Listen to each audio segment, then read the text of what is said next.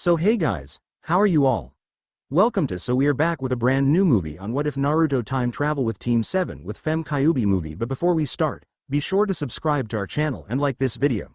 Now let's begin the story. There they sat, back to back breathing heavily, they fought once more as a team. We did it, the war's over, a pink-haired girl said.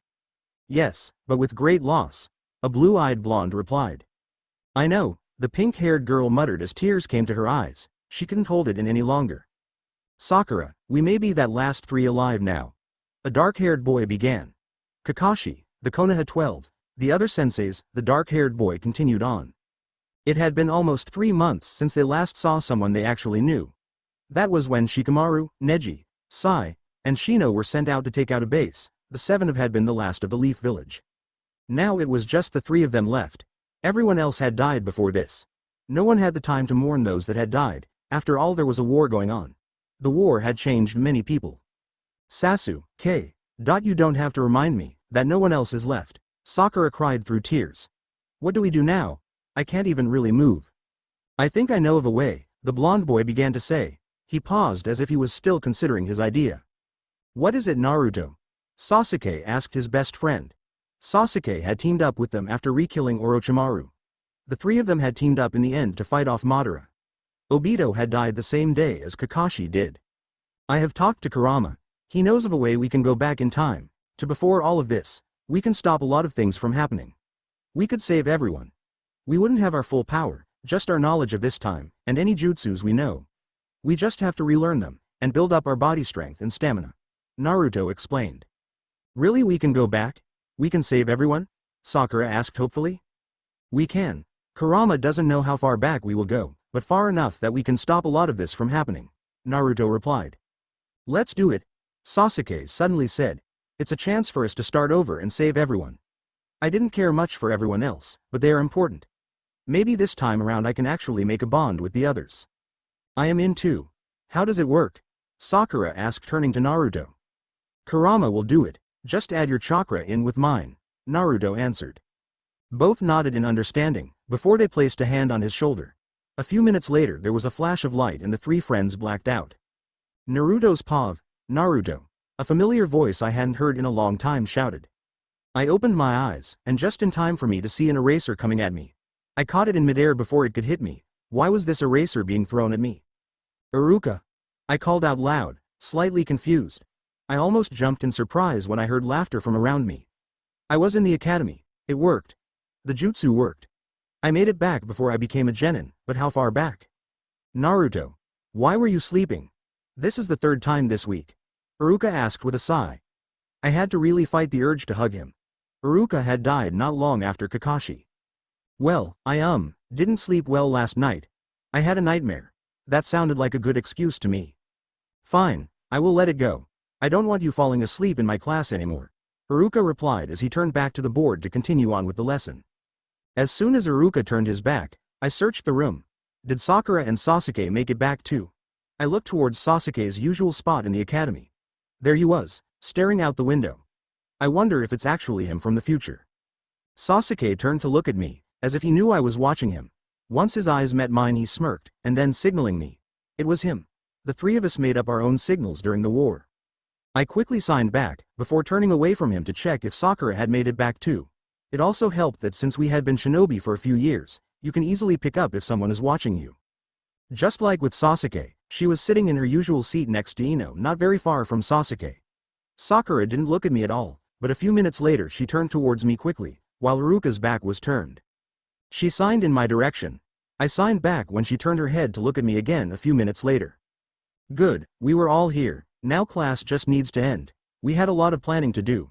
I really needed to find out what the date was. Luckily Iruka always put it on the board every day. I looked back to the board to find the date, where Iruka always had it. So it's a week before our genin exam. We could work with that, but once we start working with Kakashi we will have to be more careful about what we show. Or we could always freak him out a little. Naruto held in a laugh. That sure sounded like a fun idea.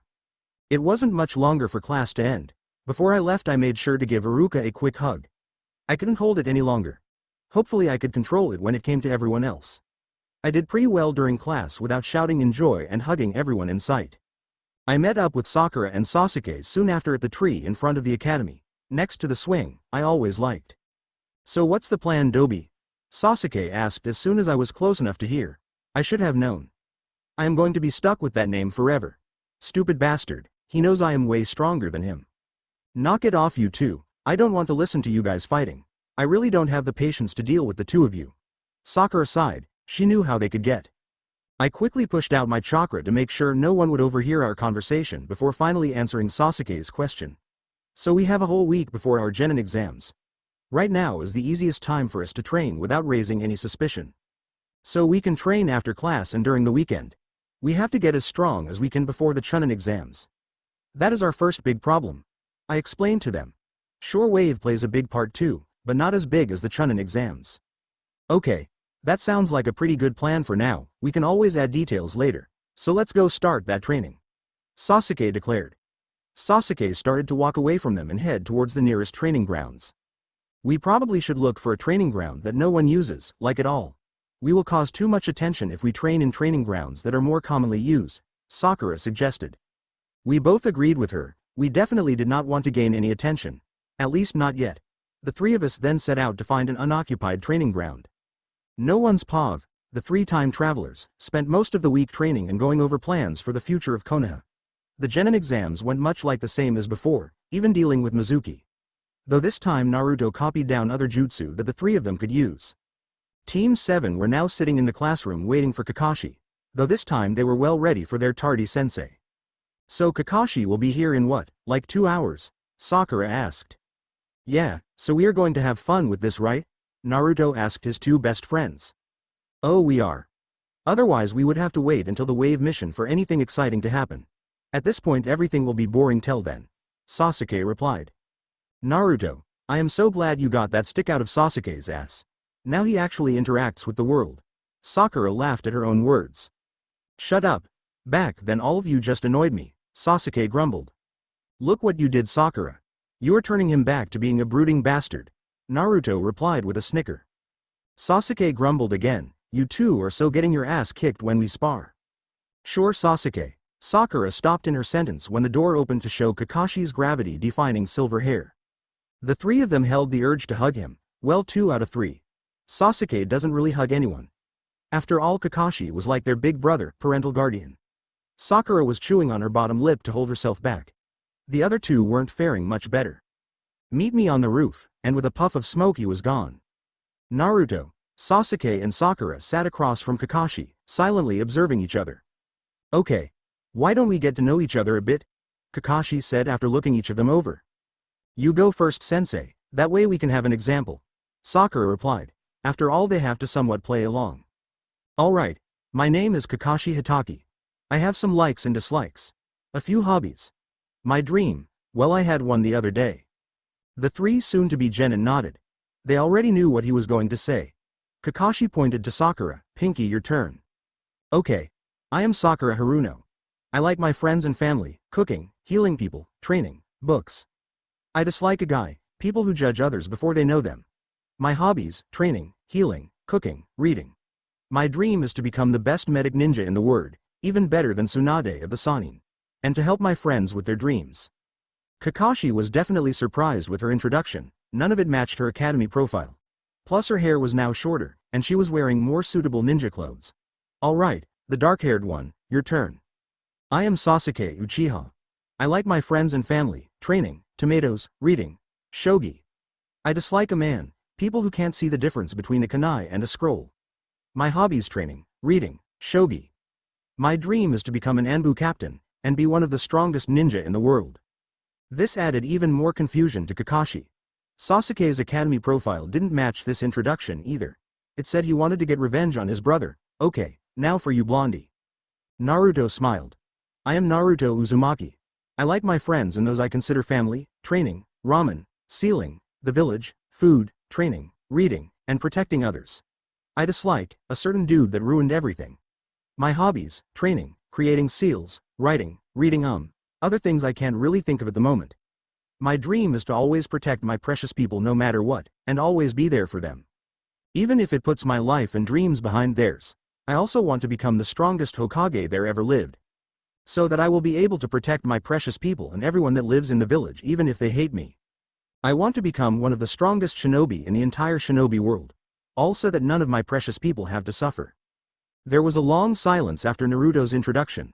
Sasuke and Sakura both glanced at him. No one could ever figure out how Naruto just seems to capture everyone's attention with his speeches.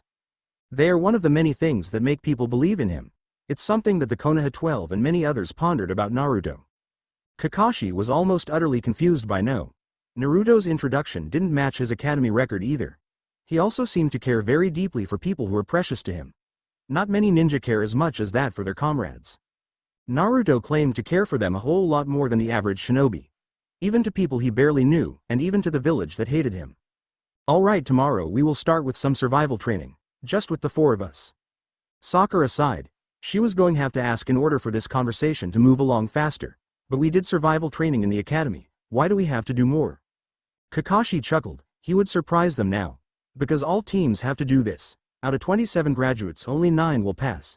It has a 66% failure rate. None of Genin from the future showed any surprise by this. What the heck was up with this team? The academy record stated that he would get the revenge-obsessed last Uchiha, a fangirl, and a dead last idiot. So far they didn't show any of that. He might have to talk to the Hokage about this. Anyways, meet me at Training Ground 7 at 6 AM tomorrow. Kakashi paused for a minute. Oh, and I would suggest that you don't eat breakfast, you might throw up. With that, Kakashi was gone, leaving the 3 Genin alone. What should we do now? Sakura asked, turning to her 2 teammates. I think we should start hanging out with the others. If we can get them to start improving early, then there will be less stress of us. We won't have to worry about them getting hurt. As you know, in the future we're not always there to save them. Naruto explained. Then how do you propose we actually do that? Sasuke asked. They're not going to just do as we say. I know. We can have a congratulatory picnic. We tell them we want to celebrate the 9 of us passing the actual test. Sakura suggested. We can have it at Training Ground 7. That's not a bad idea. We could spar against each other too. If we show them that the 3 of us are stronger than we all actually showed in the academy, it might just motivate them enough to work harder. Sasuke replied.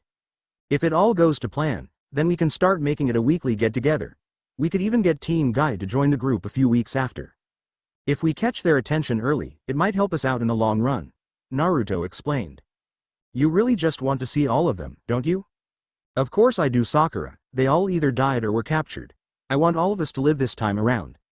I am going to try my hardest to keep it that way. Naruto replied. I think that should work for now. Let's go track the teams down.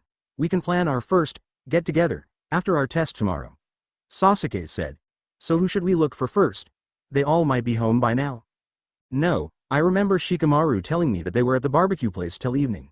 Kiba, I believe, told me they had their test the same day as introduction. So if we hurry we can catch them before they head home. Naruto explained. Then Team 8 is probably the team we should look for first. We have until at least till 5 or 6 to meet up with Team 10, Sakura said. I think they might be at Training Ground 8. They always go there, at least that's what Kiba told me. I am too far away to sense them from here. It would be easier if I could go into Sage mode. Let's just go already. Sasuke interrupted as he jumped down from academy roof to another smaller roof nearby. It didn't take long for them to find Team 8. Kurenai raised an eyebrow at the 3 of them when Team 7 walked into the training grounds. Weren't they supposed to be with Kakashi? What are you 3 doing here? Kiba asked as soon as he spotted them. We just wanted to know if you guys wanted to come to our congratulatory picnic at Training Ground 7 around 1 PM tomorrow? Sakura explained. You want us to go on a picnic with you? Kiba asked, as Akumaru barked from on top of Kiba's head. We're planning to invite Team 10 too. We were planning to do a little sparring. If you are up to it, of course. Sasuke smirked. They were definitely going to come now. I think T will be a gray. At idea, I will go. Hinata shuddered as she poked her fingers together. That's awesome, Hinata. What about you, Shino, Kiba? Naruto asked in excitement. This was going just how he wanted it. I suppose it would be a good idea. I will go, Shino responded. Fine, I will go too. It will even give me a chance at kicking your ass in a spar. Kiba said quite loudly. We will see about that, dog breath. I am way better than you think. Naruto replied with a foxy grin. Kiba huffed. I will believe it when I see it. Well, we should probably go now, so that you can get back to training. Bye, see all of you tomorrow. Sakura butted in. before Naruto and Kiba could start a bigger argument. Right, we still have to talk to Team 10, Sasuke added. Bye guys, bye Kurenai-sensei, sorry for bothering your team. Naruto cried out, before the three of them jumped into the trees to head to the barbecue place. Man, I am starving. You're always starving Dobi, Sasuke replied as they jumped from roof to roof. Shut up Teme. I can't help that I am hungry, though too bad it's not a ramen place. I haven't had any in a long time. You had some yesterday, right after we trained, Sasuke replied. Oh yeah, well it's still a long time, before we came back I hadn't had ramen in months. Both of you knock it off, we're here, Sakura stated as they dropped down at the entrance of the barbecue restaurant. Good thing the owners are okay with me being here, Naruto pointed out as they walked in. There, Sasuke pointed to Team 10 at a small booth. Shikamaru looked absolutely bored. Ino was shouting at Choji for eating all the food, and Asuma looked almost as bored as Shikamaru. Hey guys! Naruto shouted at them as they walked up. What are you three doing here? Aren't you supposed to be with Kakashi? Asuma asked. We have our test tomorrow. We came here to ask the three of you something. Sasuke replied, turning towards the three 12-year-olds of Team 10. What troublesome thing is it? Shikamaru asked with a yawn. Yeah forehead, what do you guys want? Ino added. All three younger members of Team 10 looked at them for an answer. We wanted to know if you guys wanted to come to our congratulatory picnic. Team 8's going. We will probably spar a little too, Naruto answered. Where it and when is it? Choji asked. Training ground 7, tomorrow at 1 p.m. Are you in? Sakura asked. I will go. Anything to be with my Sasuke-kun, and to beat you forehead, Ino shouted. I don't think so Ino pig. I can easily beat you, Sakura replied. That's a lie forehead, Ino argued. Naruto ignored the two fighting kunoichi. So will you guys go? Sure, it's free food. All of us probably won't get to hang out much once we start missions and stuff, Choji replied. You never know Choji, we could always make this a weekly thing, Naruto replied knowingly. I was also planning on bringing a shogi board. Hopefully someone else is good enough to beat me. We all know Naruto can't, Sasuke stated. Hey I have you know. I am pretty good at it. I beat you a few times, Naruto grumbled. Sure you do Dobi. Sasuke replied with a smirk. Troublesome, I guess I will go. Maybe I will get a chance to stare at some clouds. I might even take you up on your challenge Uchiha. Looking forward to it then. We should probably go before Sakura and Ino trash the place. Sasuke replied pointing to the two arguing girls. Good point. Sakura, come on we are leaving. We still have stuff to do. Naruto yelled to her. The two arguing girls stopped shouting at each other when Naruto called to Sakura. Oh right. Well bye Ino pig, see you tomorrow, Sakura said as she began to walk towards the front door. Bye Shikamaru. Choji see you tomorrow. Naruto waved to them. Bye Asuma-sensei. Sorry we disturbed your team meeting. With that the three of members of Team 7 left. Ino sat back down in her seat beside Choji. What's with Team 7? They're acting quite troublesome. I don't think I have ever seen Sasuke talk that much, Shikamaru mumbled. Yeah, they seem different, Choji added, but didn't you say Naruto was always troublesome? I did say that, he is more troublesome than anyone I will ever know, Shikamaru replied. Alright boys that's enough talk. We will meet tomorrow at 9. I will make sure your training's done before 1. Asuma interrupted them. Training ground 42, after training for a few hours Naruto, Sasuke, and Sakura sat under a tree to discuss their plan for the next day. Getting the teams to agree about the picnic went well. Now all we have to do tomorrow is pass our test with Kakashi, Sakura said to her teammates. Yeah, luckily we know everyone pretty well, Naruto began. So at this moment, our current level is where it was during the end of the Chunin exams. Except I can't use Rasengan or Toads until I sign the contract and train with Ero Sanin. It would be too suspicious if I can just use it out of the blue. So I need to increase my speed and strength for now. Maybe add a few more wind jutsus, Naruto explained. We're all in the same boat here, we can't use anything extreme yet unless we have to, Sasuke replied. Luckily our teamwork is back in sync. Since we work well with each other, we should be able to surprise Kakashi. He will probably underestimate us for the test anyways. So far we have the advantage. Let's go rest up and eat something. Wait, why didn't we eat when we were at the barbecue place? I don't know. You were talking about being hungry before we got there. Come on, we can go eat something now. Sakura replied to Naruto's question. Sakura, you were going to have to bring the food for the picnic, Sasuke suddenly said. Right, Because if I let the two of you get the food, the only food that would be in the basket is ramen and tomatoes. That's not true, I would bring other things. Besides, there isn't anything wrong with ramen. There isn't anything wrong with tomatoes either. They're healthy for you, Sasuke commented. Sakura sighed. You two can't really cook much anyways. Naruto will get overpriced for food or get spoiled food if he bought stuff at the store. And you, Sasuke, wouldn't even take the time to bring other food. Well, that's why you're bringing the food, Naruto replied. Come on, let's go already. The next morning at Training Ground 7, Kakashi arrived at Training Ground 7 at 10 am. No one was in sight. He could feel their chakra signatures but he couldn't see them. A puff of smoke suddenly appeared in front of him, only to reveal his team. All three looked refreshed and ready to go. Sorry we're late, Sensei. You see, my alarm doesn't work, so I got up late. And on the way here I found a drowning fish that needed saving. I had to save it, you see. Every life is important, Naruto replied with a straight face. I was late because as I was leaving, a cat jumped through my window and into my house. I had to get him out before I could leave. He ran all over my house and broke a lot of things. My parents made me clean it up, Sakura replied. I was late because my alarm clock was broken, so I had to go buy a new one. There was a long line at the checkout counter, and sadly the line was filled with mostly fangirls, Sasuke explained. Kakashi's sweat dropped. Are my excuses that bad? If they were going to be ninja, they would have to be more serious.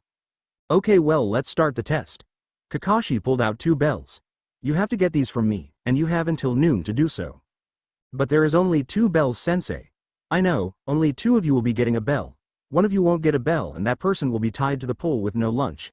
That person will also be going back to the academy, Kakashi explained. Kakashi smirked behind his mask. He got them now. But to Kakashi's surprise, they didn't react to it at all. What was up with his team? Kakashi set the timer to an alarm clock he had brought to noon, and sat the clock down on the middle stump. Begin. With those words, Team 7 vanished into the trees. Weird, I can barely sense them anymore. Do they know how to suppress their chakra? Kakashi thought. My team sure is interesting. I wonder what they can do. Kakashi then proceeded to pull out his beloved orange book from his pouch. A few minutes later he had to jump away from a barrage of kunai and shuriken. To his surprise, Sasuke came charging at him as a fast pace for a genin. Kakashi went to intercept Sasuke when he felt another presence coming at him from behind. He discovered that it was Naruto. So maybe they will figure out my test. Kakashi quickly put his book away. He would need both of his hands to fend the two of them off. The two jumped away from him, and both slid into a taijutsu stance. The two proceeded to attack him at once. One attacking where the other wasn't. They worked well with each other as if had been working together for years. It was getting a bit harder to block both of them at the same time. The 3 of them had been fighting off each other for over 20 minutes now. Kakashi's side jumped away just in time to miss Sakura come at him from his right, so they were leading me towards her. Kakashi's eyes widened when Naruto and Sasuke both began doing hand signs. No way, they can't know that. Wind style. Great breakthrough. Fire style. Great fireball jutsu. Kakashi quickly used body replacement to get out of the way. Once the technique was over, Kakashi surveyed the damage. How much chakra was in that?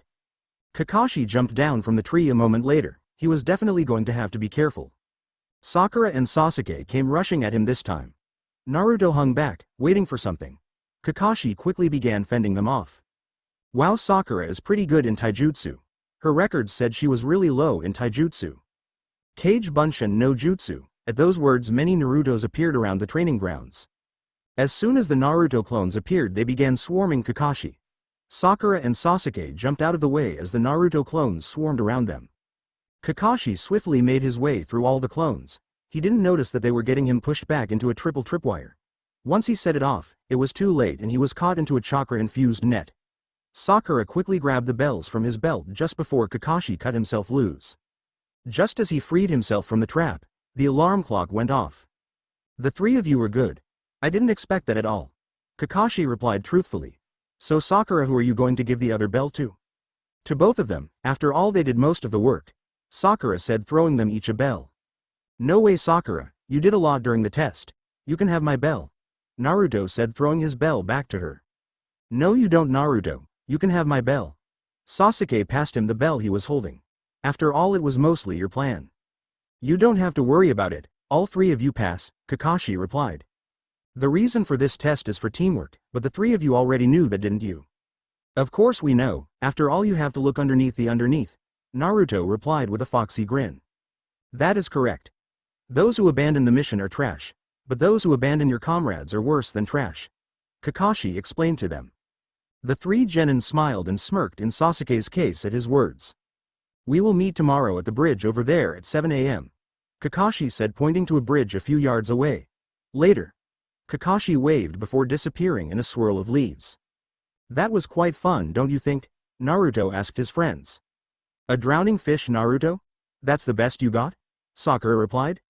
I thought it was funny. Have you heard the excuses Kakashi has given us? The others would be here soon. Sakura, why don't you go get the picnic supplies?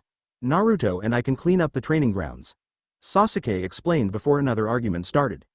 Sakura nodded before leaving the two best friends alone. Hopefully they don't start fighting while she was gone. It normally happened if she left the two of them alone long enough. Sometimes they just did it for fun too. Team 10 walked into training ground 7 just before 1 p.m. They paused in their tracks when they found Sasuke and Naruto in a fierce taijutsu match. The two of them were shouting at each other about something. Shikamaru couldn't really make it out. Troublesome. They look pretty evenly matched. In the academy Naruto never fought like that, Shoji stated as he munched on some chips. Yeah, and Sasuke always beat him. Now it's hard to tell who will even win, Shikamaru replied. Where the heck is Forehead Girl? Ino asked, looking around for her pink-haired best friend. What are they fighting about? Kiba's voice asked, followed by a bark from Akumaru. Team 8 had arrived. I don't even know. It's too troublesome. I can barely follow their movements. They are fighting at a high speed, Shino observed. I hope they won't get hurt too badly, Hinata added softly. The 6 genin watched Naruto and Sasuke spar against each other for 10 minutes, before Ino broke the silence. Maybe we should break them up, Ino suggested as she watched the two jump apart from each other, only for them to jump right back in. Ino, I don't think we could stop them. Instead of slowing down they seem to be speeding up, Shikamaru answered. What the hell is going on? Sakura's voice shouted from behind the two teams. Most of them jumped in surprise. How could they not notice Sakura approach? Sakura was now standing beside them carrying a big basket and a large blanket. Naruto and Sasuke didn't seem to have heard their teammates shout. They were still going at it. It was like they weren't even paying attention to the outside world. Hey Sakura. We just got here a little bit ago. Your teammates have been fighting since before we even arrived. They didn't even notice us, Ino explained to her. I see.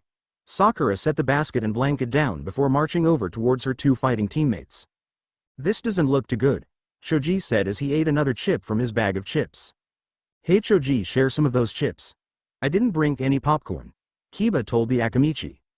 Shoji held the bag out towards the Inuzuka, who dug his hand into the bag to take a few. Be careful, Sakura, Hinata quietly called after her. What the heck do you two think you are doing? Sakura yelled at her teammates as she jumping right in between them, and punching the ground in the process, leaving a small crater where her fist had been. Sasuke and Naruto froze in their tracks. They were in trouble now. Hey Sakura-chan, we were just sparring, Naruto said as he rubbed the back of his head nervously. Don't be angry at me. It was all Sasuke Tomi's fault, Naruto said quickly. No, it wasn't, Dobi, you started it. It was. Naruto was interrupted by Sakura. Both of you knock it off right now. Our friends are here for it to know when you spar that you forget about everything around you. We don't have time for that.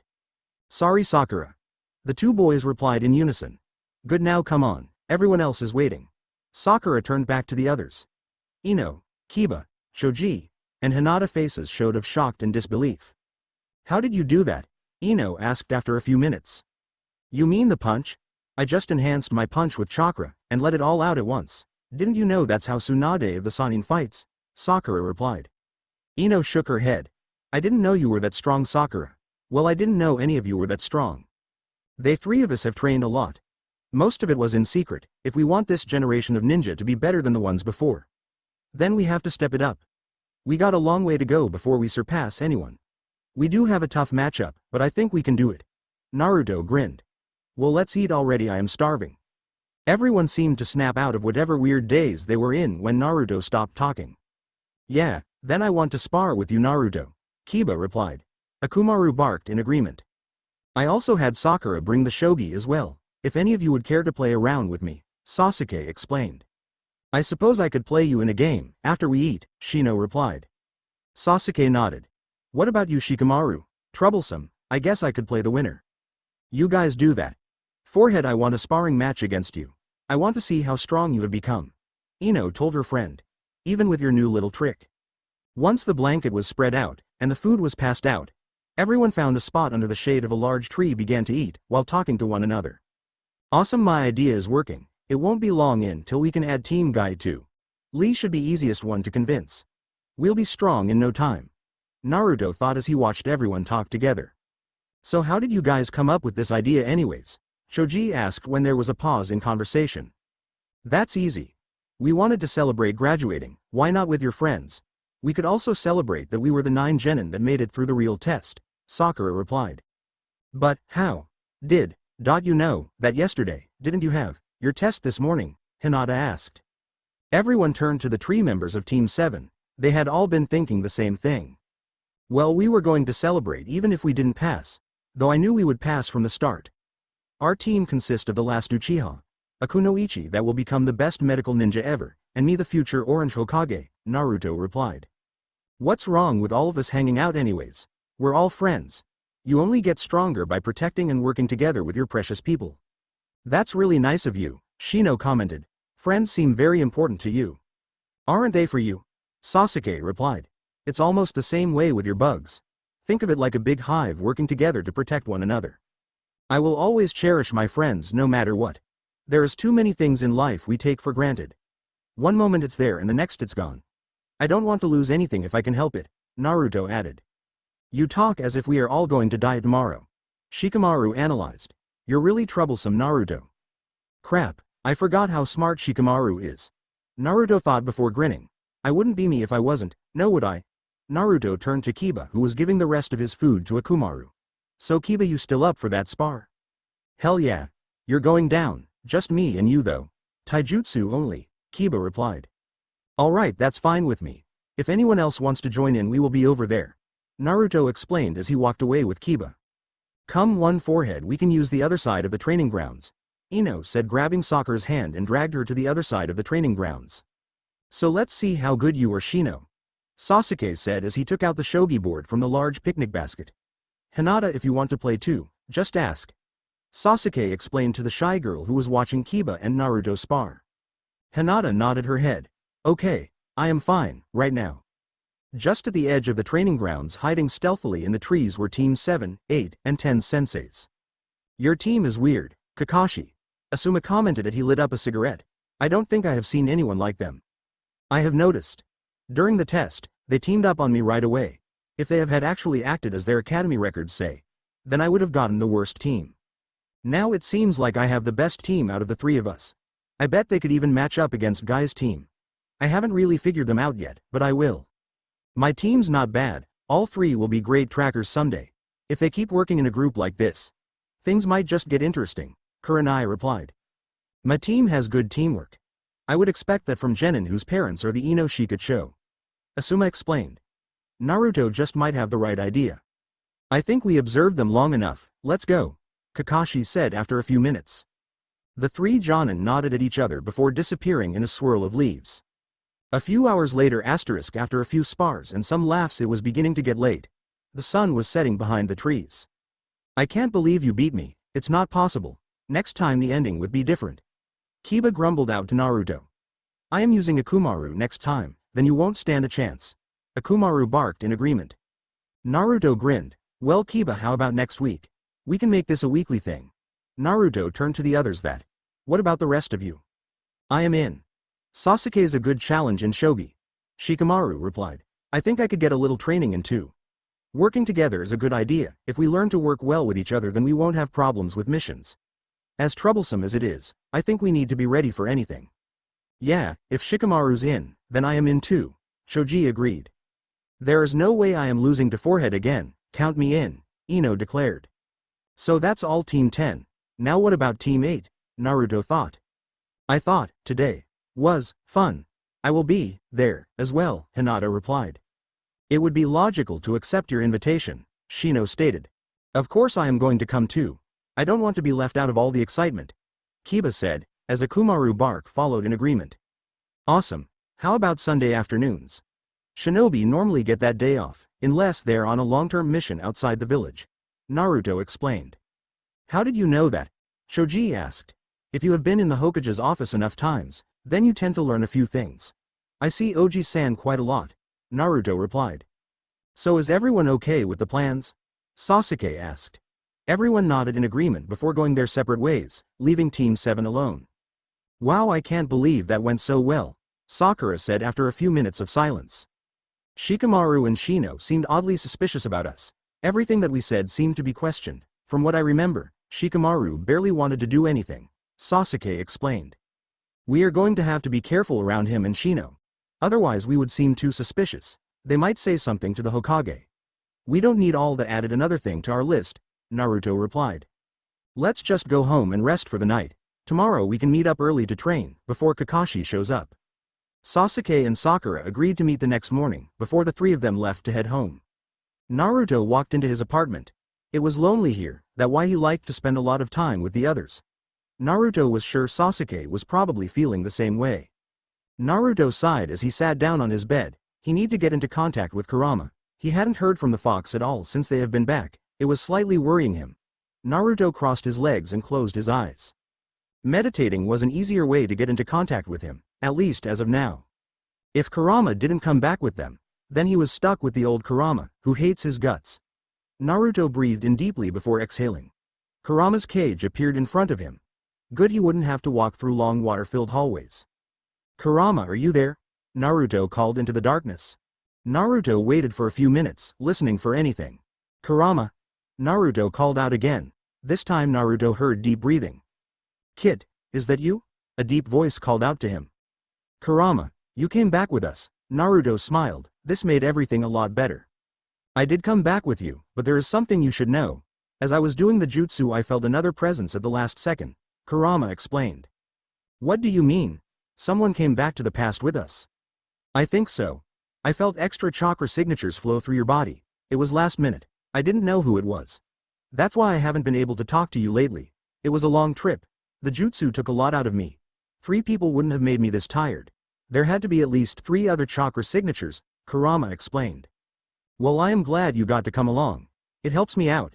It couldn't have been an enemy. They were all dead. At least I think so. I didn't feel anyone there. Well, I guess we were all low on chakra. Naruto thought as he started to pace in front of Kyuubi's cage. I am sorry, kid. It was so last minute that I couldn't even tell you who it was. I was too focused on the jutsu. The 9-tailed fox demon replied. It's all right, Kurama. I think I know who it might be. I will have to talk it over with Sasuke and Sakura tomorrow. Naruto explained. We can figure out where to go from there. Good idea, kid. I should be able to talk to you outside your mindscape now. Okay.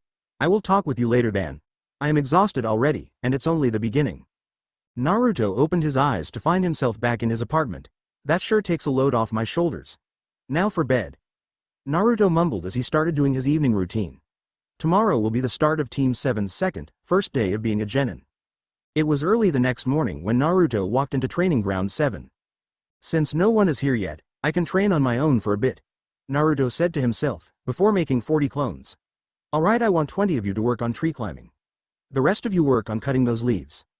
Naruto instructed as he pointed to a tree full of leaves. On it, boss. The clones replied in unison. Once the clones began working, Naruto started to stretch out his muscles, and started to think about his conversation he had with Kurama last night. If it's the 3 I am thinking of, then for now we should be okay. I need to make sure though.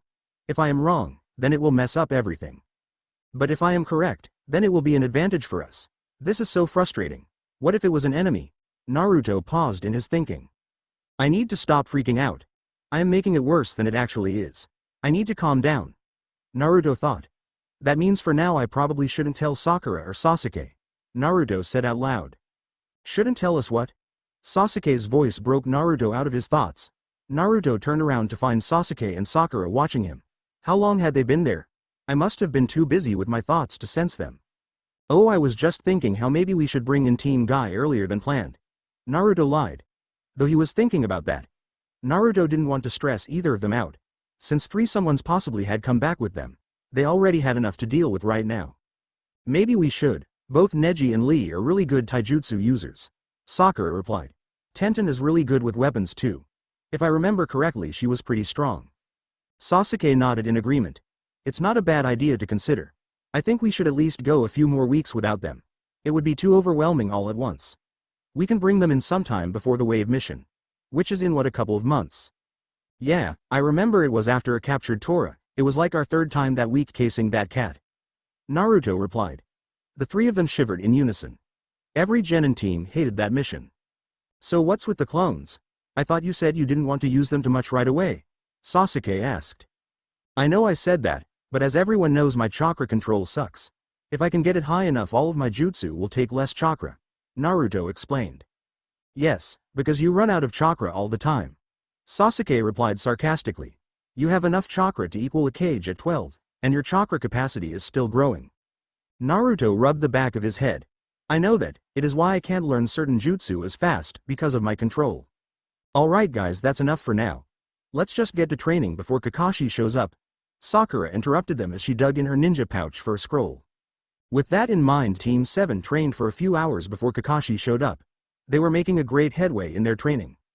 It was nearing 8 am, and the 3 members of Team 7 were taking a break.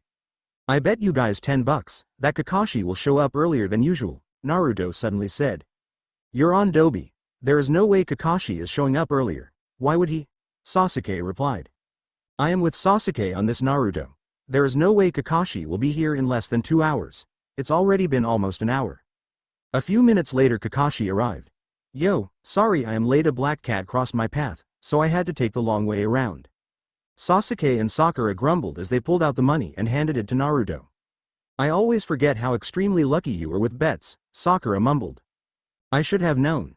That bet was so out of nowhere, Sasuke commented.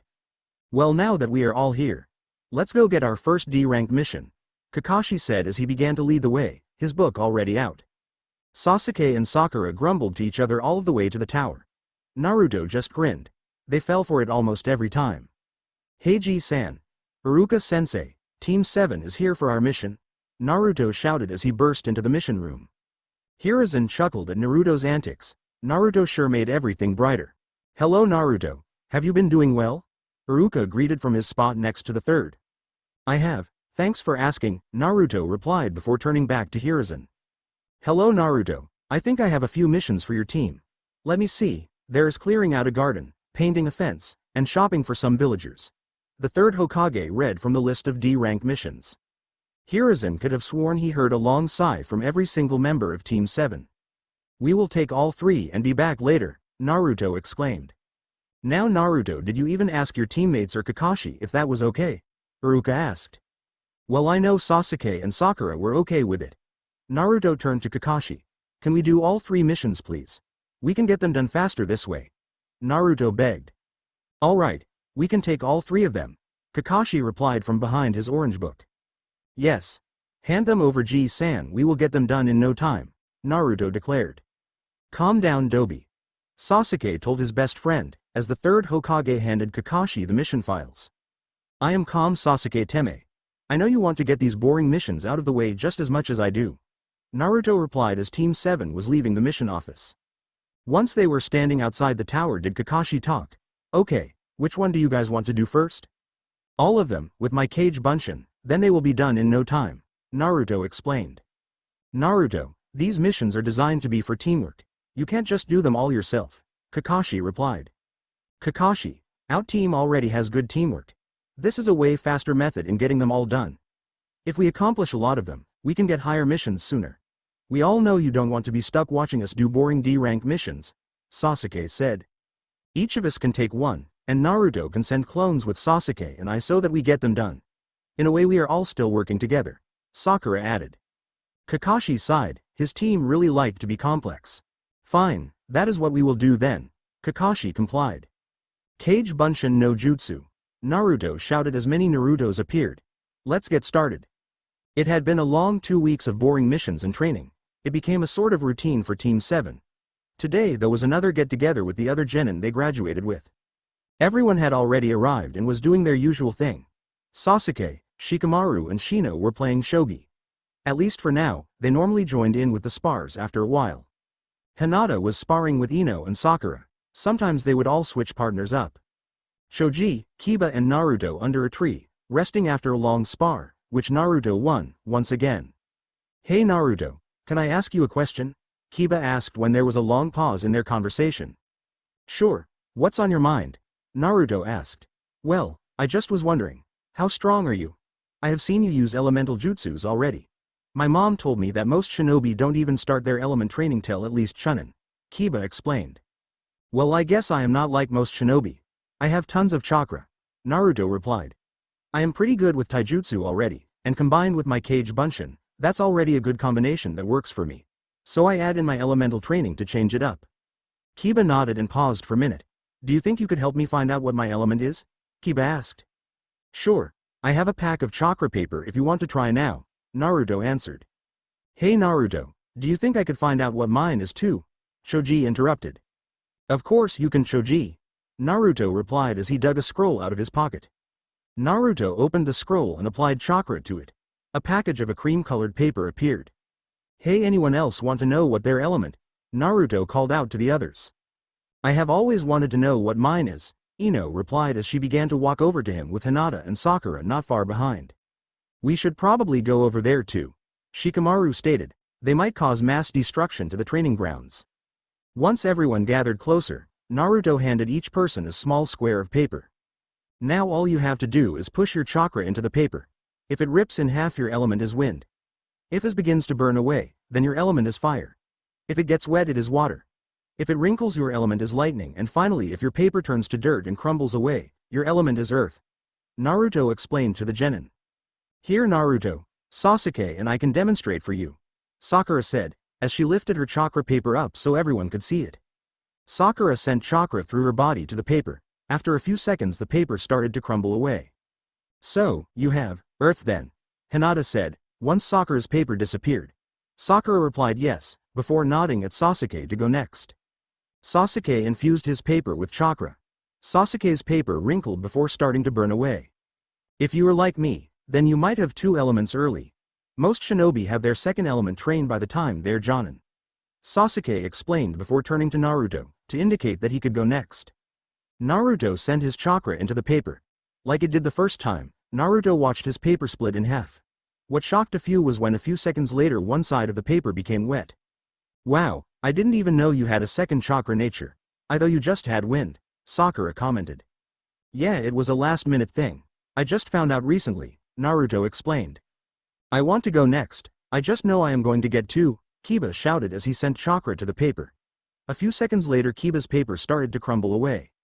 Looks like you only got one, dog breath, Naruto joked once the paper fully disappeared. It appears Choji and I have the same as you, Kiba, Shino stated. His chakra paper was nowhere in sight. Choji looked pretty satisfied, and was now eating a bag of chips. I got earth too, Choji simply said before reaching in his bag of chips. I want to go now, Ino exclaimed as she sent chakra into the small paper. Ino's paper began to get soggy. Oh gross, that feels weird, Ino cried out as she dropped the paper. Hinata followed suit, her paper did the same as Ino's. I got water, as well. Hinata mumbled to the group. She was getting better at talking to everyone without shuddering. Okay. Shikamaru, it's your turn, Naruto said, as everyone turned to the lazy Nara who had yet to do anything. Troublesome. Shikamaru sent chakra into the square paper just like everyone else had. It was only a moment later that the paper caught on fire. Well, that's everyone. Why don't we all train in elements for a while? I have a few water scrolls on me. I know Sasuke always carries a few fire, and Sakura just got a scroll that contains earth jutsu, Naruto explained. That's a great idea, Kiba shouted.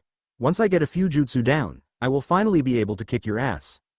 I don't think you could beat Naruto, even if your element could win over his. The first few times he fought you, he didn't even use any wind jutsus, Shino explained. Thanks Shino, I really appreciate the encouragement, Kiba replied sarcastically. Don't worry about it Kiba.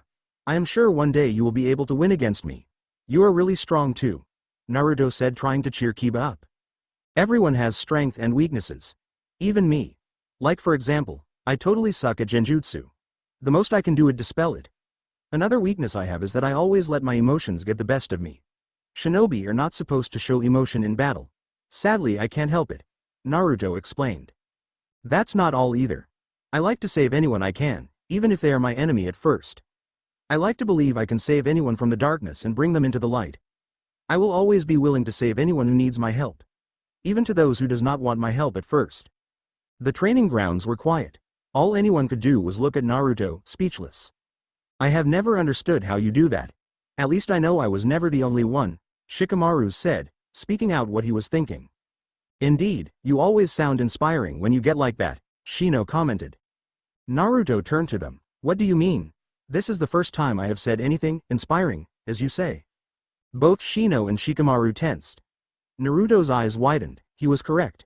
He knew who it was. Naruto grinned. Now all he needed was the third person. He was glad they were all right in the end. Thought the conversation will have to wait. No worries, I have probably done this before in front of you guys. I must have forgotten. Naruto replied smoothly as he rubbed the back of his head. Hey, why don't we start that training? Sakura's voice broke through the tense atmosphere that had started to build up. Sakura quickly shared a look with Sasuke. Something was up, and they were going to find out, and soon too.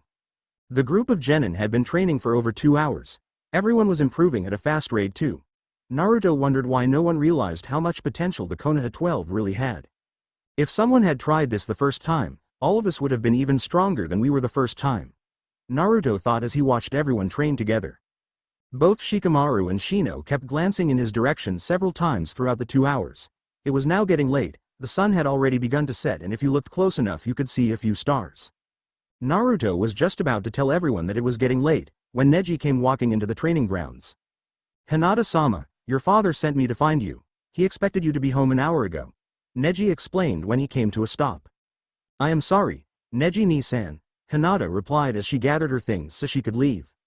What are you all doing here? Neji asked a few seconds later. We're training together, what does it look like we are doing? Naruto replied as he stepped in front of Neji. Naruto watched him carefully. Besides, Team Guy was supposed to be added to the group soon. He had to get Neji to agree somehow. I don't think I have ever heard of a bunch of genin training together, at least not all 9 of you, Neji said, looking over Naruto. Naruto grinned. This was perfect timing to do a little test. This would narrow down his list. So Neji, I heard around the village that your team consists of the strongest genin in Konoha. Do you think your team could maybe have a little spar with me and my team? Naruto asked the Hyuga. My team is pretty strong. What makes you believe that your team could match up against mine? Neji replied, keeping his eyes on Naruto. There was something going on. I know what my team can do. Naruto began. Ah, I see now, you're one of those Hyuga that believes in fate. Where you think that destiny controls us, right? You don't think Team 7 can handle it. We must appear like a bunch of losers to you. Naruto added. The way Neji replied would either prove he was right, or prove that he was wrong. Neji smirked as if he knew the game Naruto was playing.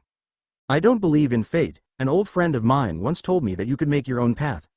People can choose their own destiny by their own actions. Naruto heard a collected gasp from behind him. So the others are finally catching on.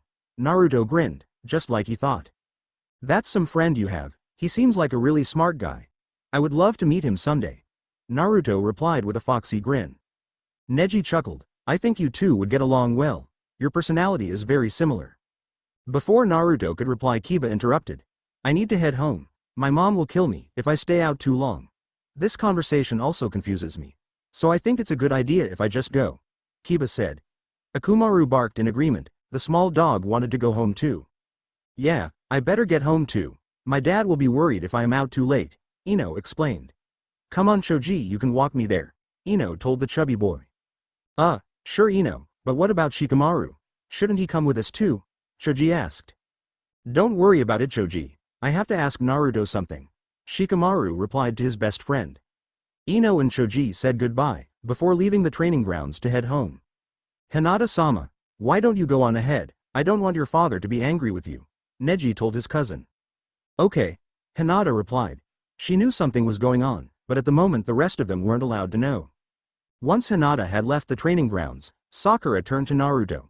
Okay, I need to know what the hell is going on, Naruto. Naruto rubbed the back of his head nervously. This part of the conversation was going to be troublesome. Well you see, it all started when Kurama told me that he felt other chakra signatures attached to ours when we left from the future. I didn't tell you because I thought it would have stressed you out. I have thought about it since I found out. There was only one group that came to my mind. One that I knew could have possibly gotten there at the last second. Naruto explained. Isn't that right? Naruto turned to Shikamaru, Shino and Neji. So tell me what happened. Shikamaru sighed. Yes, it was us. We were trapped in that base for 2 months. Sadly, Sai died the day we broke out. He tried to hold the last remaining ninja off so we could get away. After we escaped, the 3 of us went searching for you. Since the 3 of us were injured, it took a while to travel. Shikamaru explained. When we finally found you, it was in a war-torn battlefield. I was about to call out to you, but all of a sudden we felt a large buildup of chakra. We didn't know what you were doing, but we had to find out. So we walked up to the 3 of you. Your eyes were closed, but the chakra was getting stronger. I don't think you could hear anything. The 3 of us were holding each other up. By the time we got there, we weren't at our full strength. I had a broken leg, and Shino had a few broken ribs. Shikamaru went to shake Sasuke's shoulder to get your guys' attention. As soon as Shikamaru's hand made contact, all of our chakra began to get sucked out. I remember blacking out after that. When I woke up, I found myself in the Hyuga compound. Neji clarified. I also woke up in my home at the Aburame compound. I was confused at first, until I started to think about what happened before we left. Only you, Naruto, could have somehow figured out a way for us to be sent back to the past, Shino said, as told his part of the story. At first I wasn't sure if you were actually you, Shikamaru said. I started suspecting it was you from the future, when you invited us to the very first picnic get-together. You were also way too nice to Sasuke. Wow, I wasn't expecting this at all. Being back is a lot to soak in, isn't it? Sakura finally replied. It was at first, but then again I am not like Naruto, who can express his feelings easily. Shikamaru chuckled. Everyone else but Naruto nodded in agreement. Hey, I don't think there is anything wrong about missing everyone. I mean, they all died. Naruto replied, with a serious look. His blue eyes dimmed a bit. We all know, Dobi. That's part of the reason we are all here in the first place. Sasuke commented. So Hyuga, are you going to be bringing your team along next Sunday? Yeah, Neji, you guys should come.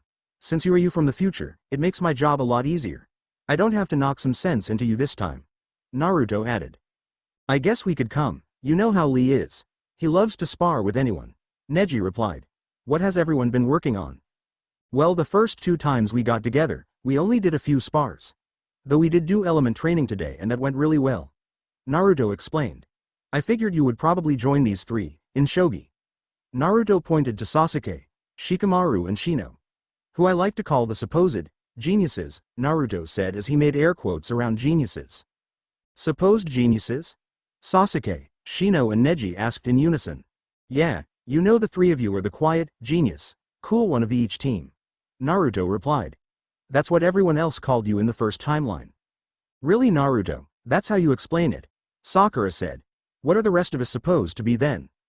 Oh, I know, Sasuke began. Kiba, Ino, Lee and you, Naruto, are the loud, obnoxious, hyper one of the teams. Yeah, and Hinata, Choji, Tenten and Sakura are the peacekeeper, nice, not good if angered, Shikamaru added. That all sounds about right, it matches each one of their personalities almost perfectly, Shino commented. Sure they do, but I think all of you need us loud ones, Naruto replied. Who else would be able to deal with your guys' silent nature? Only us, of course. We all balance each other out. You are doing it again. You really must not realize that you do it, Sakura said. What do you mean? Do what? She is talking about how you make everything sound positive. You also start going on a rant that for some reason, it causes others to pay attention to. It's only in moments like these that you don't sound stupid. You also didn't say anything negative about anyone. You have always accepted the way you are, and how everyone else is. Sasuke answered. Oh, well, it just happens. Naruto grinned sheepishly, as he rubbed the back of his head. It was a minute later that Naruto added, Hey, I am not stupid, Sasuke Teme. Troublesome. I think we should call it a night. We can go over plans another time. I really don't want to deal with anything else right now. Shikamaru stated, before Sasuke could reply to Naruto. Good idea. Hinata might be a little worried if I stay out too long, after sending her ahead, Neji replied. Oh yeah, we meet every Sunday at 1 p.m. Unless your team is on a long-term mission, Sakura explained. I will see all of you at the next gathering then, Shino said before walking out of the training grounds. Shikamaru and Neji soon followed suit a few minutes later. Once the 2 of them were gone, Sakura turned to Naruto. I can't believe you didn't tell us sooner. What if it wasn't them that had come with us? What if it was an enemy? Naruto, you can't always place everything on your shoulders. We're here to help too. I know that, and I am sorry for not telling you guys. I thought it would be easier not to tell you, Naruto replied. It's fine, Dobi, don't worry about it. Let's all just go home. I don't want to deal with anything else tonight either. Sasuke said as he hid a yawn behind his hand. The three bid each other goodbye, before leaving the training grounds just like the others had. 1 week later. Where are we going, Neji? You didn't tell us anything, beside to meet up with you. Tenten asked, as Lee and Tenten followed Neji. Last week, our team was invited to train with this year's graduate genin. I couldn't say no, they have great potential, Neji replied. Oh, how youthful they sound. I can't wait to see their flames of youth. Lee shouted for everyone in Konoha to hear. Lee, you need to calm down. What if they think your shouting is unyouthful? Neji asked. Neji didn't know why he didn't try this before. It definitely made Lee calm down. Right, I am sorry. Where are we meeting them? Lee replied. Training Ground 7, they meet there every Sunday, Neji explained. Team Guy walked into Training Ground 7 a few minutes later. Everyone else was already there. Like Naruto said, Shikamaru, Shino and Sasuke were playing shogi. Well, 2 of them were, the other was watching. Hinata, Sakura and Ino were talking not far away under the shade of a tree. Naruto was sitting in the middle of the training grounds, both Kiba and Choji standing around him. They were probably trying to figure out what he was doing. Hey Neji. I was wondering when your team would show up. Naruto called to him, as he opened his eyes and stood up. Yeah, sorry we are a little late. These are my teammates Lee and Tenten. Neji introduced. So Naruto, do you still want out teams to spar against each other? Neji asked. Sure. I am sure Sasuke and Sakura are up for it. Hey, why don't we have a team tournament? All 4 teams can participate, Naruto replied. That sounds like fun, we should do it, Kiba agreed. I guess, it doesn't sound too bad. Choji added. Hey guys, do you want to do a team tournament? Kiba asked the others. A team tournament? Who started this? Naruto. Sasuke replied. Come on Teme, it will be fun. We can see who the strongest team is, Naruto said. That isn't a bad idea. Shino commented.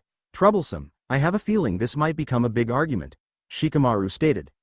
I think it is a youthful idea, Lee suddenly cried out. Naruto, I don't want to spar today. We had a 3 for all yesterday during training, Sakura said. I don't really want to either. I wanted to work on element training, Ino added. I don't know, Hinata mumbled. Well if it's okay with you Tenten. Do you think you could sit out with the rest of the girls? We can do just guys from each team. Otherwise if you joined, the teams would be uneven, Naruto explained. I guess I could. Tenten replied as she walked over to the other girls to introduce herself. Naruto turned back to the guys. Alright, how do you guys want to do the tournament? Naruto, I didn't say anything about agreeing. Shikamaru replied. I can just see the mass destruction the training ground will have when we are all done. Shikamaru, it is a training grounds, Neji stated. Troublesome. Fine, I will go along with this tournament thing. Shikamaru finally agreed. Why don't we do Neji and Lee versus Kiba and Shino as the first match? Then the second match can be Choji and Shikamaru versus Naruto and I, Sasuke suggested. That sounds like a good idea. Then the winners of those matches can fight each other. If they are able to continue anyways. Naruto replied. Troublesome. I guess this is uneatable. We can do it Shikamaru, don't worry, Choji said. I know, but it is going to be tough. Naruto and Sasuke are really strong, Shikamaru replied. Let's get started then, I am ready for this, Kiba cried. Arf. Akumaru barked in agreement. Yosh. I cannot wait. Our flames of youth burns brightly, Lee shouted. Naruto laughed, this is going to be a day to remember. Kiba quit shouting. We are fighting first, and I don't want you to get cocky about it. Lee and Neji have a year of training over us, Shino told his loud teammate. Sorry, Kiba grumbled, he didn't know why Shino had to be so serious all the time. Can you guys start the tournament already? We're getting old over here, Ino yelled at them. Naruto, Sasuke, Shikamaru and Choji walked over to the tree line not too far from the girls, so that the sparring tournament could start. So, no bets? Naruto asked turning to the others. No way, I learned the hard way last time. You have too good of luck. I always lose, Shikamaru replied. I am not betting with you either Dobi. I know how you are, and Choji I would advise you to not bet against Naruto. He is overly lucky on anything, Sasuke said.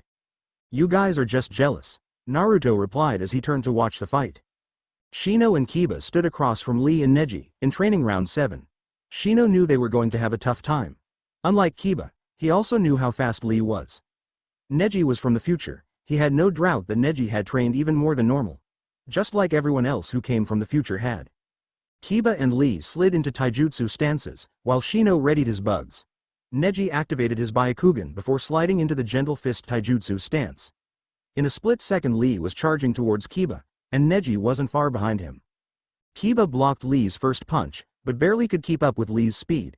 Shino jumped back and sent out millions of bugs from his coat sleeves. Neji Kaden threw the bugs, killing a lot of them as soon as they made contact with his chakra barrier. Neji knew how most of Shino's techniques worked, just like how Shino knew his. The only thing Shino could think of was to surprise Neji with the few earth element jutsus he knew. Kiba was starting to have a really hard time keeping up with Lee. Akumaru, who was transformed as him, would attack him Lee on one side, while he attacked from another direction. It worked at first, but Lee was just faster. Fang over Fang, Kiba shouted, as he and Akumaru began to spin at a fast speed towards Lee. Lee tried to jump away from the attack. He didn't get away fast enough and was grazed in the side. That should have slowed him down, Kiba thought as he and Akumaru stood across from Lee. Shino noticed that Neji's movements began to slow down a little, so his bugs had finally started taking effect to Neji's chakra reserves. Guess it was time to use some new tricks. Neji headed for Shino. His gentle fist style was for close distances and Shino knew that is why Shino was keeping his distance. Shino suddenly slammed his hands to the ground, and Neji's eyes widened in surprise. Earth Release. Earth Pillar Prison. Two voices shouted in unison.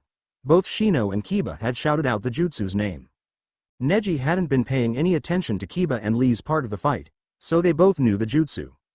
All of a sudden tons of earth pillars circled around Neji, and he noticed that there were a few earth pillars appearing in Lee's way. That's it, I am tired of this, Neji said, as he used Kaden to break through the pillars surround him. Wow! How youthful the two of you are, Lee shouted.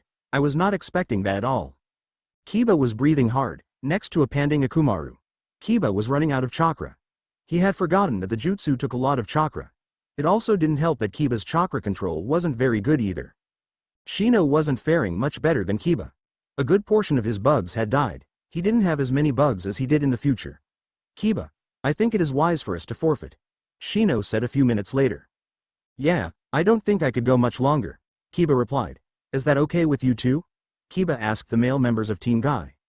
Sure, you guys were a good fight though, maybe next time, Neji acknowledged. Naruto tells me that every time I lose, Kiba responded. Yosh. Our spar was very youthful. We should fight again soon. So that way we can all show our flames of youth, Lee shouted. Sure Lee, Kiba replied with a chuckle. The four of them turned to the others on the sidelines. That was awesome, I can't wait until Sasuke and I fight you, Naruto exclaimed. Troublesome, how do you know you two will win? Shikamaru asked. That's easy. Naruto has enough chakra to fill every single one of us, and then still be ready to go. Then add me, we're both quite a team when we want to be, Sasuke replied. You're acting way too nice Uchiha. Someone got some sense beaten into them by a certain blonde ninja, Neji stated. Shut up, it happened to you too, Sasuke grumbled out. What the heck are you guys talking about? Ino asked. Yeah, are you talking about Ino or Naruto? Tenten added. Naruto was about to interrupt when a voice stopped him. Hey kid, what's going on? Kurama's voice asked. We're just sparring with each other. Nothing big right now. Oh, Shikamaru, Neji and Shino were the three that came back with us. I know kid. I can see you through your eyes and memories remember. Then why did you ask me what was going on? Naruto asked. Just for my personal enjoyment, I don't always look through your memories. I was asleep earlier. Well, I am going to be fighting next, but I think Sasuke and I can take down Shikamaru and Choji. Shikamaru will probably get lazy and want to forfeit, so he doesn't have to fight again. That sounds about right. Well, you probably should be paying attention, you're spacing out. Your friends have been calling you for 2 minutes now. Oh crap, thanks a lot Kurama, I will chat with you later, Naruto said before going back to paying attention to the others. Hey Naruto, Naruto. Kiba called out to him. What, why are you all staring at me? Naruto asked when he noticed everyone was watching him. You zoned out and didn't talk for 5 whole minutes, Sakura replied.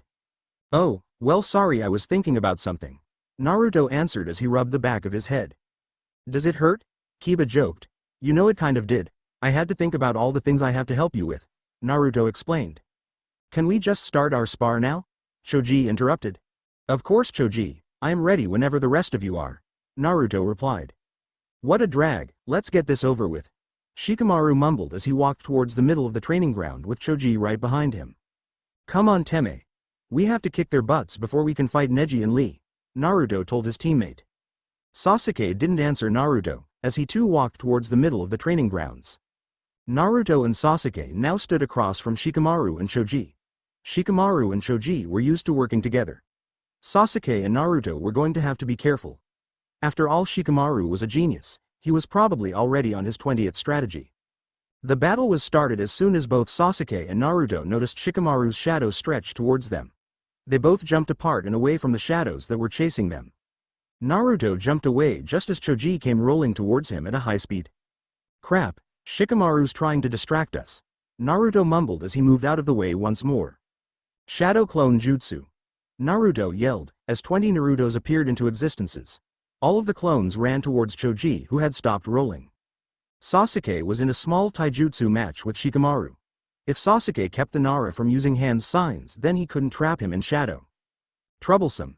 I knew this battle would end up like this, Shikamaru grumbled, as he blocked another kick from Sasuke. Shikamaru jumped away from Sasuke, only to be attacked by a few Naruto clones that were attacking from behind. Wind style. Great breakthrough. Naruto called out the jutsu's name. The high gust of wind pushed Choji back and into Shikamaru, who had just finished off a few clones. Shikamaru and Choji got out up quickly. Choji began to do hand signs.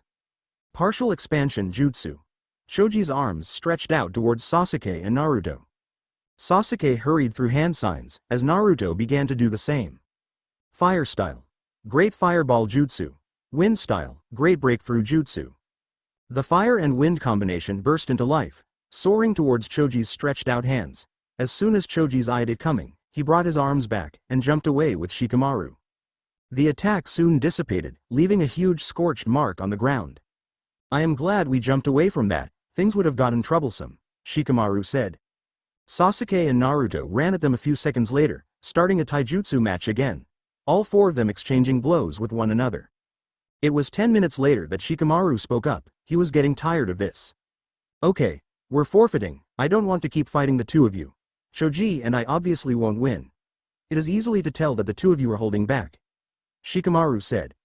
I also don't want to fight with Neji and Lee. Yeah, I am okay with forfeiting, I am getting really tired, Choji added. Naruto shrugged, okay I guess, I figured you would ended up forfeiting anyways. Sasuke nodded in agreement, he was looking forward to fighting with Neji and Lee. The four of them walked back over to the edge of the training grounds. I can't believe you guys give up. You could have tried harder, Ino yelled at Shikamaru and Choji. Ino, you weren't even out there, do you think you could have won if you fought Naruto and Sasuke? Shikamaru asked. I guess not, Ino replied as she blushed in embarrassment. Wow, so youthful, our spar will be joyous, Lee exclaimed. Lee, calm down. We can't start right away, we are going to take a break, Naruto said. Okay.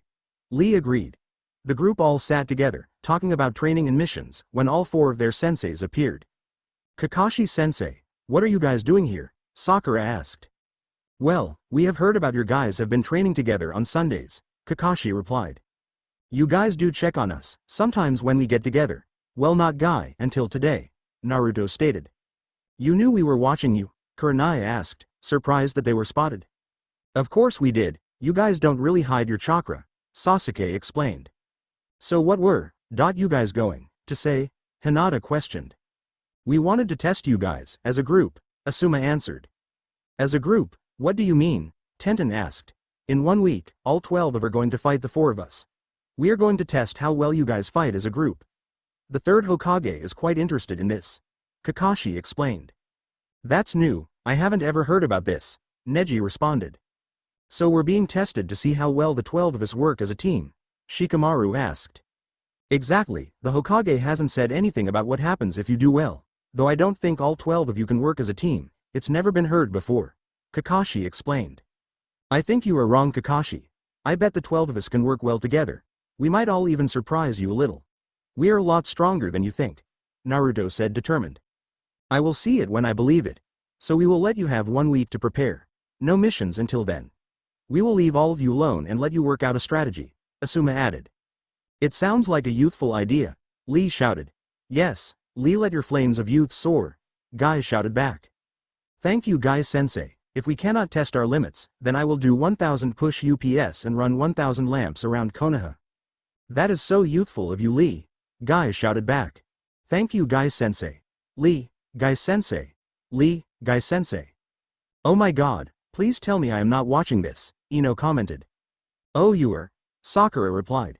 The sunset background began to show behind the hugging student and sensei. Look away, hurry. Neji told the others. You will be caught in it. Everyone looked away from them just in time. They finally separated a minute later. Now, since that's over, we will see all of you in a week, Kakashi said, just before he disappeared in a puff of smoke. The other senseis nodding goodbye and they too left the training grounds. Well, that was interesting. Shino spoke up first. This sounds like a troublesome situation, Shikamaru added. So we have the whole week off to train for this should be easy, Kiba said. No, it isn't. They are elite Chunin. We're just genin, Tenten replied. Especially Kakashi and Guy, they are rumored to be the strongest Chunin in Konoha. Oh, well, all we have to do is work together, Kiba reasoned. Kiba, all 12 of us are a lot to work around. The 4 of them have an easier chance, Shikamaru explained. Let's work on a plan then. We need someone to lead the group. That person has to know how everyone works, and can't let it go to their head, Sasuke suggested. That's a good idea, but who? Tenten, Lee and I haven't worked with any of you, so if we go by your rules, all 3 of us are out, Neji replied.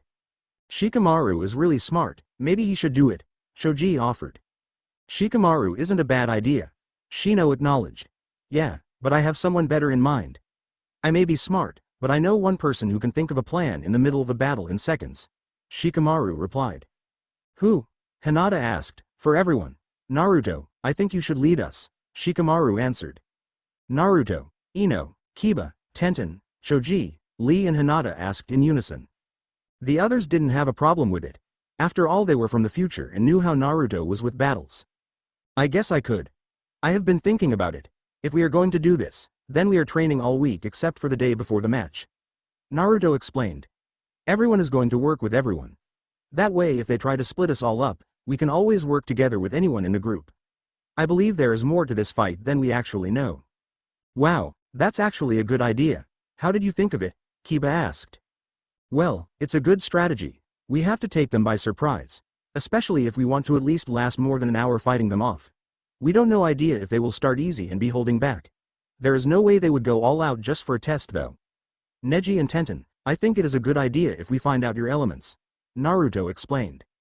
This is weird. Naruto's whole demeanor changed in an instant. I have never seen him like this, Ino whispered to Sakura. It happens when he is in charge of a mission. Get used to it. I think he might be leading more often. I figured you would have known this by now, considering all the get-togethers, Sakura replied to her blonde friend. Naruto pulled out a few chakra papers and handed them to Neji and Tenten. Sorry Lee, I know you can't use chakra. Though I know you will get stronger with your taijutsu while the others practice their elements. I will even spar with you, if you want. Naruto told the miniature Guy clone. It's okay, Naruto-san. I do not mind, I will be glad to spar with you. Lee replied. Naruto nodded, and turned to Neji and Tenten who were testing their element. Neji's was sliced in half, and Tenten's paper was wrinkled up. Wow, I was not expecting that. Naruto replied. Now I am not the only wind user out of the group. Naruto pulled out a few scrolls from hidden pockets in his jacket. He handed them to Neji. Sasuke did the same as Naruto, but handed the scrolls he had to Tenten. Okay. Well, I guess our spar will have to be another day. We have to be prepared for this match. I am going to try to see if I can find more about it. So we all should probably get going home for the night. Tomorrow we all can meet up here at 8 for training. Naruto explained to everyone. Alright, we will be here tomorrow then. Kiba agreed. I have to clean the kennels for my mom anyways. With that, Kiba left with Akamaru right behind him. After Kiba left, everyone else started leaving the training grounds, all hoping they will get strong enough to team up against the Chunin. Naruto was the last one to leave the training grounds, heading towards the Hokage's office. He needed to figure out what was going on. This never happened the first time. Though the first time, none of them actually trained together like they were doing now. Naruto knocked at the Hokage's office door. He needed answers. The third is one of the few people who could actually give him the answers he needed. Come in. Hiruzen Sarutobi's voice called from the other side. Naruto opened the door with a foxy grin. Hey G, how have you been? Naruto asked. I am doing well, thank you for asking, and how are you Naruto-kun? The third asked the short blonde boy. I am doing great G. I have been training a lot. Soon I will be able to get that awesome pointy hat of yours off your hands. Hiruzen chuckled. Maybe so Naruto, but what are you actually here for? Of course he would figure it out, he is the Hokage. Naruto thought as he rubbed the back of his head. Well you see G. I have been inviting all of my friends to train together on Sundays. We always have a fun time. Naruto began. The third Hokage nodded at Naruto to go on. Today our senseis showed up out of the blue. They told us that you wanted to test how good of teamwork we all had together. I just don't understand. I have never heard of a group that large fighting together in one team. Naruto explained. Sarutobi cleared his throat, he should have seen this coming. After all he was having his own concerns about Naruto. I understand your confusion Naruto. You see your senseis didn't know why all of you were training together one day a week. Today you even had Guy's team come along. It was just uncommon. All 4 top genin teams of Konoha were training together, the third replied. Cut the crap G, that's not it at all. You are just trying to distract me. If you tell me what is really going on. Naruto gulped. The others were probably going to kill him later. Then I will share some top secret information of my own. Naruto responded. The third's eyebrow rose in interest. What could Naruto actually know that was top secret? Sarutobi wondered. All right Naruto, I will tell you. You probably want those Anbu gone and the privacy seals up then. Naruto replied before the third could start explaining anything. Hiruzen flicked his wrist, signaling the hidden Anbu to leave the room. Once the Anbu were gone, the third made a hand sign to activate the privacy seals. It seems we have a lot to talk about Naruto, the Hokage said as he looked the boy over. We sure do G, it might take a while. Naruto replied as leaned against the wall. This would definitely take a while. 1 week later, the Konoha 12 all stood in training ground 7. All of them were waiting for their senseis to show up. The 12 of them had trained all week. Sure they didn't make a huge improvement, it had only been a week. Every single one of them could work with anyone on the team, though it was quite obvious who worked better together. Alright guys, today is the day we fight together against our senseis. They will probably not go all out unless we make them. They will probably underestimate us at first. Do not let that affect you. With all of us working together, we all should do fine. Naruto explained to the others. We can definitely do it, Kiba shouted. We all trained for this, Akumaru barked in agreement with his partner. This day will be youthful. If we do not win then I will do 1,000 push-ups and then I will climb up and down the Hokage monument with boulders strapped to my back, Lee exclaimed. Did you ever figure out why they wanted to test the 12 of us as a team? Sasuke turned to Naruto. I did find out why, and it's actually not a bad reason. We have been training all week, so I forgot to tell you. After out spar, I will tell all of you, Naruto replied. Everyone nodded in understanding. They were all ready for this test of teamwork. The group had gone over a few strategies for their fight. Which strategy are we using for this? Hinata asked shyly. She didn't have her shudder and more, though she still spoke quietly. Well I have to say our best betted to take them out one by one. Have a few of us distract the other, while the rest take on sensei at a time, until there is only one left. They will probably be using their own teamwork as well. Shikamaru answered. I think Guy and Kakashi are going to be our toughest opponents, and I would say Kurenai is the weakest out of the 4 of them. Since most of us are more combat-styled fighters, we can overpower her, Neji added. That's true, so who should be the ones that distracts? Choji asked. Our best bet is to have Naruto as a detractor, he can make tons of clones. Shino commented. The others agreed, even Naruto. Okay and who else? We can't have all of our heavy hitters as distractors, but the distractors have to be strong enough to keep the other 3 distracted. Tenten said. Why don't we trade out with one another? Sakura suggested. Good idea Sakura. Ino replied. Okay, here's how we are going to do it. Shikamaru began as he wrote in the dirt so that everyone would understand. It was an hour later when their senseis showed up, but they weren't alone. A few other shinobi must have heard about this test. Naruto recognized each of them. Anko, Genma, Azumo, Katetsu, and even Iruka were with there. A few seconds later the third Hokage appeared in the training grounds. What's the big deal? Why are there more of you? We aren't fighting all of you are we? That's a little much don't you think? Gee, you never said anything about there being others in this test, Naruto said. We are just here to watch, Gaki. Anko replied before anyone else could. There is a bet going around for this, Katetsu added. The odds are that the 12 of you won't last an hour, Azuma responded. Iruka here is the only one who bet against it. He thinks the 12 of you will win. Genma said, chewing as he chewed on his senbon. Thanks for believing in us, Iruka-sensei, we will make you proud, Naruto replied. Yeah, the 12 of us are better than all of you think, Sasuke bragged.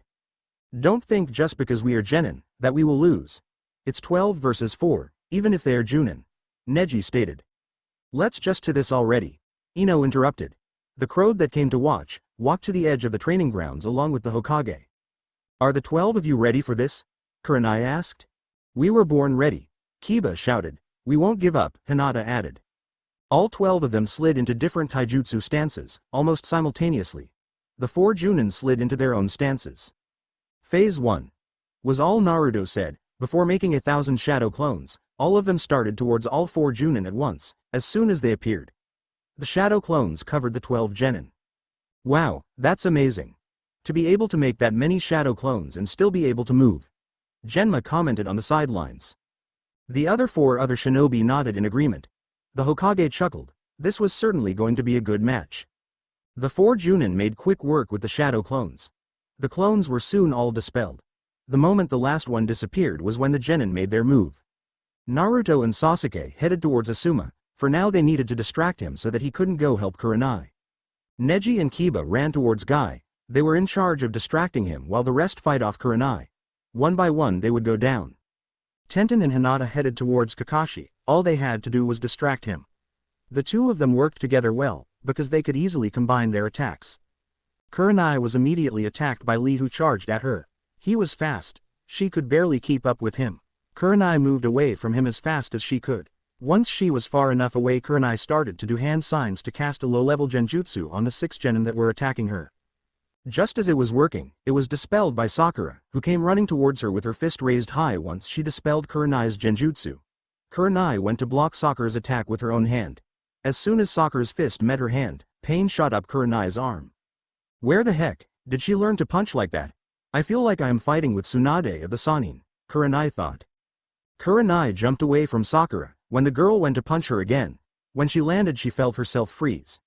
Shikamaru, Kurenai thought. Bugs began to swarm her person, all of them draining her chakra. The bugs retreated after a few moments. She was still caught in Shikamaru's shadow. Ino called out to Kurenai. I would give up if I were you. Choji will charge at you as soon as I take over your mind. Ino's hands were holding her mind swap jutsu. Kurenai sighed. She knew she couldn't win. 6 vs 1. She had also underestimated them at first. Alright, I give. Kurenai replied with a sigh. Sakura walked over to her and knocked Kurenai out, with a hit to the neck. They had to, in case it was a trick. Meanwhile, with Naruto and Sasuke were doing pretty well against Asuma. They were definitely distracting him. So far they had only fought him with taijutsu, and a few kunai and shuriken. Both Naruto and Sasuke must have surprised him, with how well they worked together. Asuma had started to have a hard time, at first. Sasuke combination 2, Naruto called to him. Sasuke nodded his head and began doing hand signs along with Naruto. Water style. Water shockwave. Water began to appear out of thin air and head towards Asuma's direction. Lightning release. Electromagnetic murder. A wave of electricity flowed out of Sasuke's hands and combined with Naruto's water jutsu. Asuma's eyes widened. Where the hell did they learn that? I better fucking move. Who knows what it would do to me? Asuma quickly shunshined away from the combination attack. The jutsu hit a group of trees that were behind Asuma, before he shunshined. It knocked down 3 of them before it stopped. Meanwhile, with Hinata and Tenten were not doing as well as the others. Kakashi was a lot faster and knew to stay clear of Hinata. Tenten's weapon scrolls were helping a lot though. Tenten had been adding her lightning affinity into her weapons. That shocked Kakashi the first few times it happened, though since Kakashi had a lightning affinity as well, he was easily figuring out ways to counter it. Hinata would shoot different water release techniques at him when Tenten distracted him. Though since Hinata only knew D-ranked ones and 1C ranked, it didn't slow Kakashi down that much.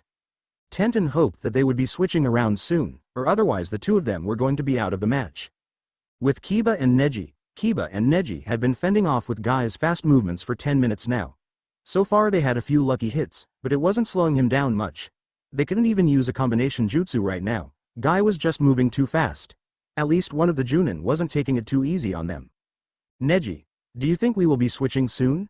Kiba asked him as they jumped away from Guy. I think so. I wish we got to fight Asuma or Kakashi though. I really wanted to try a few element attacks, Neji replied. We aren't done yet, Neji. We haven't made it to phase 2 yet, Kiba replied. Phase 2, Ino yelled, a few seconds later. See what I mean, Neji? Kiba replied with a grin. Naruto spammed more clones to distract the 3 remaining Chunin. The genin quickly regrouped, while Kakashi, Guy, and Asuma dealt with clones. This is so fun. Asuma's kind of tired now. From the looks of all of you, a lot of you are tired too. We can make it, there is only one phase left after this, Naruto said quickly. You all know what to do. Let's do this, Sasuke added. Everyone was ready to take out Asuma. It shouldn't take too long. Asuma was already tired, but sadly so were some of Genin. The clones all disappeared once again. The 3 Chunin noticed that Kurenai was missing. They had been so distracted by the other Genin that they didn't even notice. Maybe they were going a little overboard with fighting all 12 of them. Don't worry about Kurenai, she was knocked out. She is over here with us. Enko shouted at them when the clones disappeared. You guys are doing pretty well so far, Kakashi commented. I agree, quite surprising. Asuma added. They're so youthful. Their flames of youth are strong, Guy shouted. There weren't any more time wasted with talking. Lee, Naruto and Sakura headed towards Guy this time. Lee was the fastest out of the 12 of them. So they should be able to distract Guy long enough. Sasuke, Neji and Ino headed for Kakashi. Neji and Sasuke was a good combination as well. They could easily keep Kakashi distracted, and maybe even make him use his Sharingan. Ino's water release could combine with Neji's wind, making the water become stronger. Ino's water worked well with both Neji and Sasuke. Shikamaru, Shoji, Kiba, Hinata, Tenten and Shino faced off against Asuma. Now the Chunin wouldn't be underestimating any of them.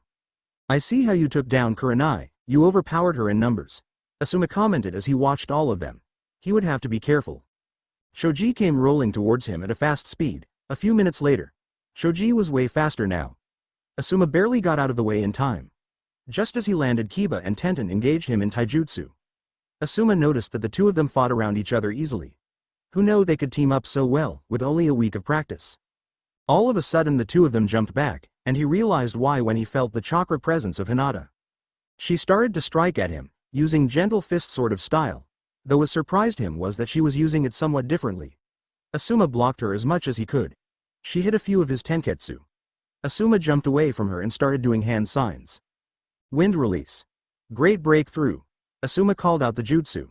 The high-powered wind shot towards the genin. Fire style. Great fireball jutsu. Shikamaru's voice rang out, shooting out a fireball towards Asuma. The 2 jutsus clashed, and blew up when the jutsus met. When did he learn that? I didn't even know Shikamaru's chakra nature was fire, Asuma thought. Shino, do you still have those few bugs on him? Shikamaru asked. Yes, his chakra should be depleting, Shino replied. Shikamaru nodded his head in acknowledgement, and listened for Asuma. A few seconds later, a fire jutsu was sent at them from the smoke. They all dodged out of the way, just in time. The smoke cleared to show Asuma again. As soon as they could see him, Kiba, Shoji and Shikamaru engaged him in another taijutsu match. This fight was beginning to make them all tired. They had all been fighting for over a half hour now. Move. Hinata began to do hand signs. Water style. Water fang bullet. Hinata's water jutsu soared through the air, and towards Asuma. Kiba, Shikamaru and Shoji jumped out of the way, just as Hinata's jutsu was close enough. Asuma didn't get out of the way fast enough, and was pushed into a tree by the water. Asuma panted. They were really making him work. He couldn't go all out on them. This was only a test. His chakra was depleting too, because of Shino's bugs, and the few jutsu he had used so far. Alright, I give up. I say you pass, but you still have to fight with Guy and Kakashi. They're still going strong, Asuma said. Shikamaru attacked his shadow to Asuma and had him walk all the way to the other shinobi that were watching the fight. They're some genin, aren't they? Kurenai asked him. Yeah, but the battle shouldn't last much longer. Most of them are tired by now. Even though Naruto is known to have a lot of chakra, he must be running low soon. I don't know about that. Naruto has more chakra than Kakashi, the 3rd Hokage commented. You are all going to lose now. It has been almost an hour, Iruka spoke up. Curses flew out of many mouths. Who knew this generation was this strong? Katetsu commented. This year's Chunin exams should be interesting, Azuma replied. With Naruto, Sakura and Lee. With the combination of the three of them, they were giving Guy a hard time. Lee was fast as it is, and Naruto wasn't that much slower. Guy learned that Sakura can punch like Tsunade. So dodging her was a good thing. This is such a youthful match. I am so proud of everyone's flames of youth. Guy shouted as blocked and attacked back. Thank you Guy-sensei. Your flames of youth are also glowing brightly, Lee exclaimed. Why thank you Lee? Guy replied. With Sasuke, Neji and Ino. Kakashi couldn't believe this, he was really tempted to use his Sharingan. The three of them knew how to combine their elements together. I don't even understand how their teamwork is this good. Neji and Sasuke both are actually working together. This just doesn't add up. In 1 week they all get this good in teamwork. Kakashi thought as he jumped away from Neji, who was about to strike him. Just as Kakashi landed he had to dodge a combination of water and lightning technique from Sasuke and Ino. This was just crazy, who came up with this idea again? Oh right, the third.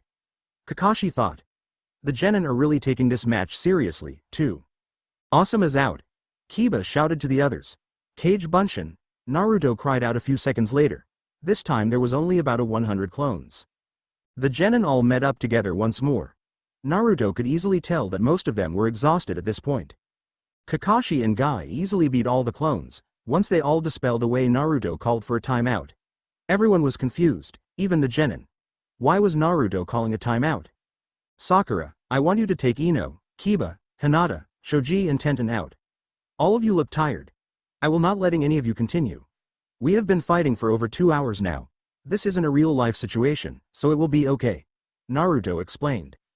But Naruto I can still fight. Kiba replied. Akumaru barked in agreement, even though Akumaru was clearly tired. I know you can Kiba, but you won't be able to long. I don't want you to get hurt because you are too tired to move. People take advantage of that. Naruto answered. I understand that you are concerned, but we will be fine. Tenten tried to argue. No, Sakura is going to take out and heal any wounds you have so far. All of you made me let it so, I am asking you do it. Naruto replied. You are doing that thing again, Shoji commented. Well, I am sorry. Kurenai and Asuma are out too, so it's not like the rest of us are fighting off all 4 of them. Okay. Naruto we will go. Ino spoke up. Good, we will see how far we can go with this fight. Naruto grinned. Kakashi rubbed his eyes, he swore he had just seen his sensei. Naruto also sounded so much older, like he knew what it was like to lose those you love. Wow, that kid sure knows how to lead a group. I swear he looked so much older just a second ago, Enko commented. Yes, I have noticed that he does it quite often, ever since the last week they all had in the academy. Every time I talk to him, he gets this weird look in his eyes, like he has already seen what war is like. Iruka explained as half of the genin made their way over to them. Naruto, Sasuke, Neji, Lee, Shikamaru, and Shino stood in the middle of the training grounds facing Kakashi and Guy. This is quite a combination, Kakashi commented as he looked over the genin left. It's a really youthful combination, if I say so myself, Guy replied to Kakashi's comment. 2 supposed rookie of the years, a genius Nara, a quite Aburame, and the supposed dead lasts. What surprised me most is that you have Naruto as the leader. I figured one of you geniuses would have taken that spot. Kakashi analyzed. Naruto has this weird power, as we call it. Neji began. It affects almost every single person he meets, Shikamaru added. No matter who you are, he for some reason makes people want to follow him, Shino stated. Sadly, Naruto likes to save anyone who has a sob story. His enemies, or even his best friend for almost killing him. Sasuke explained as his eyes grew darker, along with Neji's, Shikamaru's, and Shino's. Hey, quit moping. This is why people like me and Lee are around. Someone has to deal with the lot of you. Can we get to the fight now? No one wants to hear about me and my crazy life. Naruto replied, before everyone here started questioning them. Everyone seemed to brighten up. Naruto sometimes has that effect to others. All 6 of them slid into taijutsu stances, ready to face against Kakashi and Guy. This is quite interesting. Kakashi mumbled before lifting his Hite 8 up showing his Sharingan. Troublesome. Shikamaru muttered to the others. Kakashi and Guy came to them this time, both trading blows with the 6 genin. All 6 of them worked well around each other. They would switch between Kakashi and Guy, making their moves almost unpredictable. Kakashi was lucky that none of them were faster than him. Shino sent insects towards Kakashi and Guy, hoping to slow them down. Kakashi, who seen them coming, used a small fire jutsu to kill them. Naruto created 20 more shadow clones to help distract the two Chunin while the genin jumped back. Shikamaru, Sasuke, Naruto and Neji started familiar hand signs. Wind style. Great breakthrough. Naruto and Neji shouted in unison. Fire style. Great fireball jutsu. Shikamaru and Sasuke called out. The huge steam of fire raced towards Kakashi and Guy, who just kicked away Lee, Shino and the rest of the clones. Oh shit, was all Kakashi said as he and Guy used body replacement to get out of the way. Once the huge fireball dissipated, the genin were breathing hard. Half the training grounds were wrecked. There were pieces of earth missing everywhere. Okay, I think we should call it good. All of you passed the test, Kakashi said as he pushed his forehead protector down to cover his Sharingan. Everyone who was at the edge of the training grounds walked over to them. Iruka was grinning the whole way. After all, he had won the bet. That was just crazy. Are you all sure you're genin? Azumo asked. Yes, we all are. We trained all week for this, in teamwork and a few jutsu, Sasuke replied. I really can't wait until. Genma covered Katetsu's mouth. We're not allowed to talk about you know what, Genma whispered. Sorry, I forgot. Katetsu replied. Okay, gee, I think the 12 of us deserve a good rest, so we should have tomorrow off. Naruto told the Hokage. I suppose that would be a good idea. Come speak with me tomorrow sometime, Naruto-kun. The third Hokage said, before leaving in a swirl of leaves. The rest of us have duties to do, so we will see all of you around, Genma said as he grabbed hold of Katetsu's and Azumo's shoulders before Shunshin. Great fight, Gakis. I have a date with some dango, Anko said before leaving as well. I think all of you did well. I was quite worried at first, when I found out about the test. I will see you guys soon, I hope, Iruka told them. Thank you, Iruka-sensei. The group replied in unison. Iruka left a few minutes later, mumbling about grading and new academy students. The 12 genin turned to their senseis who hadn't spoken. I am quite surprised how well you all work together. Kurenai spoke first. Your strategy worked really well. I agree, all 12 of you knew how the other worked. Asuma commented. It normally takes years for teamwork like that. So, I do think Naruto is right. All of you need some rest. I am surprised you are not dropping to the floor, Naruto, Kakashi said. Naruto rubbed the back of his head. I have a little chakra left. I should be okay until I get home to sleep like a log. All of you are so youthful. Your flames of youth just burst out of you, Guy cried out. Thank you, sensei. Lee replied with a thumb up and a grin. With that, the senseis disappeared in a swirl of leaves. Once they were gone, Naruto turned to the others. I will explain the test tomorrow. I am super tired right now. The rest of you don't look any better, Naruto explained. Okay. You want to meet up around 2? Sakura asked. That sounds like a good time. It would be after lunch, and we could sleep in, Kiba replied. Everyone agreed to meet the next day. Naruto walked into the training grounds the next morning. Everyone was already there waiting for him. They must really want to know why Hokage wanted to test us, Naruto thought as he stopped in front of the group who were all gathered together under a tree. What took you so long? Ino asked.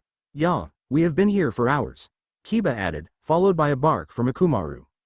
Kiba, we have only been here for 10 minutes, Shikamaru replied with a yawn. Well, it felt like forever, Kiba replied.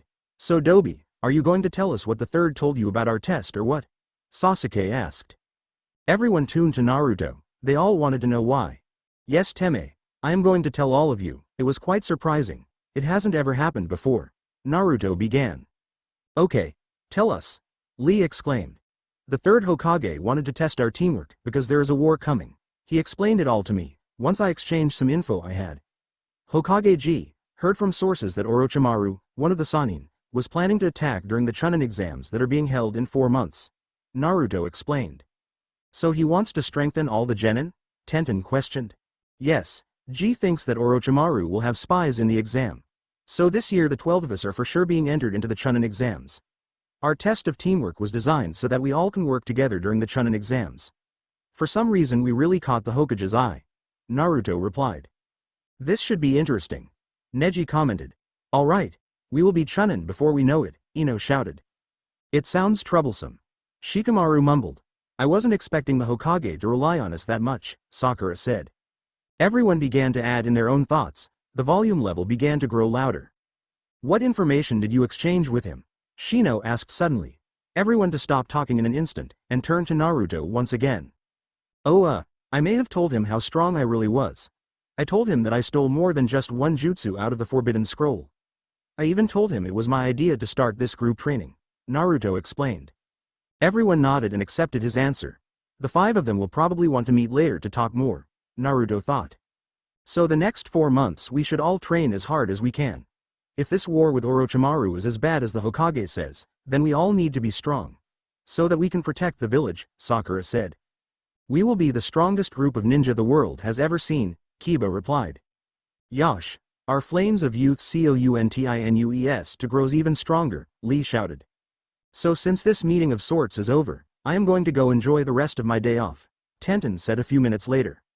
That sounds like a good idea, I am going to leave too, Ino replied, as she headed towards the exit of the training grounds.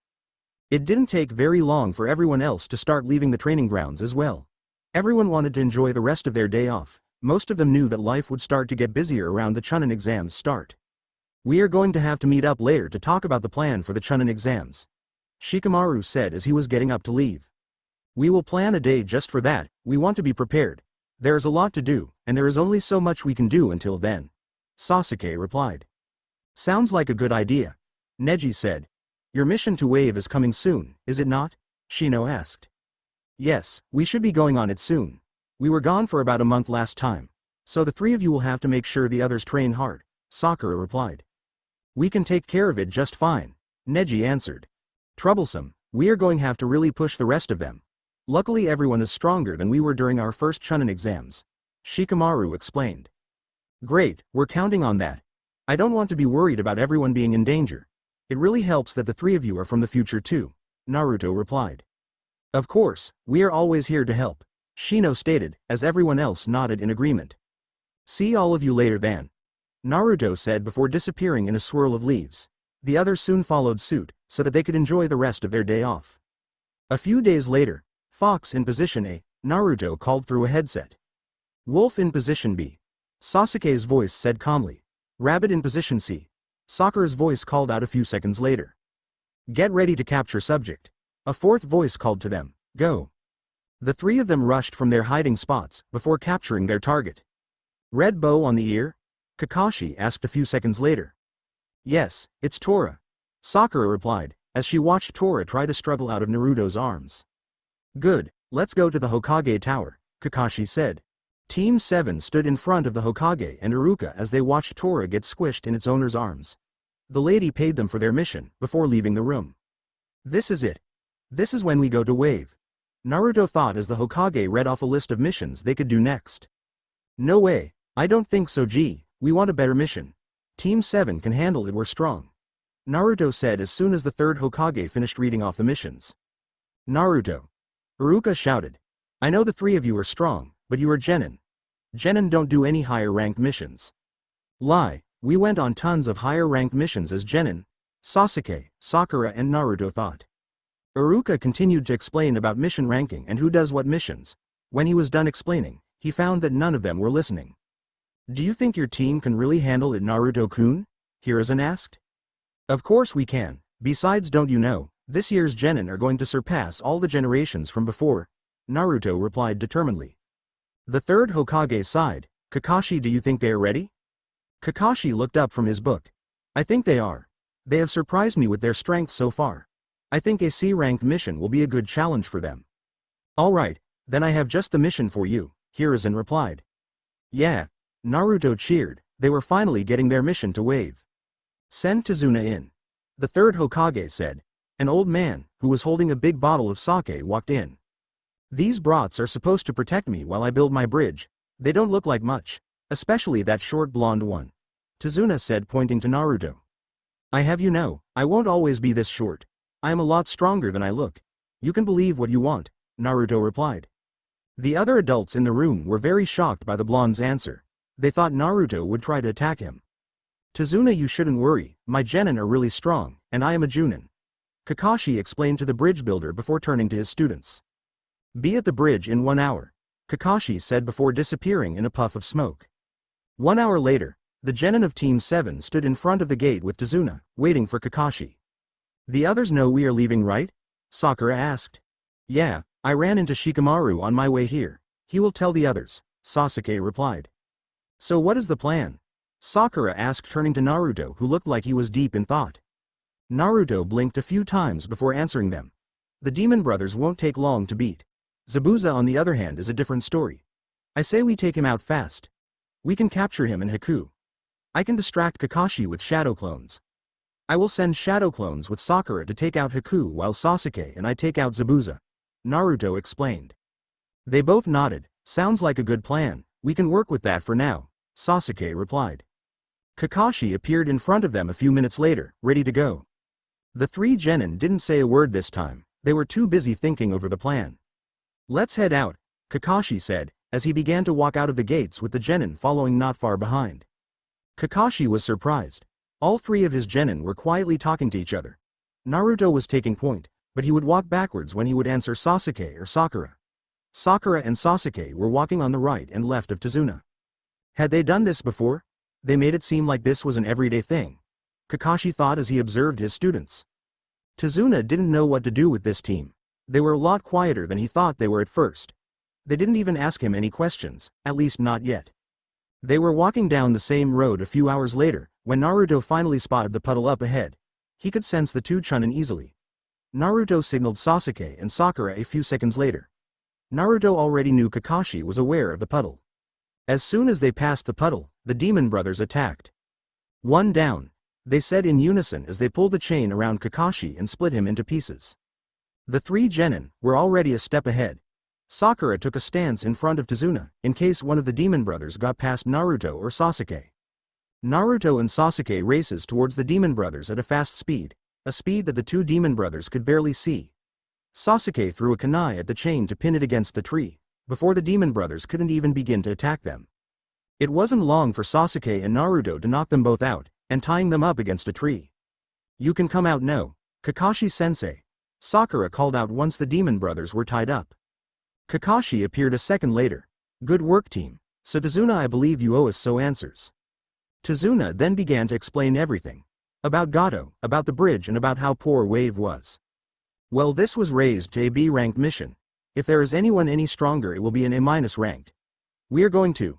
Kakashi was cut off by Naruto. I don't think so, Kakashi. We are going on this mission. We are strong enough, I want to help Wave. What kind of ninja are we if we go back now? What will people start saying about our village? I am not going back either, Sasuke replied, crossing his arms.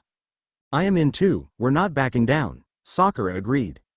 Kakashi sighed, alright, we will go. We will have to talk about payment later. With that, Team 7 was back on the road towards Wave once more. The team and Tsunade had just gotten off the boat that took them across the river. They would be meeting up with Zabuza very soon. Naruto signaled to Sasuke and Sakura a few minutes later when Naruto could sense Zabuza and Haku watching them. Kage Bunshin no Jutsu. Naruto suddenly cried out. Many clones appeared everywhere. Kakashi was very confused. What was going on? Kakashi noticed that both Sasuke and Sakura had disappeared, and he wasn't sure if the real Naruto was around. Tsunade drew back towards Kakashi. What's going on? Are we being attacked? Tsunade asked Kakashi. There were too many Naruto clones blocking his view. Not anymore, Sasuke's voice called out. All of the Naruto clones all burst into smoke, disappearing. The smoke cleared out of the air, revealing his genin team. What surprised Kakashi most was that Zabuza, Momochi and a masked hunter Nin were tied together next to them. Sakura was carrying Zabuza's sword, holding it against her shoulder. What the heck is going on? Kakashi asked. How could a team of genin take out Zabuza of the 7 ninja swordsmen of the mist, and a hunter Nin? Kakashi thought. Naruto rubbed the back of his head, nervously. Well, you see, Kakashi-sensei, we are stronger than you think, though we did take them by surprise. Naruto explained. They underestimated us too. Sasuke grumbled. You weren't kidding, Kakashi. You genin are really strong, Tsunade commented. Kakashi was really having a hard time believing this. Yes, he did know they were stronger than the average genin, but to take out an A- ranked missing Nin. What about the hunter Nin? Kakashi asked. They were working together. When the three of us were fighting Zabuza, the hunter Nin attacked us, Sakura explained. Zabuza began to groan. What happened? All I remember is being attacked by some short Konoha brats. Zabuza opened his eyes when he realized that he was tied up. What the hell? Who the heck are you brats? Zabuza asked the genin. We're genin of Konoha, that's who. Naruto replied with a foxy grin. You're genin? You sure don't fight like one, Zabuza mumbled. Haku began to stir. A second later. Zabuza-sama, what happened? We were attacked and captured by genin. Zabuza growled. He was so pissed right now. Well, I am guessing you were here to kill Tsunade? Kakashi asked the missing nin. We were, and I still will. Right after I kill your genin, Zabuza replied. Gato isn't going to pay you. Naruto suddenly interrupted. What do you know, brat? Zabuza spat. That's the kind of man Gato is. From Tsunade's story, the guy's a bastard. Sasuke answered. I heard that missing nin jobs require a lot of payment. With a guy that is so greedy like that. Why would he want to pay you? He probably hopes that you will end up dying while fighting us, Naruto replied. Why should I believe you? Zabuza asked. These genin were quite interesting. That's true, why should you? How about we make a deal of sorts? Naruto suggested. What kind of deal? Zabuza asked, slightly interested. Kakashi raised an eyebrow. Where is Naruto going with this? In 10 days, we will all meet on the bridge. If we can beat you guys again, then you have to come back to Konoha with us. If you win, then you can take the money Gato owes you and leave. Naruto explained. Are you serious? Kakashi and Zabuza asked in unison. Of course, we will let you go. If you try to attack us now, then you won't live. Do we have a deal? Naruto asked. Zabuza sat in thought for a few minutes. Alright, brat, I will agree with your terms. You cannot attack us either. But Zabuza-sama, Haku was cut off by Zabuza. Shut is Haku, I make the decisions, Zabuza replied. Sakura handed Zabuza's sword to Naruto, before cutting them loose. Kakashi was about to protest, but Sasuke stopped him. We know what we are doing, Kakashi, we will explain it to you when we get to Tsunade's, Sasuke explained. Naruto held Zabuza's sword out to him, once they were untied. Oh, Sakura used a small poison to lower your chakra and slow you down. You probably won't be moving much for a few hours, Naruto explained. Zabuza grumbled as he took his sword from Naruto. A deal's a deal, we meet in 10 days. With that, Zabuza and Haku left the small clearing. Alright, I want an explanation right now, Kakashi growled out as soon as Zabuza was gone. Calm down, Kakashi-sensei, we will explain to you later. Right now we need to get to Tsunade's, Naruto replied. Oh, it will be explained. Kakashi replied as they made their way to Tsunade's house. Team 7 sat on the porch of Tsunade's home early the next morning, watching Kakashi pace back and forth. Naruto could tell that Kakashi was very frustrated with them. He must hate not being in the loop, Naruto thought. Kakashi, just ask what you want to ask already, Sasuke finally said. Kakashi stopped pacing and faced them. All 3 genin of Team 7 noticed the many questions Kakashi wanted to ask, just by the look he gave them. How? And why did you let Zabuza just go like that? Kakashi asked. Naruto sighed. He really didn't want to deal with this right now. He should have figured Kakashi would become very curious about their abilities and knowledge. Kakashi, we have been training since we were young, the 3 of us. We easily hid it from the villagers. After all the hiding behind a mask, fools everyone. It's one of the first things we learned about being a ninja. I found out from Hokage about how team assignments went. From then on we worked to be on the same team. Naruto began. The Hokage found out about our training, start showing our true strength, Naruto added. So once we became genin, we wanted the other genin to be strong too. We wanted to be the strongest generation there has ever been, Sakura added. Well, you see, Kakashi-sensei, we already knew Zabuza was going to attack us. It's been our plan from the beginning, Sasuke answered. What do you mean you already knew? Kakashi asked, his voice rising in anger. The Hokage didn't want to tell you, but he already knew it wasn't a normal C-rank mission. We're under the Hokage's protection about any other questions, Naruto replied. We can't answer anything else that revolves around this mission. You will have to talk to Hokage when we get back. Kakashi sighed, his team was getting more and more suspicious. I guess that ends my questions for now, seeing how I have to talk to the 3rd. For now will train until the battle, Kakashi replied. The 3 genin nodded, they would be ready for the fight. This time Zabuza wouldn't be underestimating them. He was an A- rank missing nin after all. Naruto knew that after this mission, Kakashi would be everywhere. 7 days later, Team 7 were gathered together in the room the boys stayed in. Kakashi was at the bridge with Tsunade and a few shadow clones of Naruto. So we are attacking Gato's hideout tonight, right? Sakura asked. Yeah, from what I remember Gato only had tons of bandits as guards. That should be easy to take out. We can get all of his records, and give money back to Wave. We can even pay Zabuza, either way it's a win for us, Naruto explained. What about Kakashi? He is going to be pissed when he finds out, Sasuke replied. Well then he can be mad, we can tell him after we take out Gato. You know he won't let us go if we tell him beforehand. Since I sent out clones earlier to look for his hideout, we already know the location and how tight security is. Naruto explained. That's true, we can explain it to Kakashi enough. He shouldn't be too mad at us, Sakura said. So we can go just after midnight. Gato won't know what hit him, Sasuke confirmed. Just after midnight, Naruto sat high up in a tree, looking over a large building not far away. This is Fox over, no movement on my side. My clones discovered that Gato's main office room is on the 3rd floor. Zabuza and Haku are not here. They're in a cabin closer to Wave. Wolf here, I don't spot anything suspicious either. I will take out the target. Fox, you got the bandits. With your clones it shouldn't take long. Sasuke explained into the headset. He was clear on the other side of the building. This is Cat, I just seen a few bandits walk inside. I can get the records while you guys are the distractions. Your clones said the record room was in the basement, correct? Sakura asked. Yeah, both of you be careful. You will probably have to take out a few bandits yourself along the way. Naruto's voice replied through the headset. We will be fine, let's go and do this before dawn, Sasuke called. Naruto started their plan, Cage Bunshin no Jutsu. There were Naruto clones everywhere. They all headed into the building. Some already taking out bandits. Go, Naruto called through the headset. With that, Sasuke and Sakura headed into Gato's mansion-like hideout. Sasuke headed for the 3rd floor, easily taking out a few bandits that tried to attack him along the way. It wasn't long until Sasuke reached Gato's office room. Sasuke opened the door and made his way in. He could hear the loud snoring coming from the room attached to the office. Sasuke quietly searched around the office, and began to seal any documents or record into a few scrolls. Once done, Sasuke headed for Gato. Gato was pretty greedy about his money if he didn't have stronger security. With that, Sasuke sliced Gato's head off and sealed it away in a scroll. Now that his job was done, he just had to meet the other two at the rendezvous point. With Sakura headed for the basement.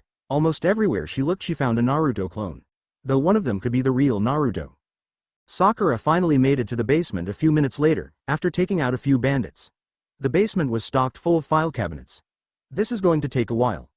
Sakura mumbled to herself before she began to seal away all the records and documents in the room.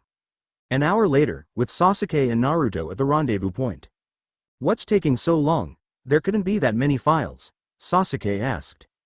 Actually there is, the basement was full, Naruto replied. Well, she better hurry, it's almost 4 inches, Sasuke explained. Just as Sasuke said this, Sakura come walking out of a group of trees carrying a few scrolls. Next time, Naruto should get the files.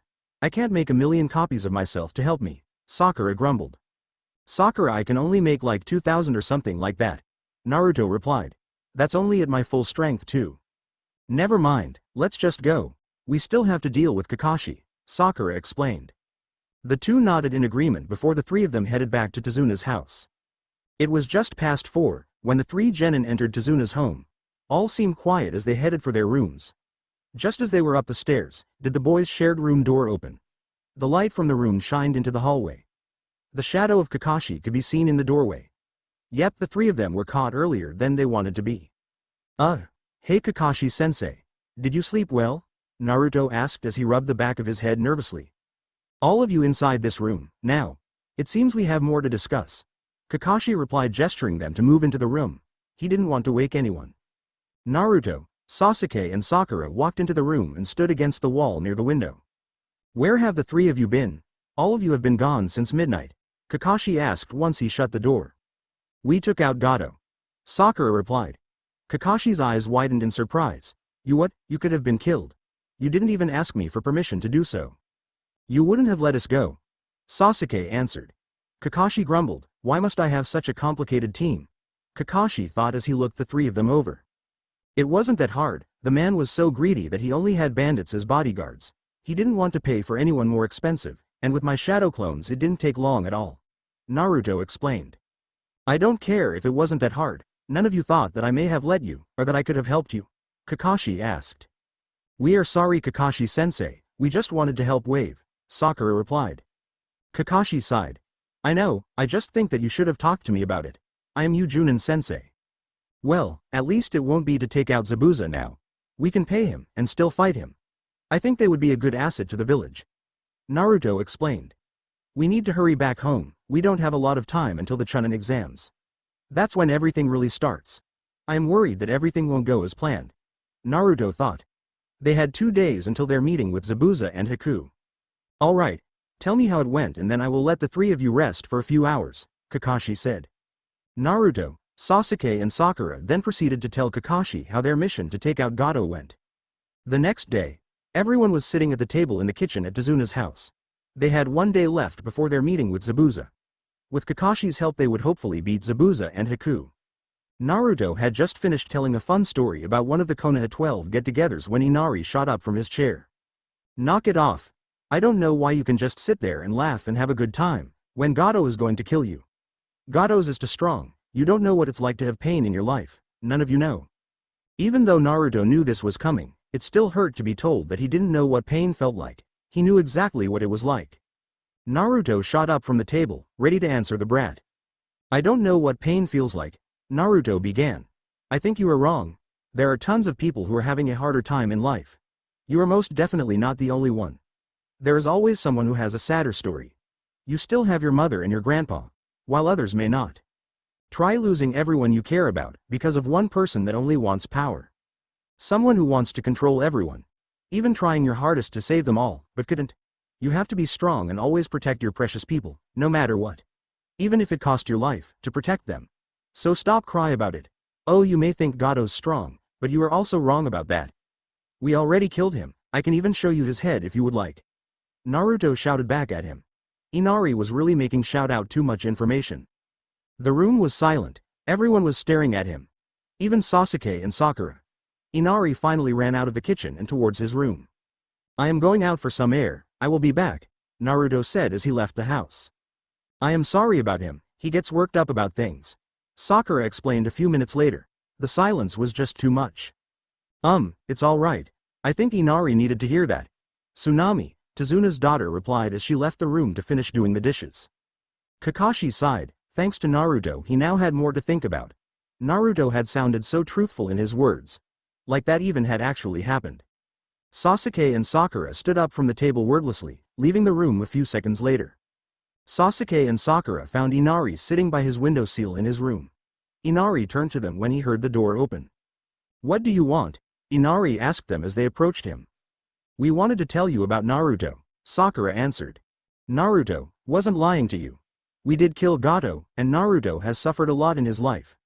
Naruto is hated by many people in our home village, for something he cannot control. The villagers are rather stupid in that regard. Naruto doesn't let that get him down though. He takes the world one every day. He is probably the least selfish person I know. He likes to help anyone he can. It doesn't matter what it is, or who it is, Sasuke explained. I don't know how he does it some days. If it were me, I think I would have gone crazy with everything, Sakura added. So don't be mad at him, he was only speaking the truth, Sasuke said.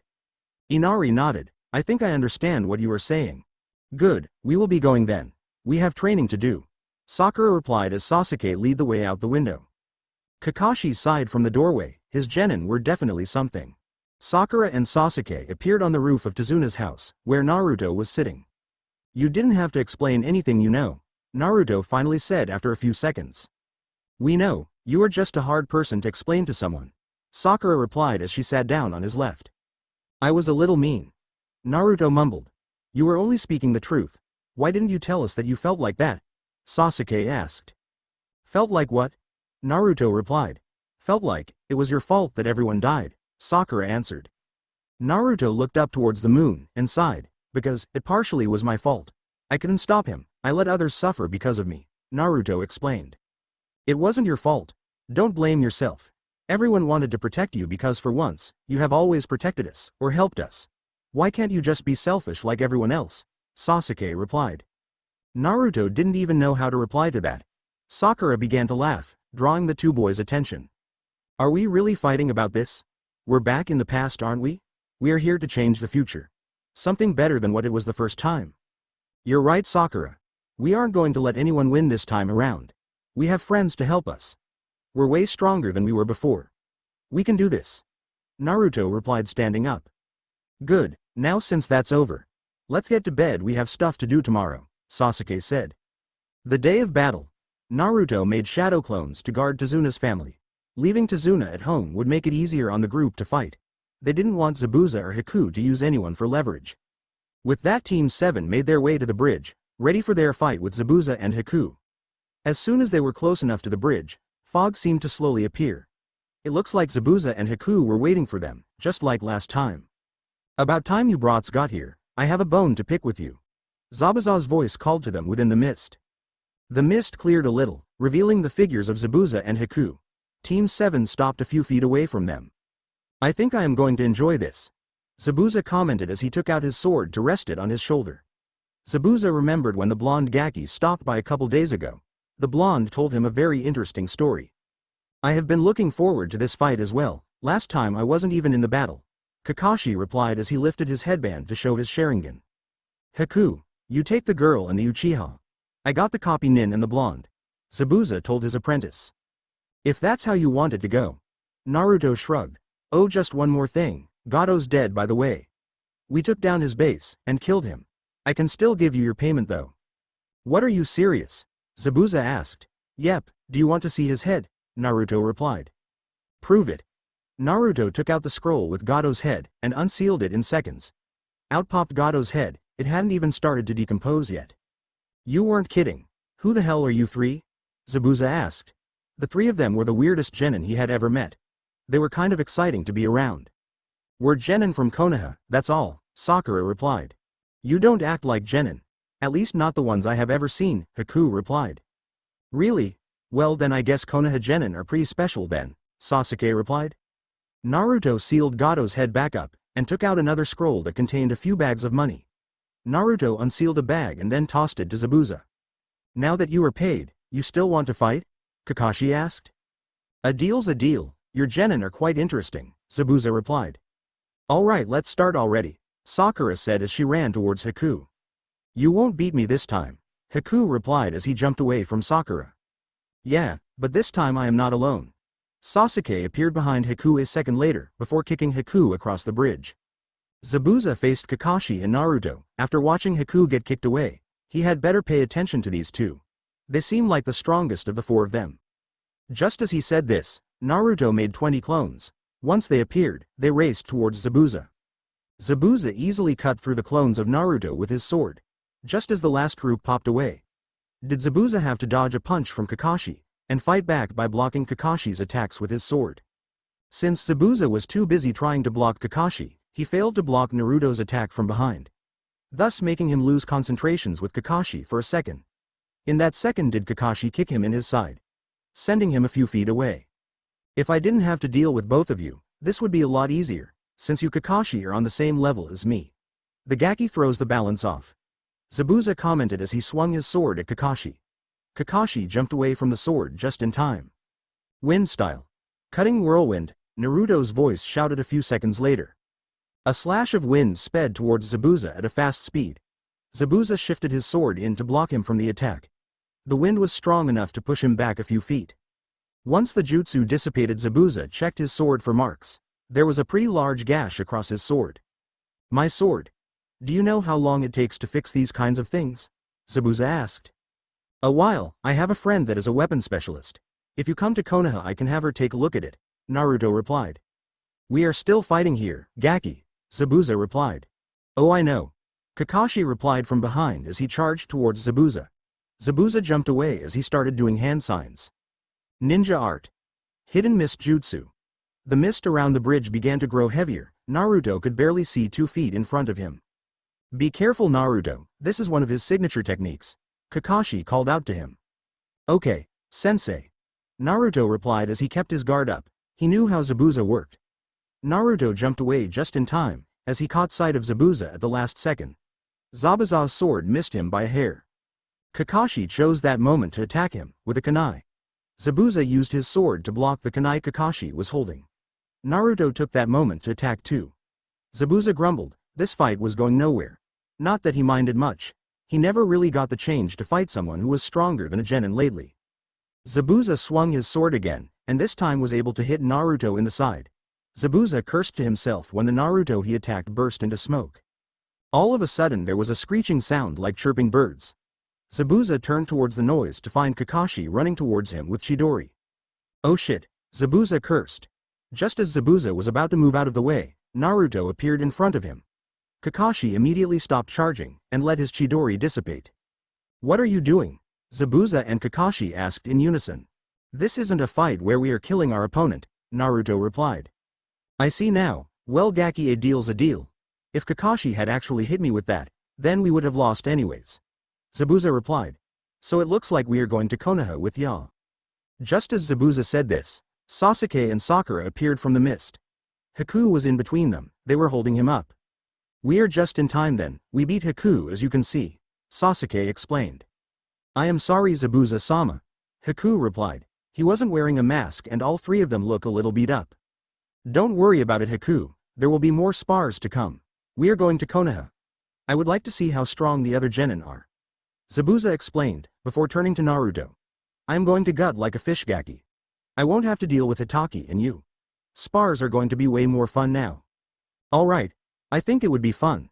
You can come to the gatherings, there is more genin to fight with, Naruto replied. Zabuza grinned behind the bandages around his mouth. You really want less genin in Konoha? Zabuza asked. Naruto laughed. Oh, you will be quite surprised on what us genin can do, though maybe you shouldn't go all out on a few of them. Zabuza shrugged. Fine, I will find out when we get there. This bridge needs to be finished first though, doesn't it? Yeah, we're here till then. Kakashi replied. Everyone soon headed for Tsunade's home. If they wanted the bridge to be finished then they needed the bridge builder. Team 7, and Zabuza and Haku were finally saying goodbye to Wave. With Naruto's help the bridge was finished way faster than Tsunade originally planned. Thank you for all you have done, Tsunade said. It's no problem, we're ninjas after all. It's our duty. Kakashi replied. Come visit us when you can, Inari told them. We will. Do you think you can protect Wave now? We won't be able to now. Naruto explained to Inari. Yes, I will Naruto ni-san. Inari replied with a grin. Naruto grinned back at him and nodded. Naruto noticed that everyone else was ready to go. They were staying here too long. Let's go already. I am sure there is tons of security I have to go through. Zabuza told Kakashi. Alright, we are off then. Kakashi replied. Team 7 plus Zabuza and Haku headed across the newly built bridge. Naruto and Sakura still waving goodbye to the group of villagers. We have a lot to do, when we get to Konoha, Kakashi said once they finished crossing the bridge. No kidding. Naruto, Sasuke and Sakura said in unison. The Chunin exams were coming up fast. Things were going to get pretty busy for a while. Team 7 plus Zabuza and Haku were only an hour or so away from Konoha. The whole way back Naruto, Sakura and occasionally Sasuke would talk about some of the Konoha 12 get-togethers. Kakashi on the other hand was in deep thought. What was so big that his team couldn't tell him? It had to be something big, if even the Hokage was in on it. How did the Hokage know how the mission was going to turn out? If he already knew then why did he still send my team? Kakashi thought. Kakashi was forced out of his thoughts when Naruto had shouted that they were home. Indeed they were. The gates of Konoha were only a few feet in front of them. Finally, I might get some answers now, Kakashi thought. Hey Kakashi, you guys are finally back from your mission. Katetsu began but stopped when he caught sight of Zabuza and a boy. Why is Zabuza Momochi with you? And who is that boy? Kakashi was about to reply but was cut off by Naruto. We're taking them to see Hokage G. They're going to become shinobi of the village. He should already know they're with us. The Hokage lets you call him G? Haku asked quite shocked. Yep, he sure does. He like family to me. He's not the only one I have a nickname for. Naruto replied with a grin. Azumo, who had walked up to the group when he noticed Zabuza, cleared his throat. Since Kakashi is with you, then we can let you go to the Hokage's office with him. Kakashi nodded to the two Chunin before leading the group towards the tower. Kakashi needed answers, and the only one who could give them to him was the Hokage. $% caret and asterisk. Underscore plus Sarutobi sighed when Team 7 came walking into his office with Zabuza and a boy. Naruto wasn't kidding when he told me he was bringing them to the village, the third thought. Hey G, we're back. Most things went according to plan during our mission, Naruto said as soon as the door to the office was shut. Alright, why don't you tell me what happened, the Hokage replied. With that Team 7 took turns telling the Hokage what had happened, even taking out Gato. Zabuza and Haku even added in a little. You went to see Zabuza? When was that? Sakura asked Naruto. Yeah, I went to see him sometime after we killed Gato. I can't exactly remember which day though, Naruto replied. So that's why he agreed to come to Konoha with us so easily, Sasuke commented. Naruto rubbed the back of his head. Yeah, otherwise he probably wouldn't have come with us, despite my deal with him. Hiruzen turned to Zabuza and Haku. Well Zabuza, since you are a missing nin from Mist, you will have to answer some questions from Ibiki, along with Haku. The two of you for now will be going on a probation period. I will discuss further information with you after you have talked with Ibiki. We understand Hokage-sama, Zabuza and Haku replied in unison. Alright, I will send word to Ibiki, the rest of you may go, the third said. All of Team 7 left except for Kakashi. Sarutobi knew he would have to deal with many questions from Kakashi. Right now just wasn't the time to answer them. Kakashi, I understand that you have questions, we will speak at a later time. I am quite busy right now, Hiruzen explained. Okay. I will come by later then. I hope I can get some answers, Kakashi said before leaving in a swirl of leaves. I will get the answers I need, but for now I think I will go home and sleep, Kakashi thought. Naruto, Sasuke and Sakura all walked out of the Hokage Tower, walking through the streets of the village. Today's Sunday, right? Sakura asked a few minutes later as they passed the marketplace. All of the older villagers, they were glaring at Naruto as they passed. Sakura didn't know how Naruto dealt with it sometimes. It happened every time they walked somewhere in the village. Sasuke ignored the glares a lot easier than Sakura did, thought some days he couldn't stand it. They didn't even know Naruto, how can they judge him like that? Yeah, why? Why don't we go see if the others are at the training grounds? Sakura suggested. We can find out how far they have gotten. Sure, let's do it. We have 3 months until the Chunin exams, we have to make sure they are ready. Though I think warning them of Zabuza ahead of time is a good thing too, Naruto replied. Sasuke grunted in agreement. Sasuke, don't start grunting like a caveman again, not many people understand you, Naruto told Sasuke. Shut it, Dobi, most people can understand me fine. I only did it once, Sasuke replied. Like who? Sasuke Teme? Naruto asked. Neji, Shino and Shikamaru can, not to mention you and Sakura are pretty good at knowing what I am saying. Before this time period Gaara was pretty good at interrupting what I was saying, in the few time that we talked at least, Sasuke explained. Naruto grumbled to himself. That's because all of you did it at a certain point in time. It's like silent quiet guy talk or something. Silent quiet guy talk? Sasuke raised an eyebrow. Naruto sure liked to make up names for stuff. Yeah, how about we call it caveman talk, Naruto replied. Sasuke rolled his eyes. What a creative nickname, Sasuke replied sarcastically. Sakura couldn't keep her laughter in anymore. Sometimes their banter was so funny. At least she knew she wasn't the only one who thought they were amusing with their bantering. Most of the Konoha 12 had witnessed their fighting banter habits. Naruto and Sasuke paused in their arguing when Sakura started laughing as they walked into the training grounds. What's so funny? Naruto asked, slightly confused. You two with your arguing. It's funny sometimes, though since I am around the two of you so much it does get annoying, Sakura replied. Before Naruto or Sasuke could reply, Ino's voice cut them off. You're finally back. What kind of C-ranked mission did you guys go on? The 3 members of Team 7 turned to the sound of Ino's voice. She was walking towards them. Kiba was not far behind her. Shikamaru, Choji, Hinata, and Shino were now just getting up from sitting down. Guy's team wasn't there though. We just protected a bridge builder and fought Zabuza Momochi, an A-ranked missing nin and his apprentice, Sakura replied. What? That doesn't sound like a C-ranked mission, Kiba said. It wasn't, it went up to an A- rank, Sasuke answered. Where's Guy's team? On a mission? Naruto asked before another question about their mission was asked. Yeah, they left on a C-ranked mission a few days ago, Shikamaru answered as they walked up. Your mission sounds interesting, are you allowed to tell us what happened? Shino asked. We can't tell you the details, but some things we can, Sasuke replied. Yeah, how has training gone for you guys? Sakura asked. Good, I think I can actually beat you next time we spar. Hinata could beat you too, though she is a little more hesitant to hurt friends, Ino replied. I am sorry.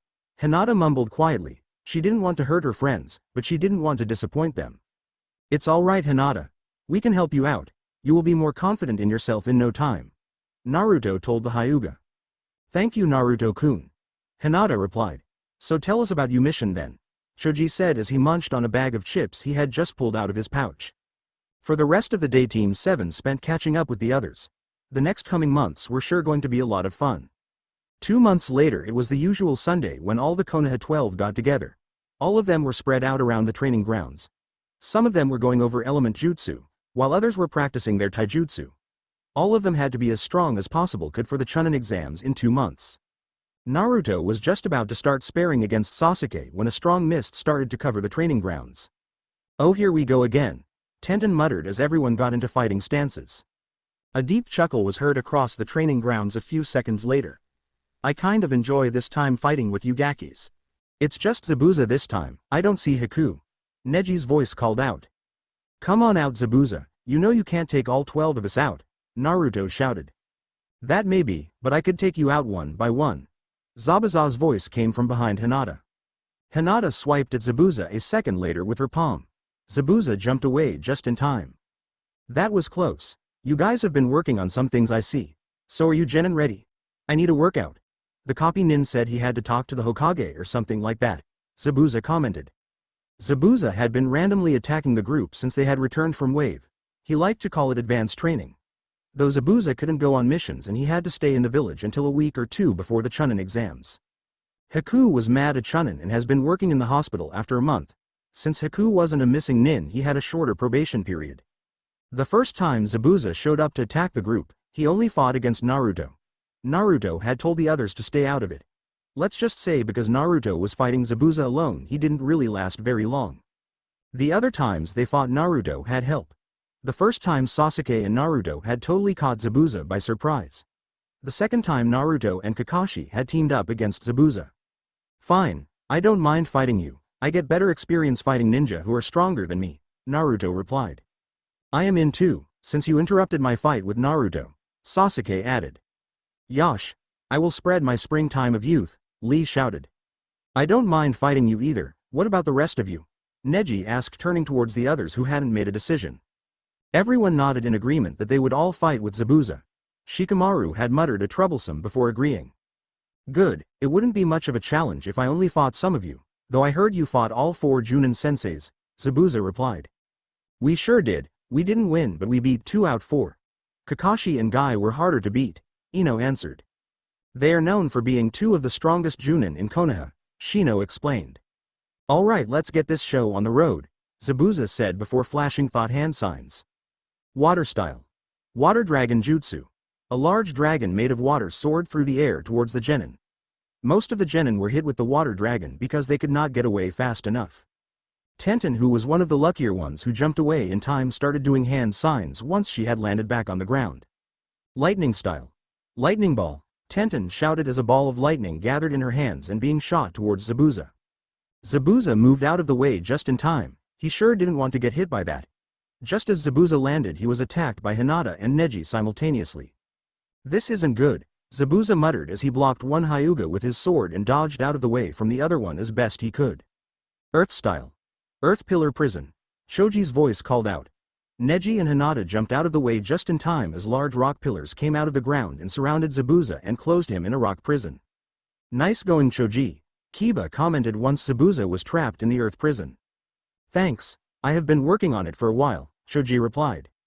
Before anyone could say anything, Zabuza's voice shouted to them. "Alright you Gakis, let me out. You win this time. If it wasn't 12 against 1 I would have won. Next time I am bringing back up." Zabuza yelled at them from inside the earth prison. "I warned you, but you didn't listen, did you? Most of us didn't even have to fight you this time before you lost. It's a record for us, considering last few times we were fighting against you for a couple of hours or so. Then again, we don't always all fight against you," Naruto remarked. "Shut up you blonde Gaki, you just wait," Zabuza replied. "Troublesome. Okay Sakura, why don't you let him out now? I am sick of hearing him argue with Naruto," Shikamaru replied.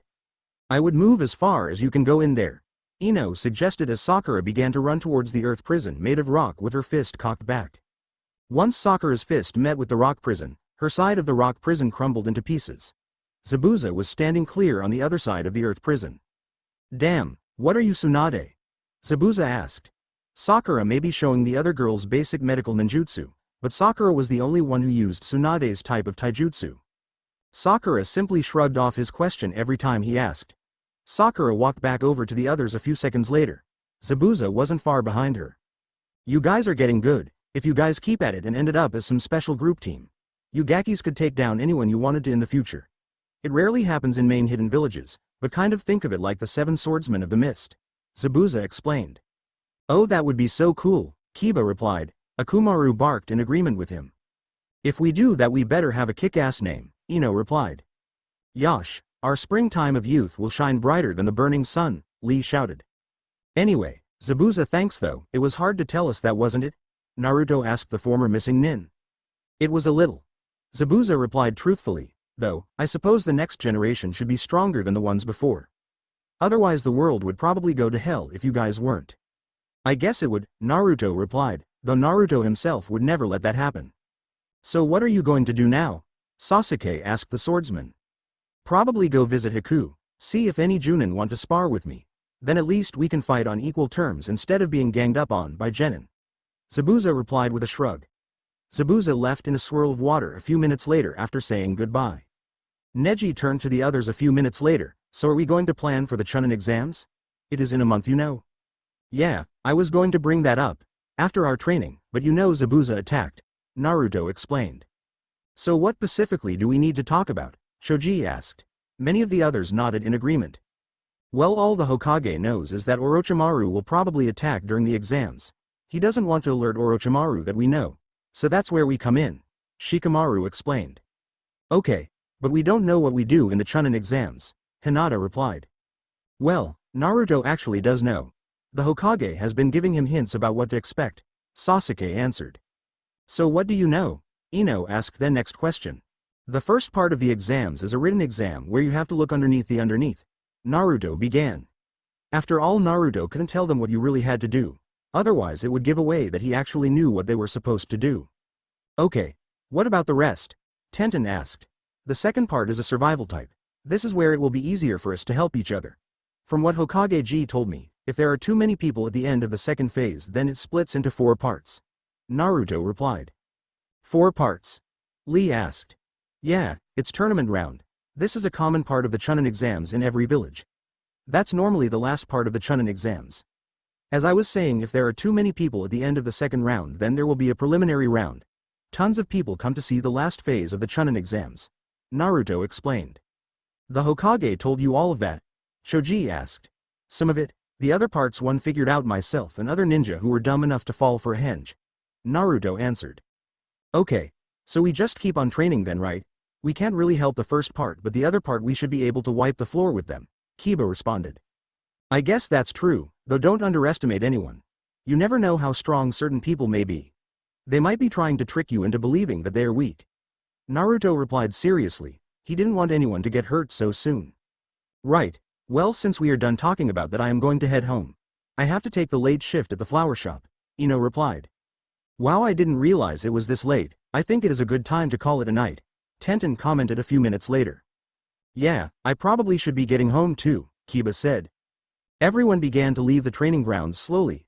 Soon Shikamaru, Shino, Sakura, Naruto, Sasuke, Neji and Hinata were all that was left in the training grounds.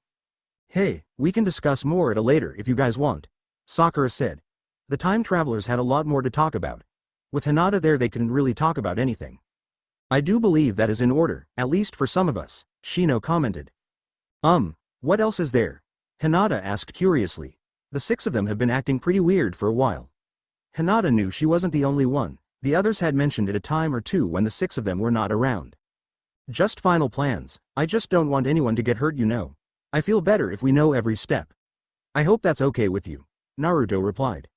Oh, yes, I understand. I guess the others aren't that concerned about it as much as you guys seem to be. Is there something we don't know? Hinata asked boldly. Gosh, Hinata sure has gotten more confident. I guess we should be expecting this. Was almost the same thought going through everyone else's head. That's not it, Hinata. We told you guys everything. I just need the team leaders of each team to be more aware and just thought that they would like to go over a few strategies is all. My team is just all here still. Naruto explained. Oh, okay then. Well, I can go ahead of you, Neji-ni-san. Hinata replied before leaving the training grounds. Hinata still thought they were trying to keep something from them still. She just didn't know what it was. That was close. Sakura stated. We will probably have to tell them at a point. They're getting more curious about us. Neji responded. I know what you mean. Choji and Ino have been giving me looks. It's troublesome. Shikamaru agreed. Naruto sighed. They had a lot to do. I think the best time would be after the Chunin exams if we tell them. There is too much going on right now. I agree with the Dobi. It might mess up with our teamwork, Sasuke added.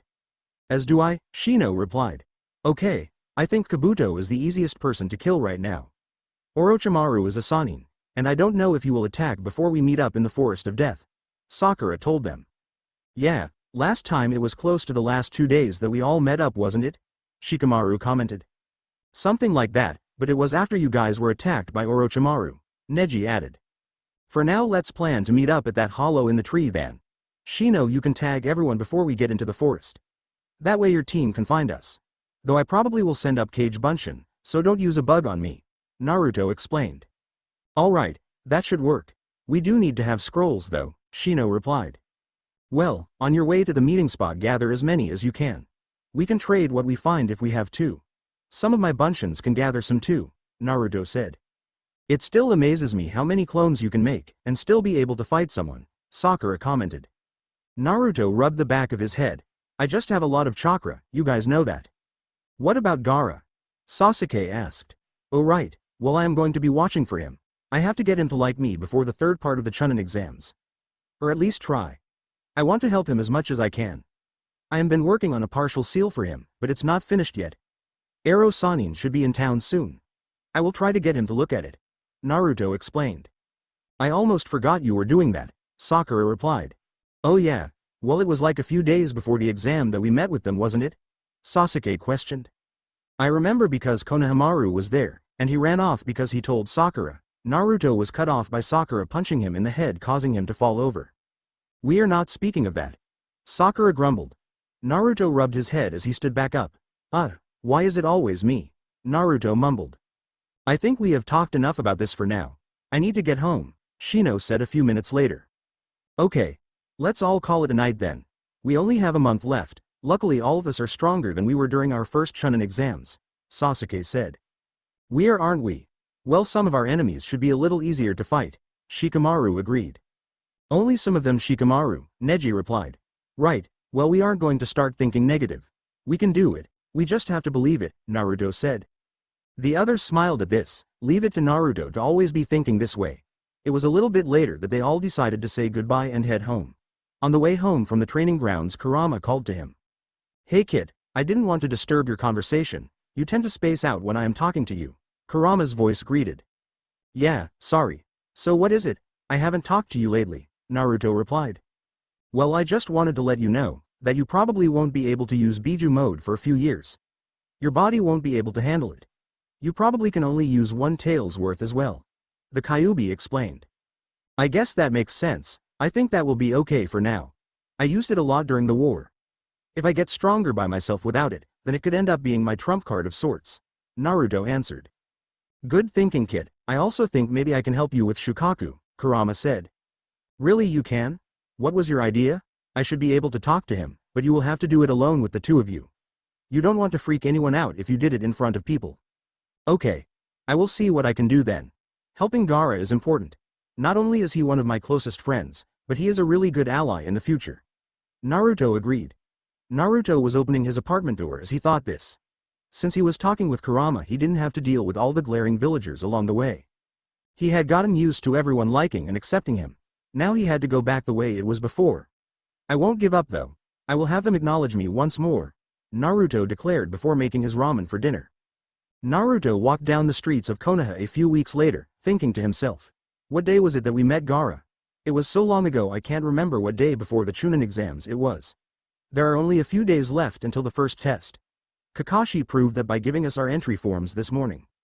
Naruto paused in his walking. Konohamaru was following him, again. It was really hard not to miss the giant square box with eye holes. Naruto grinned. It must be today then. Alright Konohamaru, you guys can stop following me now, Naruto said, turning around to face the square rock. A huge puff of smoke covered the box a second later, and coughing could be heard through the smoke. You went overboard with the smoke bombs again, Moegi's voice called through the smoke. Konohamaru completely ignored her statement and shouted to Naruto. Only our boss would be able to detect us, Naruto sighed. Konohamaru, you guys were in a square box with eye holes. Everyone would have noticed that if it was following them. especially if they were a ninja. Konohamaru pouted for a split second before he came up with an idea. Naruto-ni-san, can you play ninja with us? Please, you said you would last time? Konohamaru asked. Udon and Moegi nodded in agreement with Konohamaru. Before Naruto could reply, he was interrupted by someone calling to him. Naruto turned around to find the genin of Team 8. Hey Naruto.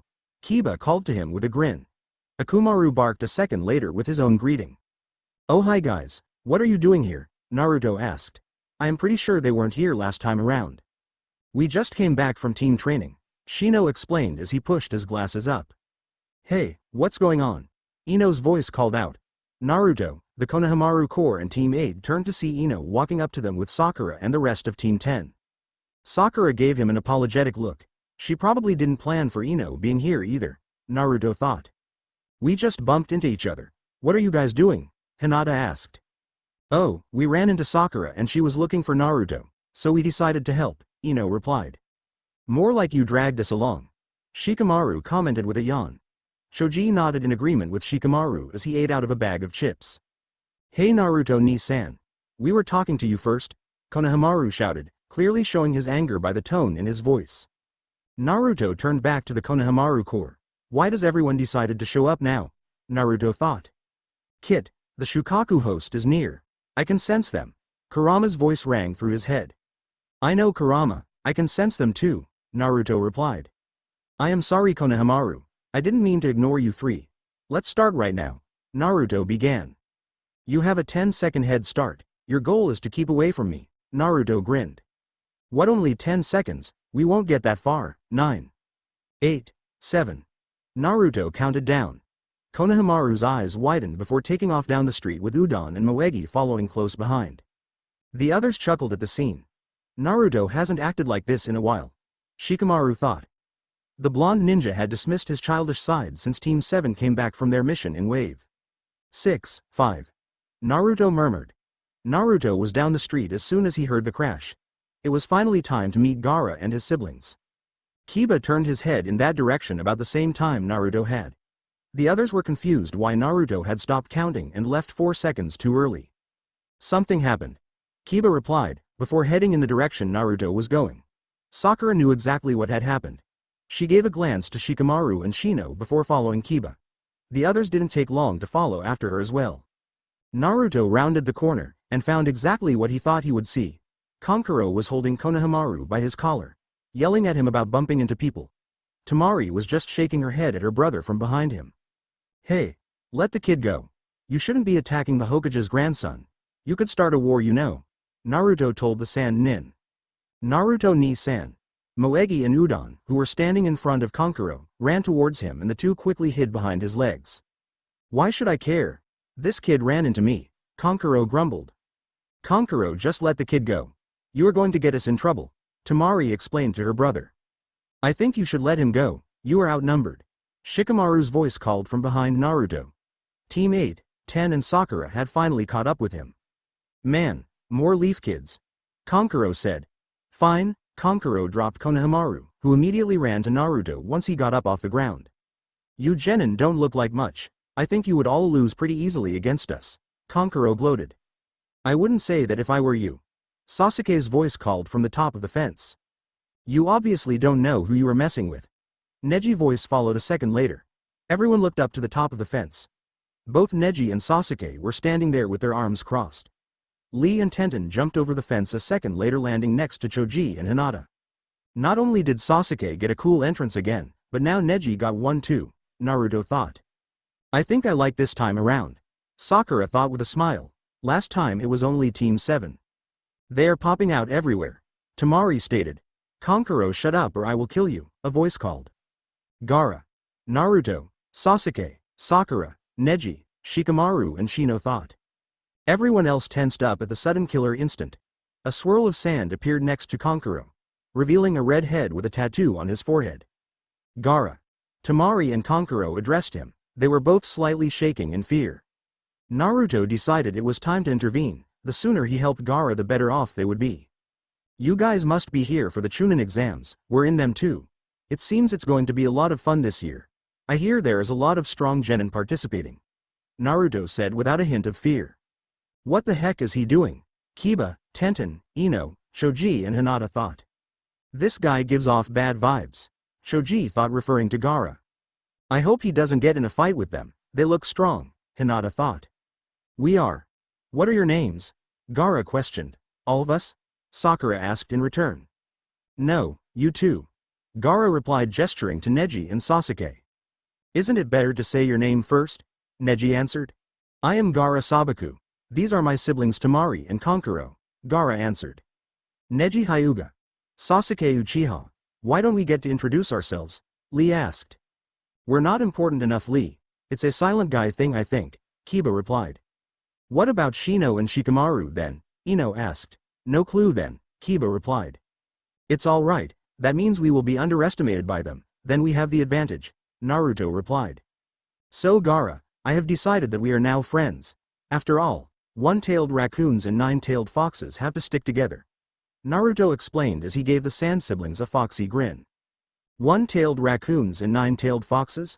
The Konoha genin except for the time travelers thought. Kankuro and Temari caught on real quick, and stiffened a second later. Naruto was just like their brother. I don't want to be your friend, Gaara replied, glaring at him. Sorry, no take-backs. Ask everyone here, they got stuck with me too, Naruto responded. Unfortunately. Sasuke replied with a smirk. The other Konoha genin all tried to stifle their laughter at Sasuke's words. Shut up, Teme. Naruto replied. Mother wants your blood, what is your name? Gaara asked. A shiver went down everyone's back at his words. The Konoha genin had all quieted. I am Naruto Uzumaki. Don't forget it, okay? Well, I have things to do. I promised some future ninja that I would play with them. See you in the exams. Naruto replied before leaving with the Konohamaru Corps in a swirl of strong winds and water. Gaara glared at the rest of the Konoha genin before leaving in a swirl of sand a second later. I would warn you, friend. Gaara will kill him when he gets the chance, Temari told them. Naruto will be fine, you don't know him like we do, Sasuke replied as he started to walk away. Naruto wasn't lying either. Once he declares you his friend, you're stuck with him. It's really not that bad though, Neji added. You also don't know Gaara. Gaara doesn't like anyone, Kankuro answered. Naruto doesn't give up on anyone, especially someone who needs help. He is always someone you can count on. Naruto will save him, I am quite positive. I can never explain it myself, but Naruto has this troublesome power of sorts. Shikamaru explained lazily as if he had said this before. Power? Temari questioned. We can get a lot of information from these genin, Temari thought. Yes, it's hard to explain. Why, you may ask? It is because Naruto makes people want to follow him, and become friends with him. He won't ever let you down. Shino explained to the Sand siblings. Wow, I didn't know Shino thought so highly of Naruto, Kiba thought. Whatever, let's go, Temari. Kankuro replied as he walked back the way they had come. Temari glanced back at the remaining Konoha genin before following after her brother. Something isn't right here. I have never seen such a huge group of genin together like that, Temari thought. Why were they asking us stuff about Naruto? Choji asked once the Sand siblings were gone. Probably for information, they didn't really get any from us. Naruto gave them information he wanted them to know, Neji explained. Are they spies for Orochimaru then? Hinata asked. They might, or they are being used and just don't know it, Shikamaru replied. Enough of this talk. We will just show them what we are made of during the exams. Kiba interrupted. Akumaru barked in agreement with his owner. Fine, I will see the rest of you at the exams in 2 days. Bring everything you think you will need. I suggest packing like it's a mission outside the village. Sakura explained before leaving the group of genin. I guess Forehead's right, I will see you guys later, Ino said before leaving as well. Everyone else nodded in goodbye to each other before leaving and going their separate ways. 2 days later, Team 7 met up in front of the academy at 7 a.m. Sakura turned to the boys. Do you think we are ready for this? We're as ready as we can be. Whatever happens, happens. We stay as a team and keep everyone safe, Naruto replied. This time we are prepared for what is to happen, Sasuke added. We will be fine. Sakura nodded before the three of them headed inside to start the Chunin exams that started everything. This time the three of them bypassed the 2 Chunin blocking the door on the second floor. They didn't get any interruptions until they were in front of room 301. Kakashi was leaning against the wall next to the door. Hello, Kakashi-sensei. Sakura addressed him. Kakashi nodded. I can now let the 3 of you in, since all 3 of you are here. You wouldn't have gotten in if only 2 of you showed up, Kakashi explained. The genin of Team 7 nodded, for they already knew this, not that Kakashi knew anyways. So I think after this exam we should have a talk. Just us, Kakashi said seriously. Really, what are we going to talk about? Sasuke asked. Just some things, there is no need to worry about it now, Kakashi replied. Alright Kakashi, we will see you later then. This team has some Chunin exams to win, Naruto said. Kakashi nodded at them and disappeared in a swirl of leaves to let them through. What are we going to do about Kakashi? Sakura asked once Kakashi was gone. Nothing for now, we have more things to worry about, Naruto replied. Let's go in. Team 7 walked into the exam room for the first test. There were tons of genin around the room. All of them had turned to them when the door opened, but now they went back to waiting or talking with their team. Naruto, Sasuke, Sakura, you're finally here. I thought you guys would be the first team out of us, the 12 of us, to get here, but you guys are the last ones, Ino called to them. The 3 genin have turned towards Ino's voice, the rest of the Konoha 12 were walking towards them. Hey guys, we're back together again, Sakura greeted them. We are going to dominate this exam, Kiba shouted, followed by a bark from Orochimaru. We actually do, normally the home village of the Chunin exams has the most teams, Shikamaru explained. Oh, Kiba replied as he scratched the back of his head. Hey, you rookies shouldn't be so loud, you are just attracting attention to yourselves. That's not a good thing for the Chunin exams. A voice addressed them. The time travelers of the Konoha 12 knew exactly who the voice belonged to. He caused a lot of problems for them. Who the heck are you? Ino asked. I am Kabuto Yakushi, nice to meet all of you. The older teen with gray hair pulled into a low ponytail replied. Who said we weren't trying to attract attention? Naruto suddenly asked him. Oh, well I guess that is a way to do it. How about I give you rookies some inside information? After all, this is my 7th time taking the Chunin exams, Kabuto suggested. Your 7th time? You must suck then, Kiba replied. Really? What kind of information? Choji asked, interrupting Kiba. I can give you all kinds of information, like how many teams from what village are here, Kabuto replied. Even people who are taking the exam for the first time? Sasuke asked. Of course. Kabuto replied. How did you get that anyways? Shino asked. I have just seen a lot of the people here before. Kabuto replied quickly. Why are they asking me so many questions? Kabuto thought. Do they know? So are you going to tell us that information? Sakura asked. Oh right. 30 teams from sand, 21 from rain, 15 from grass, 12 waterfall, 3 from sound, and 72 from the leaf. Kabuto said after sending chakra to one of his ninja info cards that showed a map of the elemental nations. Sound. I have never heard of that village before, Shikamaru said. Yes, they are a new village, there isn't a lot of information about them. So you even have information on us too, right? Neji asked. I do. Do you need information on someone? Kabuto questioned. Yeah, I want information for Naruto Uzumaki, Kiba interrupted Neji. This is not good. Sasuke, Sakura, Neji, Shikamaru, Shino thought. Kabuto pulled out a card and sent chakra to it. This is quite interesting. Kabuto commented out loud before telling them what was on the card. Naruto Uzumaki from Team 7 of the village hidden in the leaves. His teammates are Sasuke Uchiha and Sakura Haruno. Their Jonin sensei is Kakashi Hitaki. They have been on 15D ranks, and won a rank mission that was originally a C rank mission. Taijutsu and ninjutsu are really high, genjutsu is low average. Chakra stamina is really high too. Kabuto explained. Though there is some information missing from this card. What do you mean? Tenten asked. I am not sure, there is just something missing from it, Kabuto replied. What is going on? Something isn't right, Kabuto thought, looking over the card again. Almost every single person from the Konoha 12 sensed someone move at a fast pace towards them. Kabuto suddenly jumped back as one of the sound ninja attacked him. A second later Kabuto's glasses broke and Kabuto was trying to catch his breath. If I didn't know he was working with Orochimaru already, I would probably still believe that he was a true leaf shinobi. Sasuke thought as he watched Kabuto cough and catch his breath.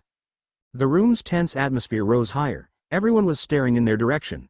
Just like the first time they took the Chunin exams. Luckily the 12 of them were a lot stronger and more confident in themselves. A cloud of smoke appeared in the front of the room a minute later. Once the smoke cleared it revealed Ibiki, and a group of Chunin. Most of the Konoha 12 recognized Izumo and Katetsu out of the group of Chunin. Alright you sissies, let's get this written exam started. I am Ibiki Morino, Ibiki shouted so that everyone in the room could hear. There were a few grumbled in reply, before Ibiki began to talk again. You need to pick a number and find your seat. I will pass out the test once everyone is in their seat. Ibiki added. Once everyone was in their seats, the Chunin began passing out the exam while Ibiki explained the rules of the test. Once he finished explaining the test, he let the group of genin begin the test. They had 45 minutes to get it done. Naruto sighed to himself. He was so glad he knew the true meaning of the test this time. Naruto looked over the questions once more. I still don't know most of these questions, Naruto thought. Instead of writing answers onto the test, Naruto decided it would be a good idea to write Hokage a message. Naruto made sure to use code words for specific things. The Hokage may know they were from the future, but he didn't know the details of what happened the first time. After all, who wants to tell someone they die? Though Naruto had a hunch that the third already knew something was going to go wrong. It wasn't long until the time ran out, and Ibiki began talking about the 10th question. Okay, pencils down, I am going to give the choice. You can take the 10th question and risk getting it wrong. If you get the question wrong, you will be disqualified and you won't be able to participate in the Chunin exams ever again. If you leave, you can try again next time, but your whole team will leave as well. Ibiki explained, face blank of any emotion. The room was soon filled with many voices talking at once. Suddenly shinobi stated to give up one by one with their teams. It was narrowing down really fast. I am going to have to shout again. We need more teams so there is more scrolls to collect. Naruto thought before standing up and slamming his hand down onto the desk in front of him. This caused everyone to turn their attention to him. I am not scared. Give me the question. I believe in my teammates. I am not going to quit. It doesn't matter if I get stuck as a genin for the rest of my life. I will become Hokage no matter what and protect my precious people. Naruto proclaimed to everyone in the room. Many people's confidence perked up at Naruto's words. Many people told him he had a way with them. The room sat in silence for a few minutes, waiting to find out what would happen next. I see, so is there anyone else who would like to quit? Ibiki asked, as he searched the room. No one answered him. Naruto's words had strengthened their confidence. Well, all of you here, pass, Ibiki finally replied. It seems like this generation of ninja has quite the potential, Ibiki thought. What, we just pass like that? Tamari shouted as she stood up.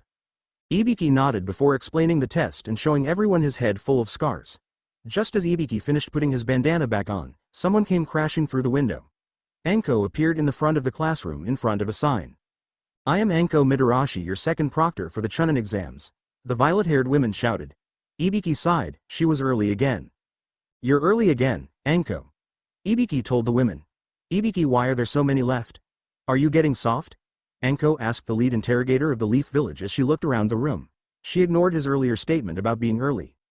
Or, these batches of genin are just really strong this year, Ibiki answered. Well, you do have the 12 Konoha genin that fought off Kakashi, Guy, Asuma and Kurenai. Anko replied as she spotted Team 7, 8, 9, and 10. I heard about that, Ibiki confirmed. This year will definitely be quite interesting. It will be no problem cutting this batch less than half. Talk to your Junin sensei to find the next location. I will see you all bright and early tomorrow morning. Anko explained before vanishing in a swirl of leaves. Next morning, Training Ground 44. The Konoha 12 had all met up early that morning to head towards the Forest of Death together. They were finalizing a few plans on their way there.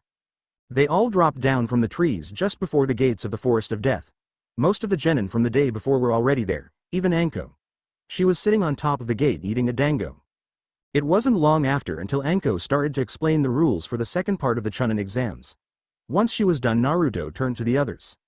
We meet at the hollow tree. Each of you have a map of the forest. I mapped it out a few days ago. Hokage let it slip that we were coming here for the second part. On the fourth day, head to the tower if we are not all there. Don't forget to pick up as many scrolls along the way. It will be easier for us if we have extra. It's also less competition for later, Naruto explained. They all nodded in understanding. They had worked most of this plan earlier. Why wouldn't someone be there by the fourth day? Hinata asked. It is in case of our teams are attacked by a strong team. It would hold everyone back if 9 of us were waiting for one team. At least some of us have to make it to the last round, Sasuke replied. That makes sense. Tenten commented. Yosh, our flames of youth burn ever so brightly, Lee shouted in excitement. All of you need to be at your gates, quit standing around, Anko shouted at everyone. Good luck, see you soon, Sakura said. You too, many voices replied in unison. All of the teams were now standing at each gate waiting to be led into the Forest of Death. Anko's voice suddenly shouted through speakers that were set up around the outside of the Forest of Death. "Alright maggots, get in there already." The gates opened all around the forest, letting all the genin inside. As soon as the gates were open and Team 7 walked in, Naruto spammed hundreds of clones. "Let's do this," Naruto told his teammates as they dashed further into the Forest of Death. It was a day later and Teams 8, 9, and 10 were already at the hollow in the tree. Each team had gotten one extra scroll along the way. "I wonder how long it will take Naruto, Sasuke and Sakura to get here," Choji asked, munching on some chips. "I thought they would be one of the first ones here actually. Naruto seemed really serious about getting here as fast as we could," Kiba replied. "That is because he was," Neji stated. "Oh, so what was with that Kabuto guy?" Kiba asked. "He was bad news, couldn't you tell? He was very troublesome. There is no way someone could have that much information on people, even if he took the exam 7 times. Shikamaru explained. "So he is a spy," Ino said. "We believe so. I hope Team 7 gets here soon," Shino answered. "You probably won't be seeing them that soon," an unfamiliar voice called out to them. Team 7 raced through the trees. They had collected quite a few scrolls with Naruto's clones. Naruto was also keeping an eye on other teams with his clones. There was no sign of Orochimaru yet. That was definitely worrying the 3 genin. "The others are probably waiting for us," Sakura suddenly said as they jumped from tree to tree. I had a clone pass by them earlier this morning. I thought Orochimaru was going to find us by now. I didn't want to endanger them. I wanted us to deal with Orochimaru," Naruto explained. "I don't think Shikamaru, Shino and Neji are going to be too happy about that," Sasuke commented. "I know. Hey, someone is coming in this direction," Naruto told them. A few minutes later the sound team came through the trees. "What are they doing here? It's too early for them to be attacking us," all 3 members of Team 7 thought. The group of 9 genin looked up from the ground. Standing in a tree was a female grass nin. None of the genin had sensed her presence at all. Who knew how long she had been there? Killer instinct poured over the group, causing them to all freeze in place. "What do you mean?"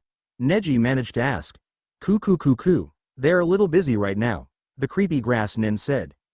Shikamaru's brain was flowing with a million different scenarios at the moment.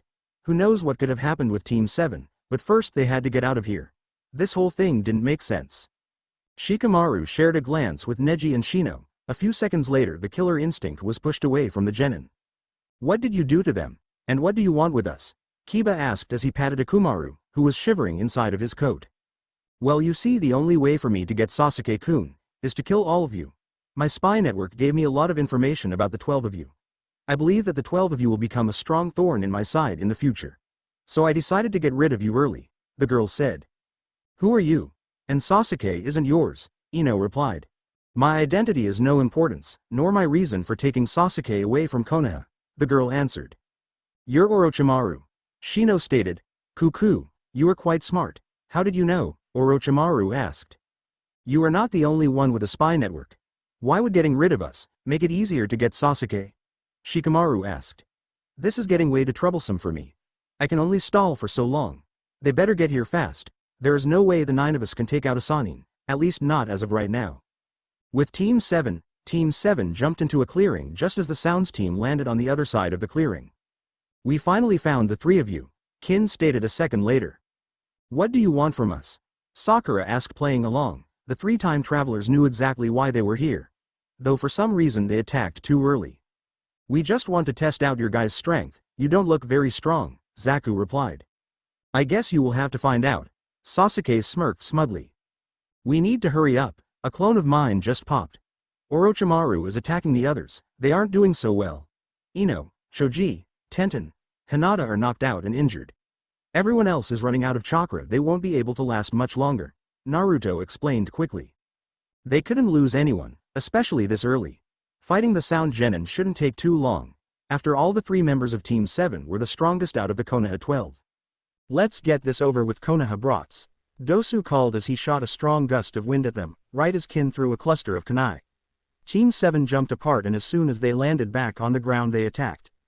Sakura appeared in front of Kin a second later with her fist cocked back. Kin's eyes widened. She didn't have time to block Sakura. Sakura's punch made Kin fly back into the trees behind her. Kin slowly got up from the ground.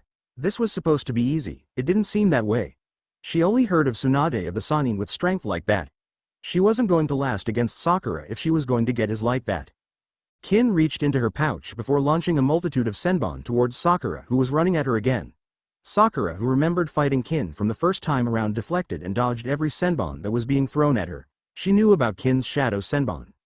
I think it's time to get this over with. Sakura began as she flashed through hand signs. Earth style.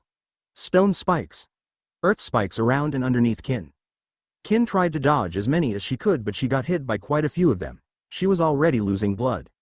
Sakura disappeared from view, and a minute later Kin was being dragged into the ground. Her head was now the only thing that appeared above ground. Damn it! Kin cursed as Sakura appeared in front of her with her hand on her hip. Sasuke appeared in front of Zaku, and entered a small taijutsu match. Sasuke was a lot better than Zaku was. Zaku shot air from the tubes in his arms at Sasuke as he jumped away from the Uchiha. Sasuke was pushed back from the high frequency of wind and sound. Sasuke decided it was time to end this fight. They didn't have time to mess around, they still had to fight off Orochimaru. Sasuke rushed towards Zaku again. After kicking Zaku in the side and sending him flying, Sasuke raced through hand signs. Lightning release. Lightning ball. A ball of lightning gathered in Sasuke's hands before launching at Zaku at a fast pace. Zaku was just getting up from Sasuke's kick and he couldn't get away fast enough. A second later Zaku was knocked unconscious. Naruto knew for sure they had to hurry. Sasuke and Sakura didn't see the memories of his clones. His clone had popped after being hit by Orochimaru himself. Though it was also probably a trap, Orochimaru had to know they would be on their way. Naruto didn't know why all the plans were different on Orochimaru's end. Naruto didn't like not knowing. Dosu was knocked out after a short taijutsu fight. He after all was fighting Naruto. The blonde knew he had to get through Dosu to save and help his friends. Nothing would get in his way. All of Naruto's friends knew this. Well, anyone from the future would. Naruto would do anything to help his friends. The three genin of Team 7 shared a glance before they were on the move again. They were heading straight to the others. They had no time to lose. Naruto made 3 cage bunshin and hanged 2 of them into Sasuke and Sakura. What are you doing? Sakura asked, curious of Naruto's actions. Kabuto's coming our way. I want to deal with Orochimaru first. He is currently fighting our friends. As much as I hate Kabuto, we don't have time to be at 2 different places. Naruto explained. Are you sure? Kabuto does cause a lot of problems in the future, Sasuke replied. Naruto sighed. I know he does, but Orochimaru is strong and we aren't strong enough to win against Orochimaru. Splitting up would do worse damage on the person that goes after Orochimaru. If we were at our level from before we time traveled, then we wouldn't have a problem, Naruto answered. Sasuke nodded to him in agreement. If you think that is best, Sakura replied. The 3 genin rushed through the trees of the Forest of Death. They were almost there.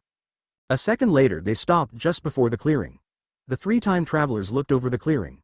Almost every single one of their friends were sitting up or lying across the clearing, breathing heavily. Lee and Neji were the only 2 standing up, though the 2 of them were breathing hard, and they were slightly shaking. Orochimaru stood at the edge of the clearing chuckling. It was time Team 7 dropped in. In a flash Naruto, Sasuke, and Sakura appeared in front of their friends, blocking Orochimaru's view of some of them. Kukakukuku, well glad you 3 could join the party, Kuku. Orochimaru chuckled. If he was surprised by their appearance, he didn't show it. What are you doing here, Orochimaru? Naruto asked. He wanted to get over with this part of the exam already. Straight to the point I see. I guess I will have to tell you then. I am here for Sasuke-kun. Well, you can't have him. Sakura spoke up.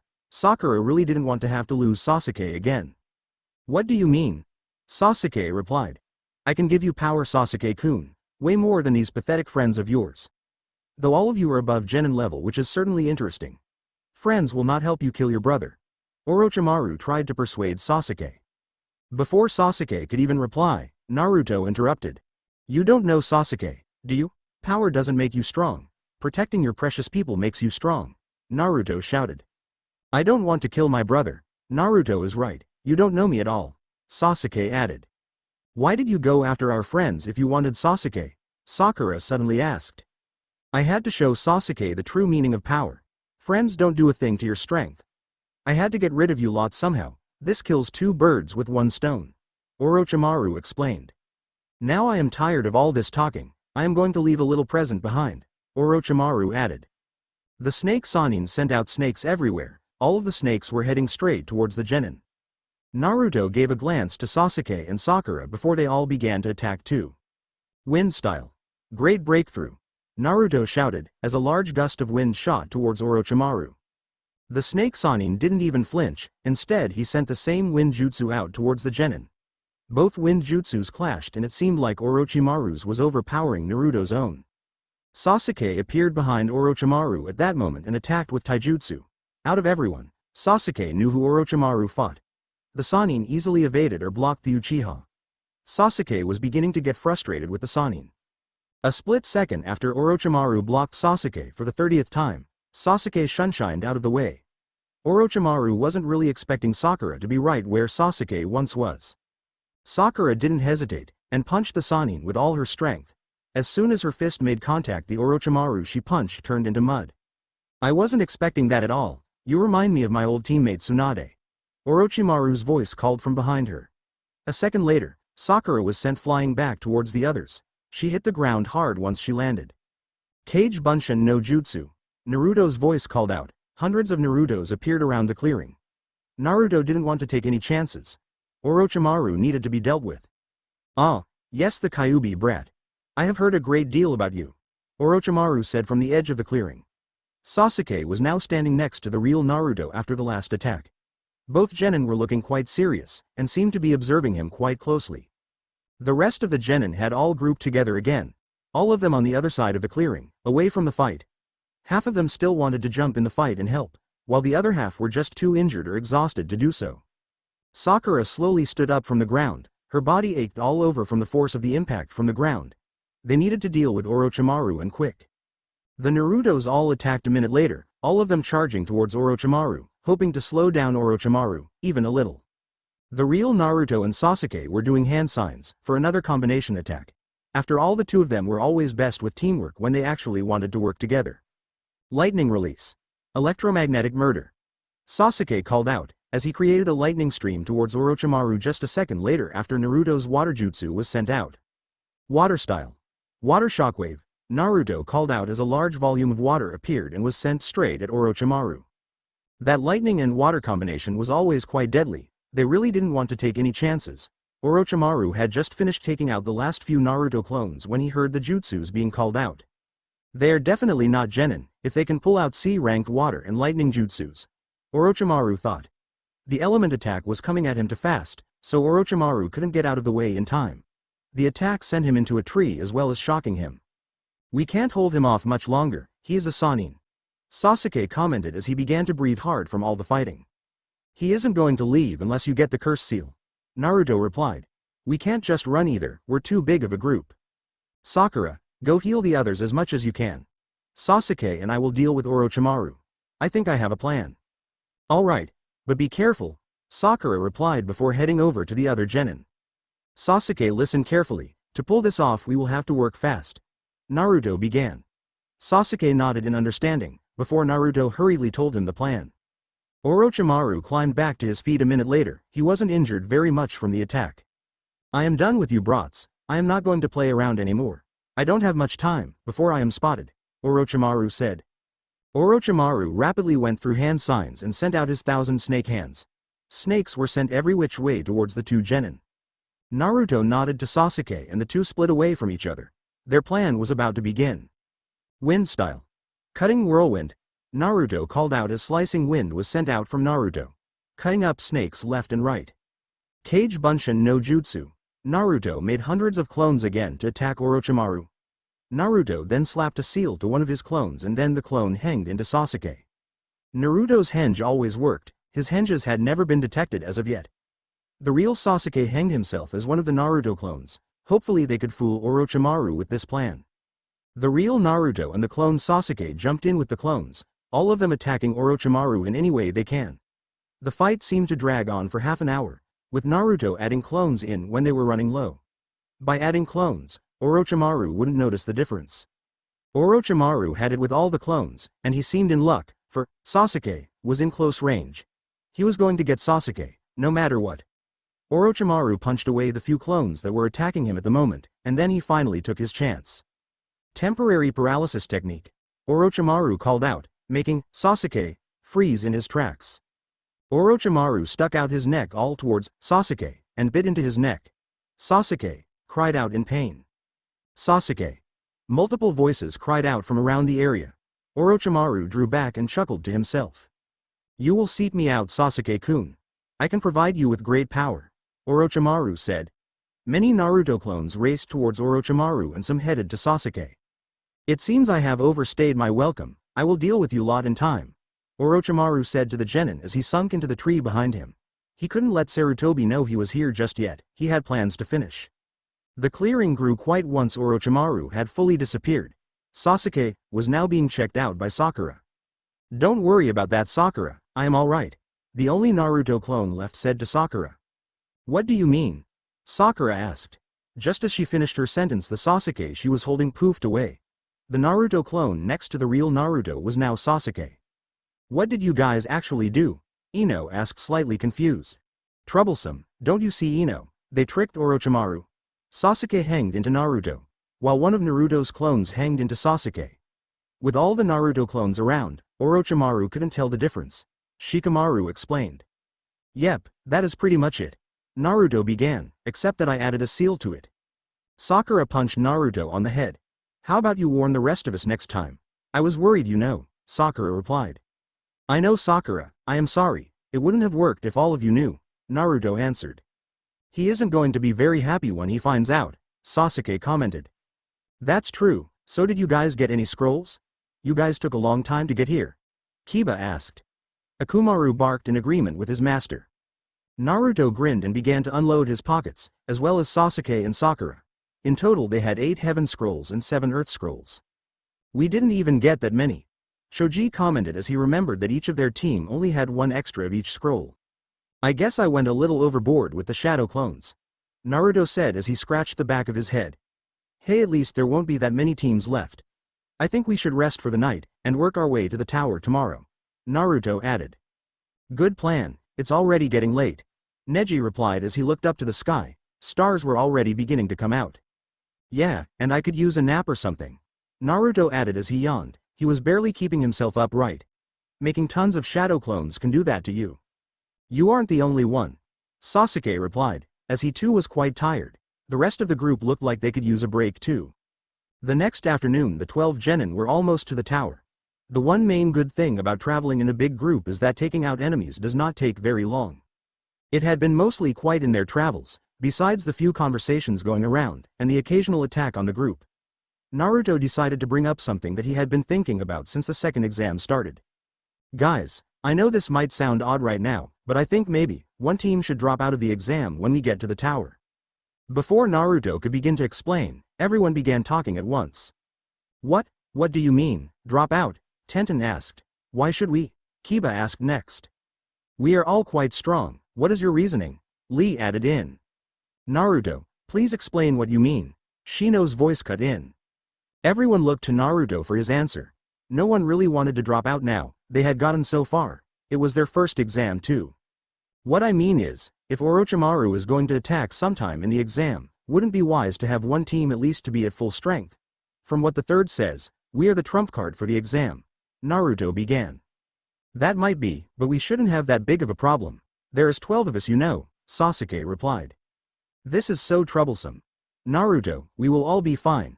From what I gathered from my father, there is probably going to be a preliminary round before the third round.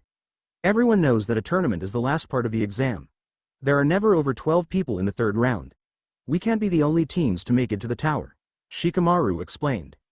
Shikamaru and Sasuke are correct, Naruto. Since the third already suspects Orochimaru to attack, he probably has other shinobi preparing. We can't only part of the third's plan, Shino added. Naruto sighed. I guess they are right. Luckily there are more than 3 time travelers in the group. I think I might have gone insane without them, Naruto thought. Alright, we are all going then. I want all of you to be alert at all times until after the exams are over. Orochimaru might try to attack again, we seem to have caught his interest, Naruto told the group. Everyone nodded to confirmation at this. It didn't take them much longer to reach the tower at the end of the third day. All 12 genin stood in front of the sign that was just inside the tower. Since 6 of the genin already present knew what to do, they took out their scrolls. Since there were 4 teams all at once, There was a loud puff of smoke that appeared from the 4 sets of scrolls. Once the smoke dissipated, Iruka, Zabuza, Azumo and Katetsu appeared in front of them. "Ha, Azumo, you owe me money." They all arrived at the same time.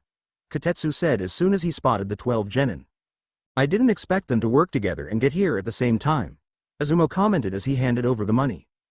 "Good job, Gakis, now you have to wait until the 5 days are up," Zabuza explained before shining away.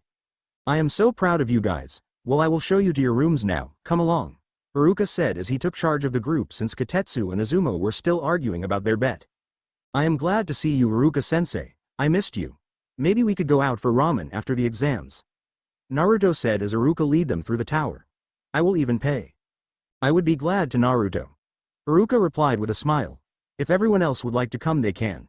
You guys can tell me all about your missions," Iruka added. "It would be more fun that way, I don't mind," Naruto answered. "Yeah, I will go," Choji replied. "After all, there isn't anything like free ramen." After that, everyone agreed to go as well. It wasn't long until Iruka showed everyone to their rooms and wished them good luck on the rest of the exam. Just as Team 7 started to relax in their room that they were assigned, there was a knock at the door. Naruto, who happened to be the closest to the door, opened it. There was an Anbu, with a bear mask. "The Hokage would like to speak to you, Naruto." The Anbu spoke. Naruto nodded and turned to his teammates. "I will be back, guys. I just have to go talk to Hokage-ji." Naruto then headed out of the door and closed it as he left. Naruto followed the Anbu through the twists and turns in the tower. It was a few minutes later that they had arrived at a door. The bear mask Anbu knocked on the door before entering after hearing a come in from inside. The third Hokage sat behind a desk that was full of paperwork. The third greeted Naruto before dismissing the Anbu, and then did a hand sign to activate the privacy seals. "Hey Hokage-ji, I am guessing you want an update?" Naruto asked, clearly knowing that was what the third wanted. "How did the forest go?" Sarutobi replied in return. "A lot happened," Naruto began, as the memories flashed through his mind. "Would you like to tell me? You were the one who told me about future events," the third said. Naruto sighed to himself. He wasn't really sure if telling the third was a good idea. Naruto may have told him about him and the others being time travelers, but Naruto never told him much about certain events. After all, too many people knowing details might mess up the time stream too much. Naruto decided to just tell the third what happened in the forest. In the long run it would be more helpful. That is quite the adventure," the third replied, after Naruto told him what had happened in the story. "Yeah, he will be back. I don't really know how long it will take him to figure out that Sasuke doesn't have the curse seal. I just know he will be very pissed," Naruto chuckled. "Thank you, Naruto. I have others on this case as well. The 12 of you are just part of this plan, as you know," Sarutobi replied. Naruto nodded. "I know, G. Well, I will talk to you later then. My team and the others just got back, you know." "Yes, I know. Good luck with the rest of the exams," the third said as Naruto deactivated the seals and headed out the door. Once Naruto was gone, the third let out a long sigh. He was getting too old for this. He was definitely relying on Naruto a lot. Sarutobi knew that if Naruto had not told him of being a time traveler, then this whole thing would be different. This generation will definitely be a strong one, the third mumbled to himself, before getting back to his large stack of paperwork. Naruto was heading back to his team's room when he stopped in his tracks. All of a sudden, Naruto smacked his forehead with his hand. "I still have to talk to Gaara. I don't want him to hurt anyone he goes up against. I don't know if the fights will turn up the same. I don't think my Kage Bunshin that followed the Sand siblings really made much progress." Naruto pondered his thoughts as he walked through the tower. Naruto was just about to walk into the last hall that leads to his team's room when he stopped. Gaara was nearby. Naruto turned back around and headed towards Gaara's location. He needed to talk to Gaara as soon as possible. Now was the best time to. Naruto spotted Gaara a few minutes later. Gaara was leaning against a wall, away from all the competitors' rooms. Gaara looked up at him a second later. "What do you want, Uzumaki? I don't have time for you," Gaara said as Naruto approached. Gaara was struggling to keep Shukaku's thoughts at bay. Every time Naruto was around, the one-tailed raccoon demon went crazy. "I want to help you, Gaara. I know what you are going through. I can't stop the raccoon's thoughts. You won't have to listen to him." Naruto calmly spoke.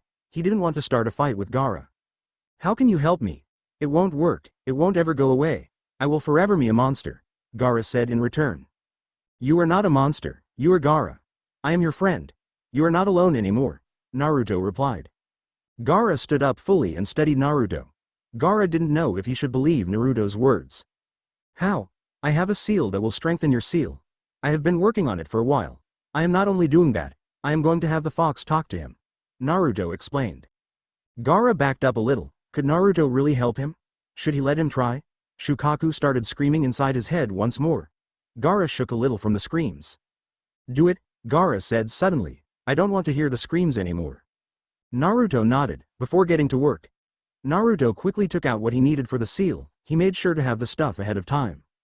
Kurama, I am going to need your help with this, Naruto thought. Don't worry about it, kid, I have been waiting, Kurama replied. Naruto let a little bit of the Kyuubi's chakra out, to get past Gaara's sand defense that automatically went up as he stepped closer to Gaara. Naruto easily pushed through the sand, with Kurama's chakra. The Shukaku couldn't beat out the strongest tailed demon. Naruto made a 3-cage bunshin to aid him. The real Naruto had to go inside Gaara's head, while his cage bunshin applied the seal and watched for anyone that might approach. Naruto did a few hand seals, before placing his hand on top of Gaara's head. A second later Naruto appeared in the middle of a desert storm. So this is Gaara's mindscape. I can't really complain. My mind is a giant sewer. Naruto commented. Naruto then began his search for Gaara. Luckily it didn't take very long to find him. Gaara was curled up in a ball before a cave. Bars were blocking the entrance. This was obviously where Shukaku was being held. You brat. I will kill you. You are not silencing me. I will get through. You won't stop me. The one tail shouted through the bars. Gaara was shaking from all the yelling. I don't think so, Shukaku. Kurama's voice replied, as he took over Naruto's body. If it isn't the 9 tails, still think you're stronger than the rest of us, don't you? Shukaku called out. Kurama chuckled, of course, though I could tell you quite a story about my container. I don't want to hear any story. I want to come out there and kill you, Shukaku exclaimed. I am going to tell you anyhow. My container is sealing you up nice and cozy. Of course he isn't a master yet, but he is better than anyone else at the moment. He is going to have the frog Sanin check it out, so you definitely won't be getting out anytime soon, Kurama explained. The raccoon dog demon knew Kurama was right. The seal the blonde brat was using had already started taking effect. This wasn't going very well for him. Fine, tell me this stupid story, just remember, I will get out someday, Shukaku replied. So with that, Kurama began telling Shukaku about the future. By telling Shukaku, Gaara would eventually know. Just not yet, probably after the redhead got tons of sleep. Kurama also passed over most of those memories with a jutsu. Shukaku stood in his cage in silence. Kurama was right. That was quite the story. If the one-tailed demon didn't see the few memories Kurama gave him, then he would have a hard time believing him. Your brat gets into a lot of trouble. It explains quite a lot, actually. For now you will have my cooperation. I want to see who this whole thing turns out, Shukaku replied. Good, the seal that is being used should let you still talk to your container. Though this time, he can block you out as well as sleep in peace. Well, I am out of here then, my kid and I have things to do. Kurama answered before letting Naruto take back control. Thanks for listening, please be kinder to Gaara. I will be back if I have to, Naruto explained, just as Gaara that was curled up in a ball began to stand up. Naruto then backed out of Gaara's mindscape. He could always talk to Gaara in the real world. He could barely hear Shukaku grumbled something as he left. Naruto stepped away from Gaara. His clones had just finished up with the seal too. Gaara was standing there in silence. He looked a little shocked as well. We're done, boss. Everything went smoothly, though we had a few close calls with the others. Quite a few of them are looking for you. One of Naruto's clones replied. All right, thanks.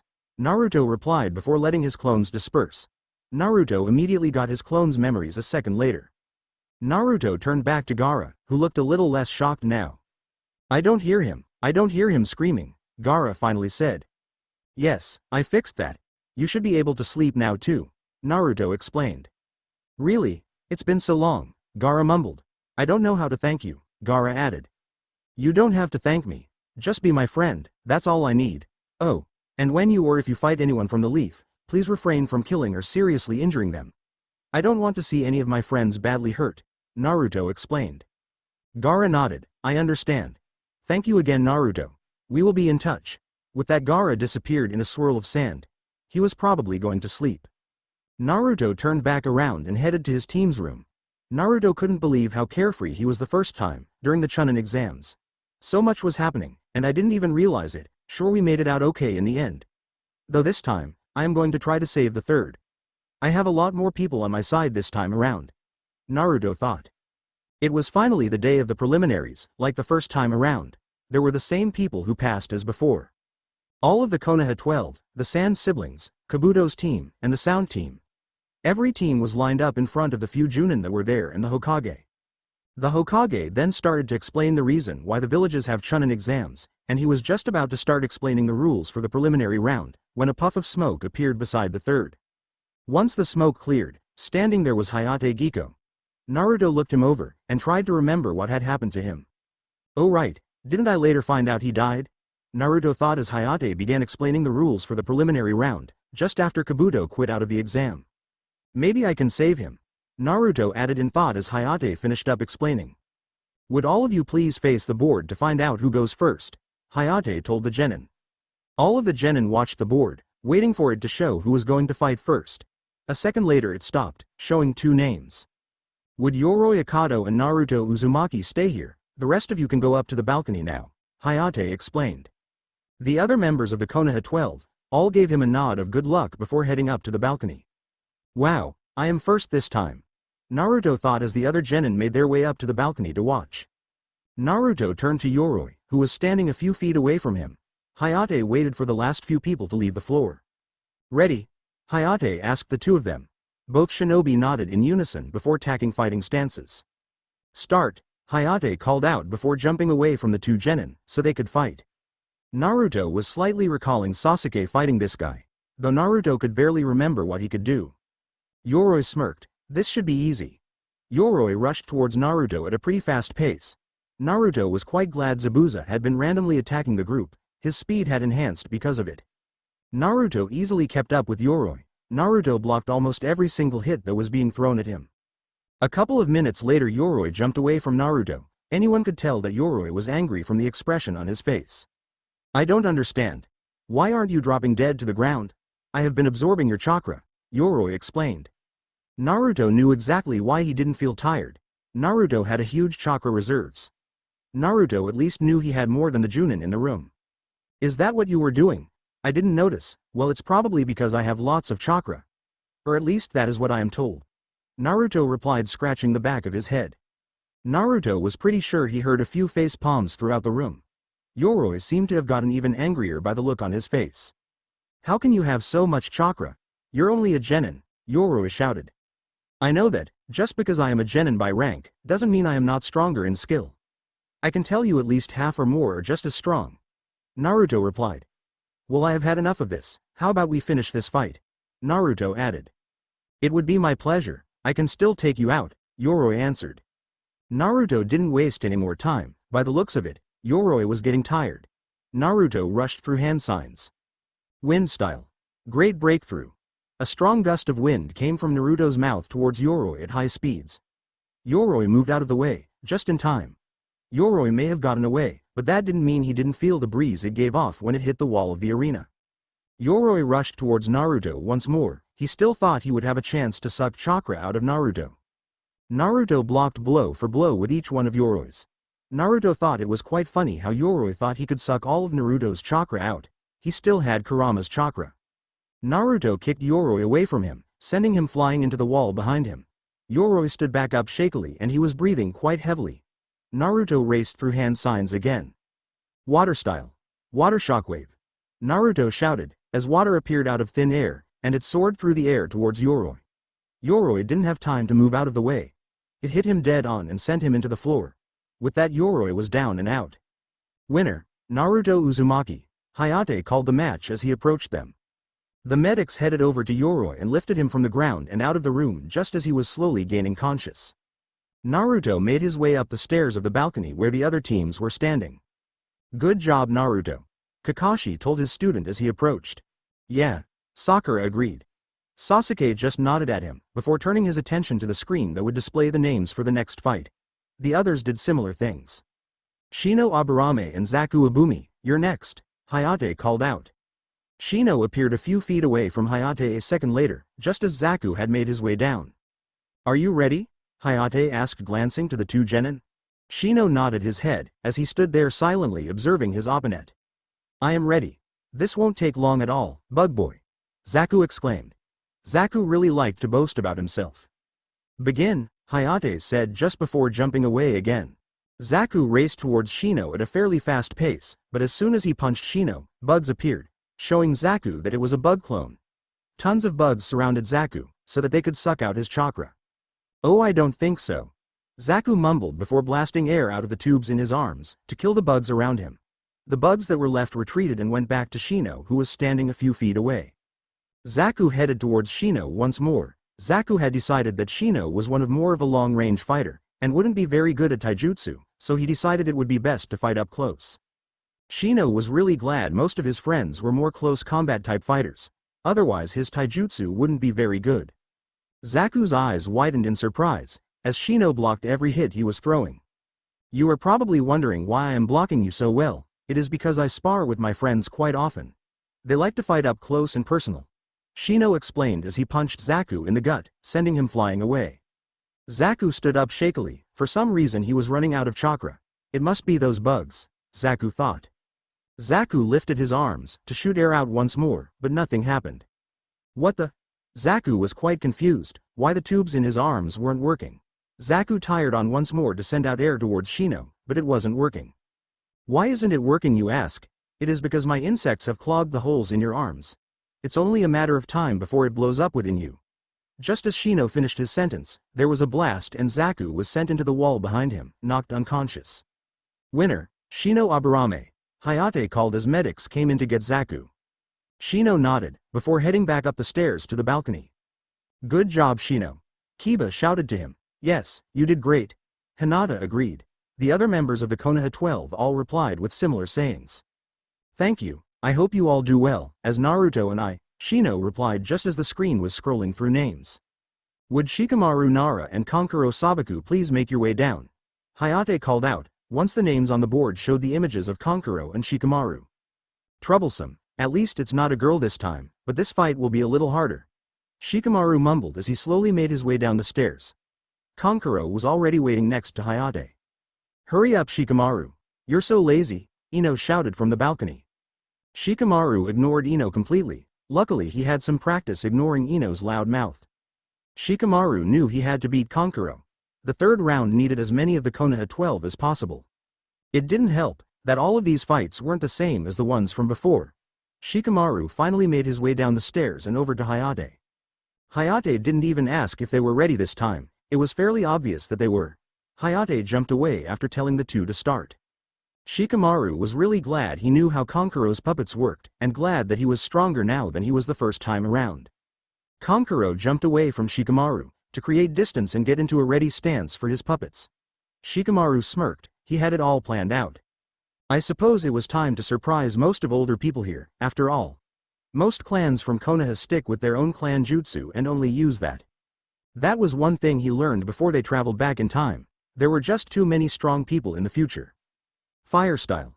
Fireball jutsu. Shikamaru called out after racing through hand signs. A fairly large fireball raced towards Kankuro.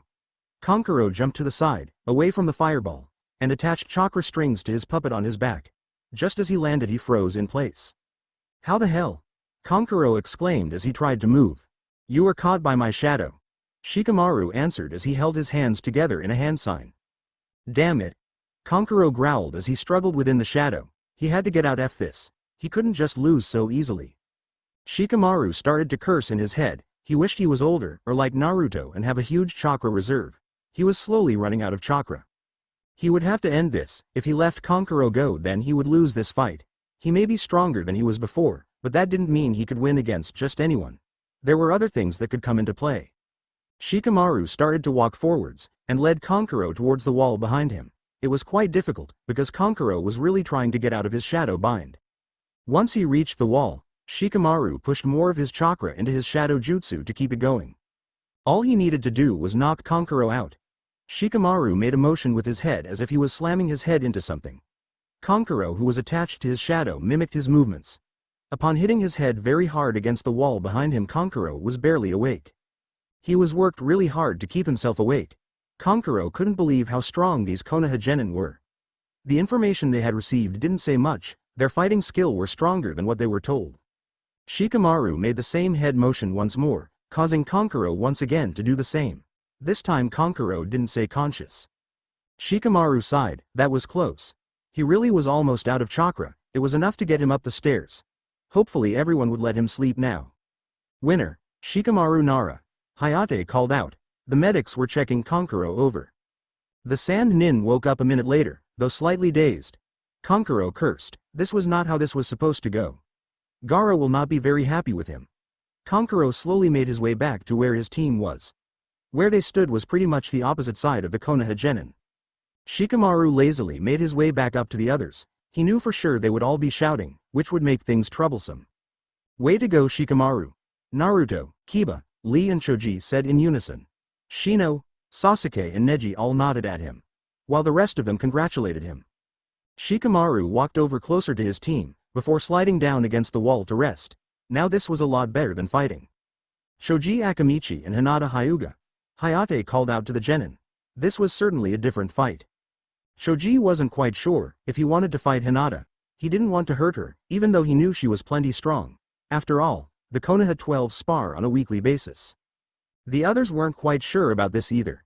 Asuma and Kurenai were about to encourage both Choji and Hinata to at least fight, but they was interrupted by Hinata. Hinata turned to Choji, do your best, okay. Let's show everyone what we can do. Of course. Choji agreed. They were going to fight each other anyways. Their Junin senseis were quite surprised by their genin's attitude towards the fight. The two of them watched as their two genin made their way down towards Hayate. I guess this group training is really pulling off, Asuma muttered. I guess so. I haven't seen Hinata ever be that confident, Kurenai agreed. Kakashi decided to butt in on their conversation. Kakashi, though it would be best to bring the other senseis in on what he knew. Guy, who was standing next to Kakashi, also leaned in closer. Yes, they are quite talented. I need to speak with the three of you later. Kakashi explained. Guy already knew Kakashi had been suspicious. The two of them had slightly talked about it, but Kakashi never really gave much information about it. Hinata and Choji faced each other, each of them in fighting stances. This match was going to be quite hard. Hinata's gentle fist was a close combat type of fighting, and she knew a few water jutsus. Choji's fighting was about the same. He didn't know how this fight would turn out. Earth jutsus would definitely help him out. Begin, Hayate told them before jumping away, like he did in every fight so far.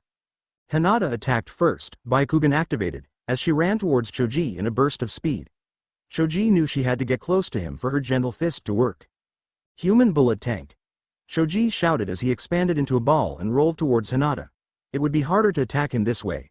Hinata gasped, she needed to get out of the way fast. Her gentle fist won't be able to hit him if he is rolling too fast. Hinata sent chakra to her legs, before jumping away from Choji's rolling form. As soon as she landed, she raced into hand signs. Water style. Syrup capture field. Hinata called out. A stream of liquid was spit out and towards Choji, who had just shrunk back to normal. The sticky liquid splattered right onto Choji. Choji knew that Hinata's jutsu would slow him down a lot, so the tank jutsu was out, she could hit him now. Hinata shot towards him once more. Earth style. Great Mud River. Choji called out as he changed the ground around him into mud. Hinata slid towards Choji, from the slippery mud she was standing on. She was trying to regain balance from all the mud. Earth style. Earth Dragon Bomb.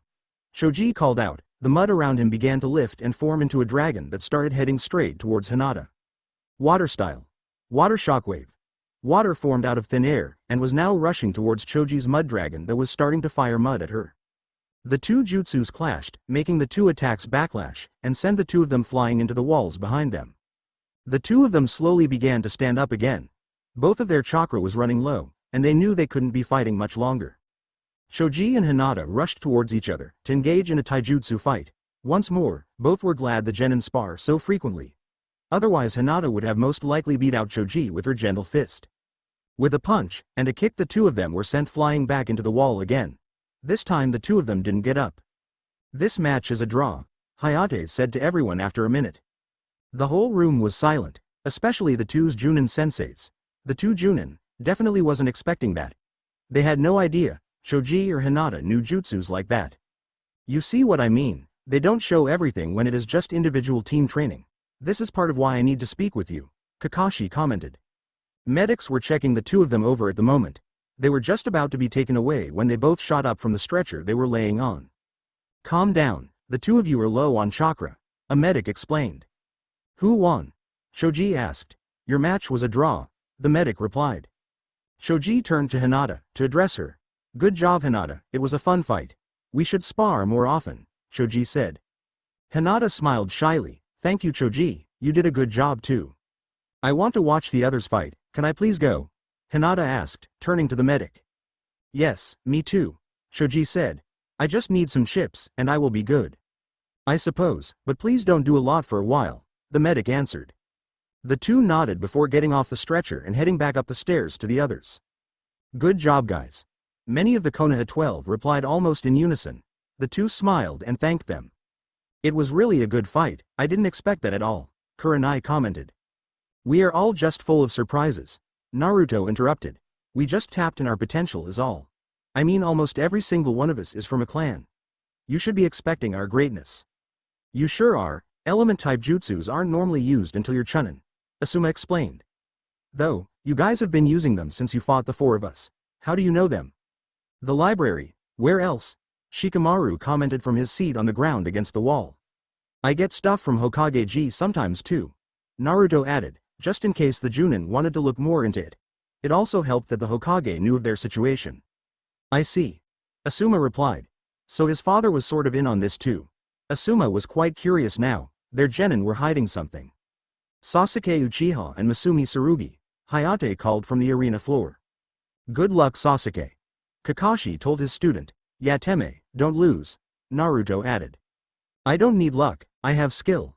Unlike Udobi, though once again, I would like to have a full-on fight with you, Sasuke answered. Whatever Teme, we never can you know. As Neji liked to say, it seems fate doesn't want us to, Naruto replied. Sasuke rolled his eyes, before jumping over the railing and landing gracefully onto the floor.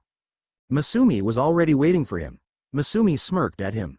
Finally done? Masumi asked. Are the two of you ready? Hayate asked. The two genin nodded, before Hayate told them to start, and jumped away. Sasuke didn't even waste time, he wanted to win this battle. Sasuke raced towards Masumi, and engaged him in a taijutsu match. Just before Sasuke appeared before Masumi, the genin did a quick hand signs, but nothing happened. At first Sasuke's hits were working, but Masumi began to dodge with easy. That's when Sasuke noticed that Masumi began to bend at weird angles. Sasuke jumped away from the genin, just before Masumi could wrap around him. Ah, I see you figured out my soft physique modification jutsu. This allows me to dislocate my joints to fit into any space I need. Masumi bragged. Of course. Sasuke replied before racing through hand signs. Fire style. Fireball jutsu. Fireballs shot out of Sasuke's mouth and raced towards Masumi. Masumi jumped out of the way just in time, only to be attacked once more by Sasuke. This is sad. I don't even need my Sharingan for this. I'm also not even trying. Did Naruto think his fight was easy too? Sasuke wondered. Sasuke sent Masumi right into the floor a few minutes later. Masumi was out cold. Sasuke smirked. The match was over. Winner Sasuke Uchiha, Hayate called, before medics came out to take Masumi away. The first 5 fights were done, and over with. Many of the genin left were just itching to fight now. Kakashi, Asuma, Kurenai, and Guy had been observing their genin for a while. They were becoming really curious now. 9 of them just graduated from the academy like 6 months ago, and every single one of them knew element techniques. That's something you learn as a Chunin, because most genin do not have the chakra reserves to do element jutsus. Sure, there were the occasional genin who had the chakra reserves to do so, but 12 of them? Something was really going on, and the Chunin really wanted to find out what. Chunin do not like being out of the loop, especially if it is their genin that is hiding something. The board started to spin through names once more.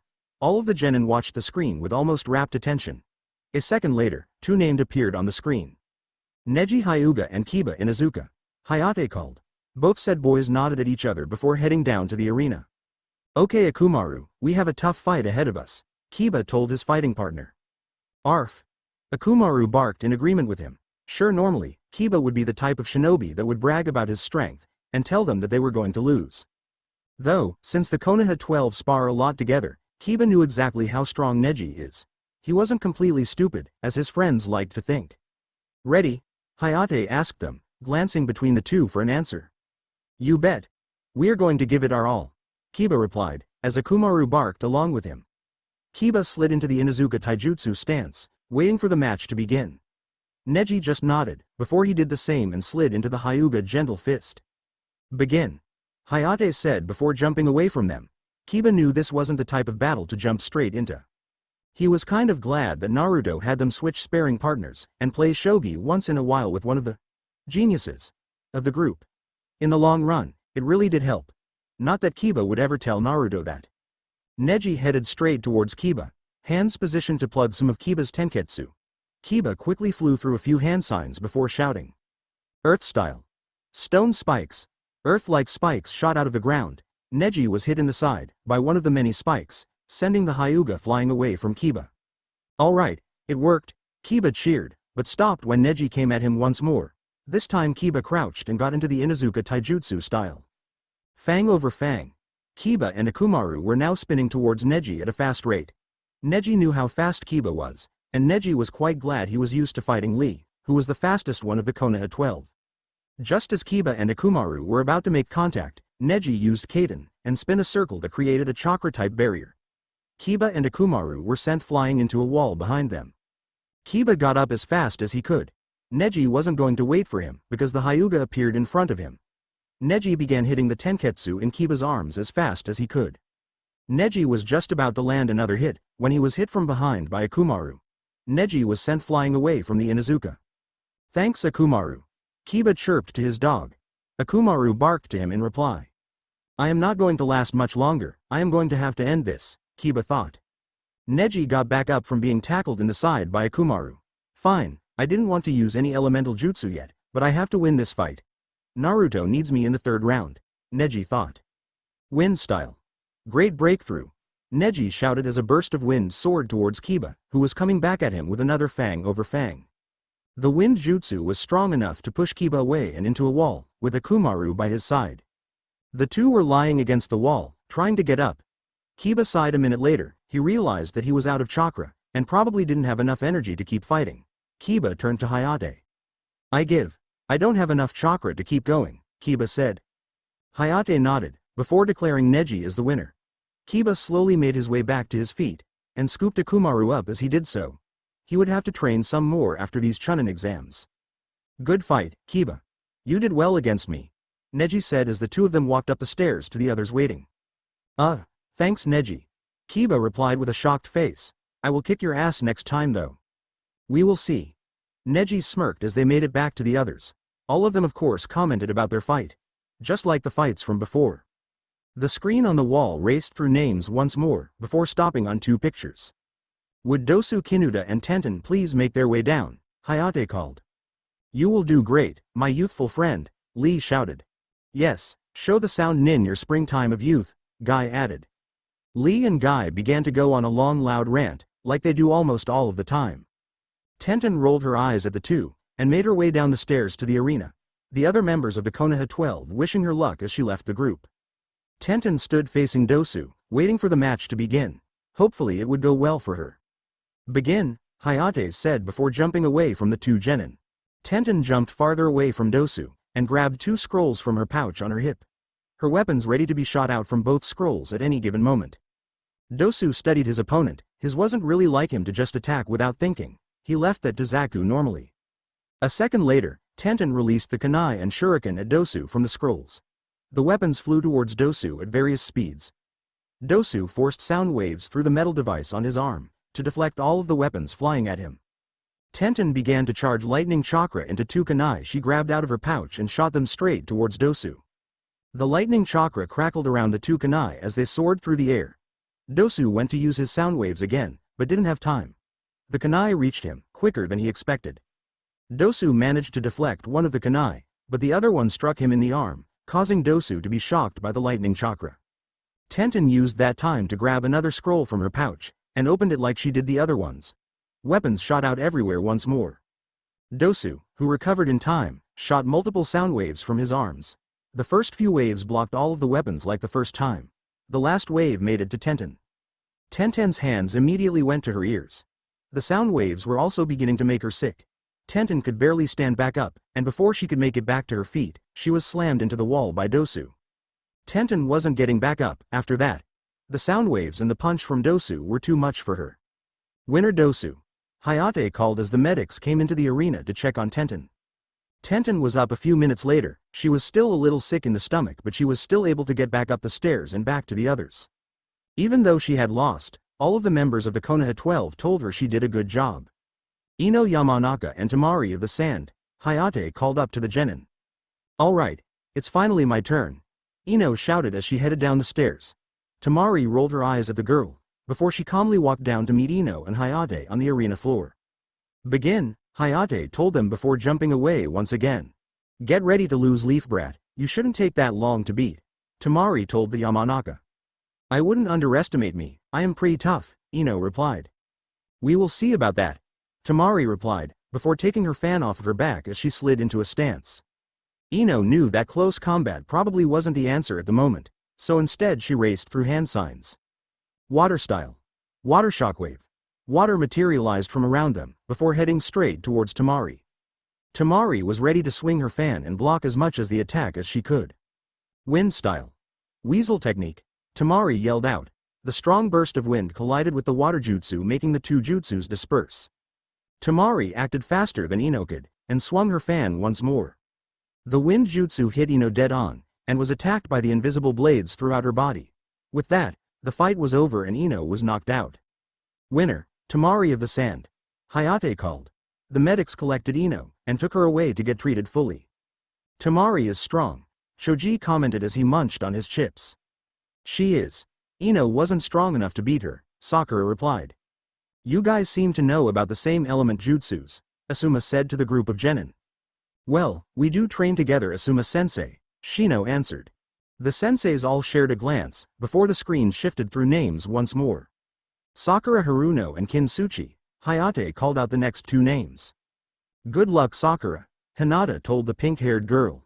Sakura nodded at her, with a smile. Since she had fought Kin in the forest, this shouldn't take very long. Sakura jumped over the rail, and landed gracefully on her feet. Kin was already there glaring her down. "You aren't going to win this time, Pinky," Kin growled out at Sakura. "We will see," Sakura replied. Hayate told them to begin. He once more jumped away from the middle of the arena.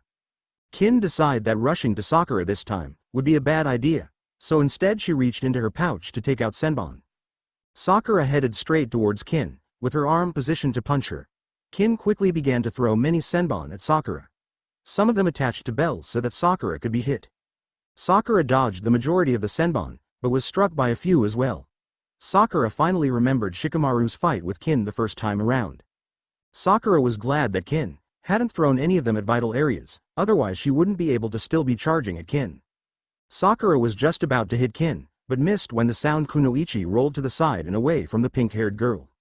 Sakura's fist met with the floor, shattering the ground and creating a decent-sized crater.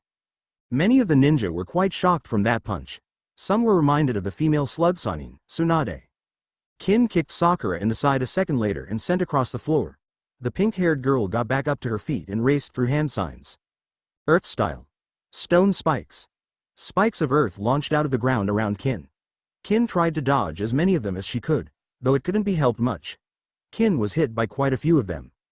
Kin was too focused on dodging the earth spikes to notice Sakura suddenly appeared next to her. A second later and Kin was sent straight into one of the spikes behind her and into the ground unconscious. Winner Sakura Haruno. Hayate informed the ninja in the room. The medics were already collecting Kin from the floor. Ino made her way back into the room, just as Sakura was declared the winner. The two of them both walked up the stairs together. "Good job, forehead," Ino told the girl truthfully. Ino knew from her own fight that she would have to train a lot more, especially if she wanted to beat Sakura. "Thanks, Ino. Your fight was good too, you did well against Tamari," Sakura replied as the two of them mated to their friends.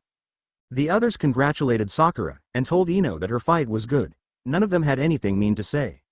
Every single one of them seemed to learn that from Naruto. The boy always gave them positive feedback, even for things that would help them improve. It was finally the last two genins' turn to fight. This fight would definitely be intense. Almost every single person in the room believed so. "Would Rock Lee and Gaara of the Sand please make your way down?" Hayate called out to the two genin. "Hey, did you ever talk to Gaara?" Neji suddenly asked. Everyone could hear the slight panic in his voice. Most of the Konoha 12 and the senseis all turned to look at Neji, to find him looking towards Naruto. Naruto was looking out towards where the Hokage and few Chunin were standing. Naruto was quiet for a minute before finally answering him. Was there any doubt? I wouldn't let anything happen to my precious people, even the ones who don't wish to be saved. This statement seemed to ease the tension that had started to build up. Of course there wasn't any doubt. This was Naruto they were talking about. A ninja could change many people and keep his word to anything. It was like a weird version of therapy. Yosh! I will do my best and show everyone my power of youth, Lee shouted. Lee's shout had broken everyone out of their own thoughts. Yes, Lee, my youthful student. I know you can do it, Guy replied with an equally loud shout. Lee did a quick Guy pose and jumped down from the balcony and landed on his feet, next to Gaara and Hayate. Begin, Hayate called out a minute later and jumped away. Gaara didn't move at all. He looked slightly calmer than usual and just stood there staring Lee down with his arms crossed. Lee wasn't much for being very patient, and launched himself towards Gaara in a very fast speed.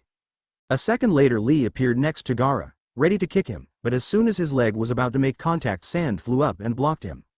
Lee tried again to attack, but was only blocked by sand once more. Lee kept at it though, and kept trying to hit the red-haired sand nin. Lee knew it was time to take his weights off. He shared a quick glance with Guy and then jumped a fair distance from Gaara. The green spandex-wearing genin quickly took the weights he had on his legs off. The weights were so heavy that they created a small crater in the arena floor. There were several gasps throughout the room. A split second later Lee vanished from most people's view and was next to Gaara in an instant. This time Gaara's sand wasn't fast enough to block Lee's fast movements. Gaara was quite shocked that he had been hit. No one could normally get near him because of his sand shield. He was sent flying away. A second later Lee was using front lotus on Gaara, but as soon as they made contact with the floor, sand burst out everywhere, revealing that it was a sand clone. Lee was all of a sudden knocked clear across the arena by sand. Lee was up a second later. If he wanted to win this match he was going to have to open the gates. After a brief conversation with Guy, Lee opened the chakra gates. Lee seemed to have grown even faster and stronger. Gaara and Lee went back and forth for a while. It was just after Lee used his reverse lotus that Gaara began to fill the arena with sand, to stop Lee's fast movements. Gaara finally got Lee within his sand. He was just about to crush the boy's bones in his left arm and leg, when Naruto's voice flooded through his mind. When you or if you fight anyone from the Leaf, please refrain from killing or seriously injuring them. I don't want to see my friends badly hurt. Gaara let go of Lee, and let him drop to the floor exhausted. The fight was over. It was a good fight, though he kind of wanted to see how strong Naruto was. Lee tried to get back up to continue fighting, but he couldn't. The fight, and the chakra gates took a lot out of him. After a few minutes, Hayate finally gave the match to Gaara. Winner Gaara of the sand. As soon as Hayate said this, Guy jumped down and headed over to Lee to check on him. The medics were already heading over to them. Good job, Lee, Guy told his student as the medics looked the genin over. Thank you, Guy-sensei. As soon as I am well I will head out for more training, Lee replied. Hayate cleared his throat to gather everyone's attention. The Hokage and the other Chunin in the room were already standing in a row besides the Hokage, along with a few Chunin. Will all winners please come down the floor, so we can discuss the third preliminary match of the Chunin exams. Naruto slipped a piece of paper to Shikamaru, Neji and Shino before the group of them went down the stairs. The only thing that was written on it was a day, time and place. The three of them knew exactly what it was for. They had to discuss a few things about the finals and such. The genin that passed were all standing in a row, in front of the older ninja. The genin that didn't make it were scattered around behind the winning genin. Now numbers have been placed in this bowl. This will determine what order you fight in, and who you will be facing in 1 month's time, Hayate began. Hayate only stopped, because he thought there might be a question, but none of the genin asked anything. You will be given time to train, and rest before the month is up. There will be lots of people watching this time. All of you have seen each other's moves and now have time to adjust and get stronger, Hayate explained. The genin all nodded in understanding before Anko went around with the bowl so the genin could draw numbers. 2. Neji read off his number before rolling his eyes. The same number as he got the first time around. He wondered if he might be fighting Naruto again. 8. Gaara replied. 3. Temari read off her number. 5. Shikamaru replied lazily. Shikamaru was glad he didn't have to fight Temari this time around. 6. Shino stated, before sharing a glance with Shikamaru. 9. Dosu said. 4. Sakura ready off her slip of paper. This time she would actually be in the finals. 7. Sasuke smirked after reading his number. It seemed like he was once again fighting Gaara, though that left with Naruto at number 1. 1. Naruto exclaimed, it was just like before. He would be fighting Neji once again. It seemed like the universe wanted to keep something the same. Alright, you were dismissed, and I will see all of you in a month's time. The third Hokage explained. The genin all nodded before dispersing from the tower in different ways. Naruto walked through the village a few days later. He was enjoying the day off for once. The final part of the Chunin exams will be in 3 weeks. That's when everything is really going to start. At the moment, Naruto really didn't want to deal or worry with it right now. He was kind of avoiding the rest of the Konoha 12. He didn't really want to deal with all of them for the moment. Though they had a meeting of sorts later today, so for now Naruto didn't need to worry about them. He was walking by the hot springs when something caught his eye. A man dressed in red and green, with long white hair was squatting next to the fence. Naruto froze in his tracks. He only knew one person like that. Ero Sennin, Naruto mumbled. Yes, Naruto knew he would see Jiraiya again. After all, they were in the past. Naruto's heart was beating fast, and he really wanted to rush over there and hug the Sannin. It was really hard for Naruto to hold back. It had been so long since Naruto had last seen him. Hey Gaki. Why are you standing there? Jiraiya's voice rang through his ears. You're going to attract attention. Naruto had subconsciously walked closer to where the toad Sannin had squatted down by the fence. Naruto's eyes began to gather with water. Naruto hadn't cried since, well, it definitely had been a very long time. Way back sometime before they had time traveled. Naruto really couldn't remember when. All of a sudden it was like everything Naruto had been through since before time traveling, and everything with the war had caught up with him. It just all wanted to come out. Jiraiya was quite confused with the boy, and it showed on his face. Are you alright, kid? Naruto finally didn't care anymore, and he didn't care what Jiraiya was going to say. Ero Sennin. The blonde plowed right into the white-haired man, and hugged him. Naruto didn't want to let go. He was slightly afraid that the man would disappear. Jiraiya was even more confused by this. He had no clue why Minato's son was hugging him. They hadn't even met each other until today. Well, when the boy was only a few weeks old, when he checked the seal. They didn't officially meet until today. Jiraiya decided to just go with it, and let the boy hug it. By the way he was crying and mumbling, he seemed like he really needed one. Why? Why did you have to go alone? Did you know what that did to Tsunade Ba-chan? To me? Naruto mumbled out, and Jiraiya could barely make out what he was saying. What are you talking about, Gaki? Jiraiya asked. Naruto finally let go of the toad Sannin, and looked up at him. I have a lot to tell you, Ero Sennin, Naruto began to say. Hey, don't call me. Jiraiya was cut off by Naruto, who all of a sudden grabbed his shoulder and shunshined the two of them to an abandoned training ground. What the hell, Gaki? What is going on? Does the old man know you can do that? Jiraiya asked. I will explain everything, just. Naruto paused in the middle of his sentence, so he could think of what he wanted to say. Should I tell Ero Sennin? Though we do need someone else who is older and knows what is going on. I have always trusted Jiraiya, but Kakashi and the other senseis have been trying to figure out what is going on with us. We need someone else who can cover for us. I don't really want to bring so many into the situation already. The more that know, the harder it is to keep it secret. Naruto thought. Okay, Ero Sannin, first off. You have to hear me out. Let me tell you everything, and then you can ask questions. This is S-ranked kind of information. The old man is the only one that knows this, and well, I guess the one tail. Naruto mumbled out at the end. Alright, Gaki, I will hear you out and then we will go from there, Jiraiya replied. Naruto took a deep breath and then began telling Jiraiya about the future and everything that had happened so far. Jiraiya blinked several times after hearing Naruto's story. Naruto's life sounded like it was harsh, crazy, and the boy seemed to be a walking target for everything. Almost every single mission there was some problem. Though now Jiraiya knew why Naruto was so upset when they met a few hours ago. Prove that you're from the future. Then I just might believe you, Jiraiya finally said after a few minutes.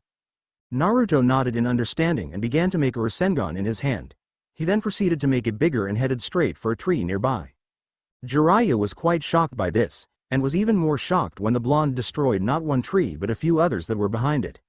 Sorry, I can't add the wind element to it yet. My body wouldn't be able to handle it, Naruto explained. I see.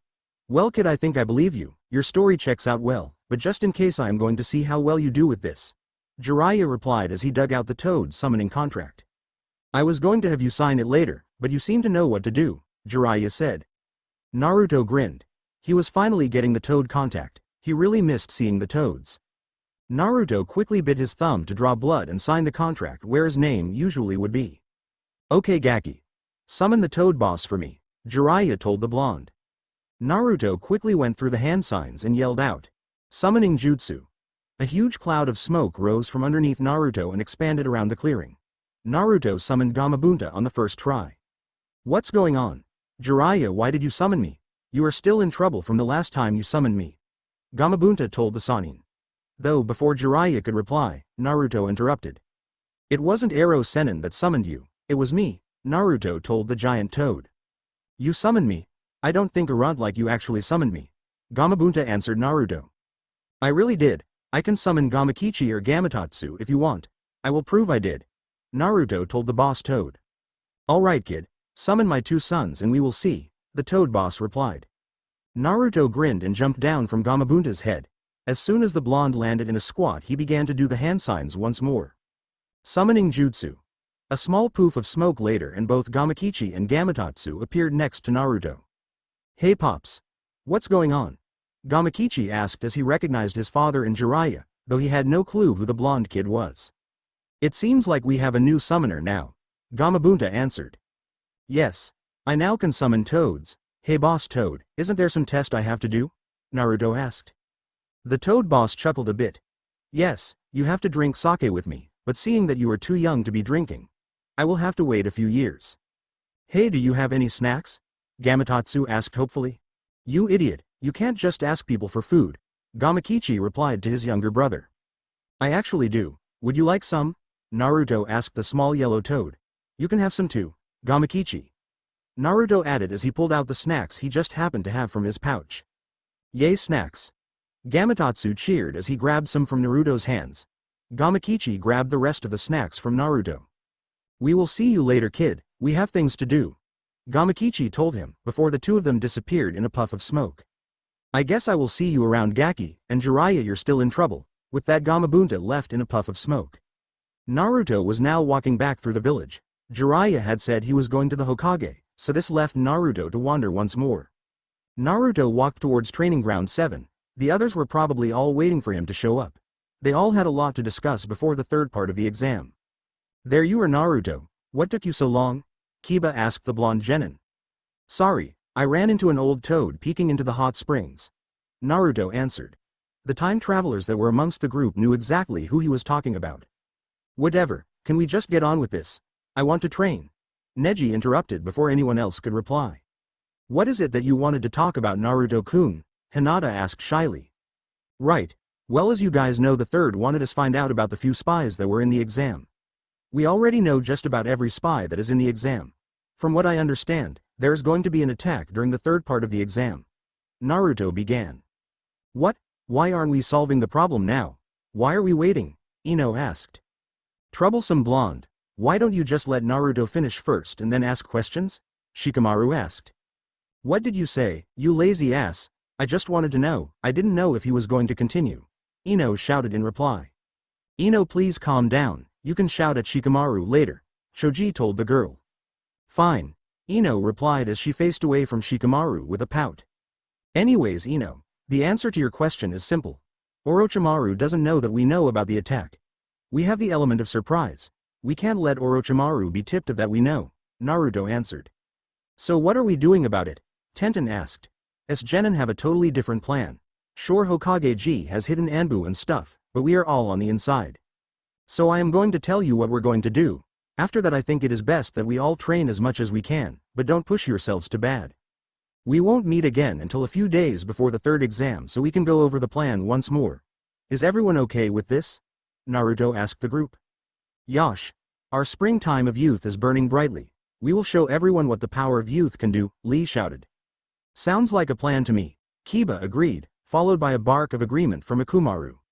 The rest of the group had similar replies, and a few just nodded in agreement. So Naruto, what is your plan anyways? Sakura asked. Naruto sighed, before he began to tell everyone his plans for the third exam. Naruto was again walking through the streets of Konoha 2 weeks later. He was currently taking a break from all the training he had been doing, and was searching for the Sand siblings. It was very important to get the three of them to work alongside the group. After all, Gaara is one of the main contributors to the attack. Naruto was now checking through the many training grounds of Konoha when he felt Gaara's chakra signature spike a few minutes ago. Just as Naruto arrived in training ground 24, Gaara appeared in front of him, in a swirl of sand. "Hey Gaara, I was looking for you. How have you been?" Naruto asked. "Hello Naruto. I have been rather well now that I can sleep. I want to thank you once again. What is it that you need?" Gaara replied. "That's great, you're welcome, I am glad I could help. You are my friend after all. I help all of my friends whenever I can. I actually wanted to talk to you about the third exam." "I see, so you know about the attack then?" Gaara asked in reply. Naruto sighed. He really hoped this would work. If he got Gaara to help them out, it would be a lot easier to fight off everyone during the attack. "Yes, I do. I thought maybe I could change your mind and help us out instead," Naruto answered. "I really don't want to have to fight you, and I also don't want any of my friends to get hurt either, that includes you," Naruto explained. "I know you might not want to hear this, but your father isn't alive anymore. Orochimaru has taken his place as the case cage to get into the exam without worry of being caught," Naruto added. "I see, after being able to sleep, and having a few discussions with Shukaku, I think it would be best to side with you. I have actually been meaning to tell you about the exam, but you seem to have beaten me to it," Gaara explained. "Oh, well that works well with me. I really appreciate it. Talk to your siblings about the exam as well. Talk to them, they do care about you. Otherwise they wouldn't have stayed with you, even if they were your siblings," Naruto replied. "I understand Naruto. I will speak with them and see you in about a week then," Gaara said. "Wait, 3 days before the exam come to my apartment to discuss plans. It would be best if everyone knew who was on what side. Oh, and I want you to ask Shukaku about me. Tell him to tell you everything. Though I recommended you do it when you're alone and won't be doing anything for a while," Naruto explained. Gaara nodded, before leaving in a swirl of sand. Once Gaara was out of sight, Naruto took a deep breath. "All this planning is starting to make my head hurt. I feel like there is so much to do in so little time. Not to mention what things I have to do after the whole exam fiasco is over," Naruto thought. "Don't worry about it too much. For now just take it a day at a time, that's the only thing you can do. You can't keep stressing about all the things that need to be done, it won't be good for you," Kurama replied to the blonde genin. "Yeah, I know. That's why I attacked Ero Sennin with a hug and burst into tears when I saw him. I guess holding all of that in for so long kind of took over. You know me, I like to express my emotions in battle and to everyone I meet," Naruto said. "Yes kid, we all know you wear your heart on your sleeve. How about some training? I don't want to hear any more of your mushy feelings. We have work to do," Kurama replied. "Alright, I will get back to training. Though first, I am going to stop for some ramen, before I do anything else," Naruto answered with a grin. With that, Naruto headed to Ichiraku's. It was finally the third day before the Chunin exams, and Naruto was setting everything up in his apartment. Sure, his apartment was small, and some people might have to squish a little, but it was one of the easiest places to use privacy seals. So his place was about the only place that would work. Naruto didn't want many people to know of his plans. The Konoha 12 and the Sand siblings were enough. He was almost considering Zabuza and Haku to help, but they were probably better off not knowing. It was about an hour later that everyone began to show up and find some spot to sit in. Though half of the group was quite surprised when Gaara showed up with his siblings in tow. Naruto activated his seals before turning to the group. "Let me talk, before people start freaking out. Gaara is on our side now, and is willing to help," Naruto began. Some nodded in understanding, though there were a few who still kept their guard up and were unsure. Two of them were Temari and Kankuro. They seemed quite unsure what to do. "Hold on a second. Who put you in charge?" Kankuro asked just before Naruto was going to start. "I have talked to at least half the group about this plan. Sure, I am not the smartest one in the group, and I would probably lose if they all wanted to fight me, and I know at least 5 of them would give me a hard time if I fought them separately. Each of you are LL strong in your own way, and contribute to the group very well," Naruto began. "The Hokage let me have the clearance to have a 12-man team to work together with for the Chunin exams.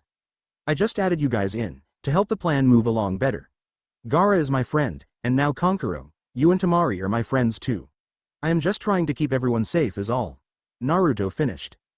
"If everyone knew about the future, this wouldn't be hard to explain. I just can't let too many people know, it just get more complicated that way," Naruto thought. The room was silent for a few minutes, everyone was thinking over Naruto's words. "It's okay Naruto. Just continue on with what you were saying for the plan. Tamari told the blonde. Tamari could detect some kind of hidden meaning in those words, though she couldn't figure out what they actually were. Naruto sighed once more, before explaining his plan. Okay. Here is what is going to happen. We are all going to go on as if we know nothing is going to happen. We are all going to go all the way through the fights. Though do not go all out, we all need to be able to fight through the attack. Naruto explained. Are you sure that is a good idea? Isn't Gaara the signal to start the attack? If he is on our side, how is that going to work? Sasuke asked. Gaara is going to fake it. I already have that handled. You two will fight until I give the signal. I am going to have Kage Bunshin scouting around the village, while the fights are going on. If I can pinpoint where Sound and Sand Nins are going to attack from, I know where to send you guys. Naruto told them. That seems like a good plan to me so far. Though, what about any other spies? We don't know what their plans are. Shikamaru replied. You don't have to worry about Dosu, he is already dead. He has been trying to follow me for the past few days now. I think your plan will work completely fine, without him in the exam. Gaara explained to the group. That's good. Kabuto is one of our main concerns as well as Orochimaru. The old man is in charge of that part though. We will all have to do our best and hope it all works out okay. Kabuto is a threat and a tough opponent. Be careful the next few days, and don't talk about any plans. We don't want anything to go wrong, if we can help it. Naruto told the group. So for now, all we can do is wait for the third part of the Chunin exams to start, Choji asked as he munched on a bag of potato chips. Sadly, that is all we can do. Neji answered for Naruto. Hey, how are you going to talk to us when we're sitting in the stands? Tenten asked. Tenten does have a point. Shino commented. Oh right, I almost forgot about that. Naruto replied as he left the room for a few minutes, before coming back with a small box. Usually, we only can get these through the mission desk, but I got the Hokage to give me a box. Naruto began as he started to pull out wireless radios.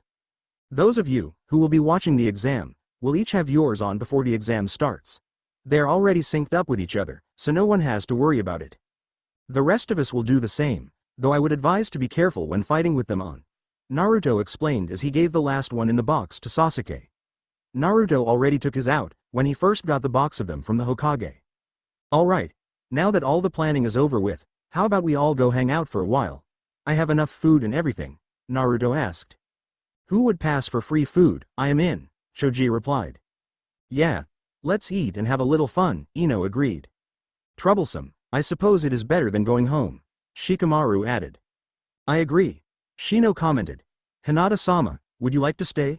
I don't mind staying. I don't think your father would mind as long as you weren't alone. Neji asked his cousin. I would like to stay, Hinata replied. Count me in, Kiba said. Yosh. Everyone's youth is burning brightly today. I will stay also, is anyone else staying? Lee cheered. Lee, calm down will you? It's pretty much clear that everyone is going to stay, Tenten told her teammate. I guess we can stay for a while, Tamari said. Kankuro nodded in agreement. Gaara didn't say anything, but he didn't leave, so everyone assumed he was staying too. Sakura had already gone into the kitchen to help Naruto with the food, and Sasuke had said as much as Gaara. It wasn't long until everyone was eating food, and chatting amongst each other. Even the Sand siblings seemed to be having fun. Naruto looked around the room, and smiled. He was glad, he got everyone to stay and have a fun time. They didn't really do this often in the first timeline. Kankuro was talking with Choji, Kiba and Lee about some mission he had went on. Neji and Shikamaru were quietly talking to each other, about strategies and such. Though, he was sure he heard his name a few times. Sasuke was playing Gaara in shogi, while Shino was beside them watching the game. He was probably going to play next. The girls had taken up the whole couch talking about shopping or something. Naruto wasn't quite sure really. Naruto definitely liked this at the moment, no one had to worry about a thing. Hey Naruto, come tell Kankuro the jutsu you made up, and defeated the third with. That story is always hilarious. Kiba shouted to the blonde across the room. Kiba, I just want you to know, that I am not going to actually do the jutsu in here.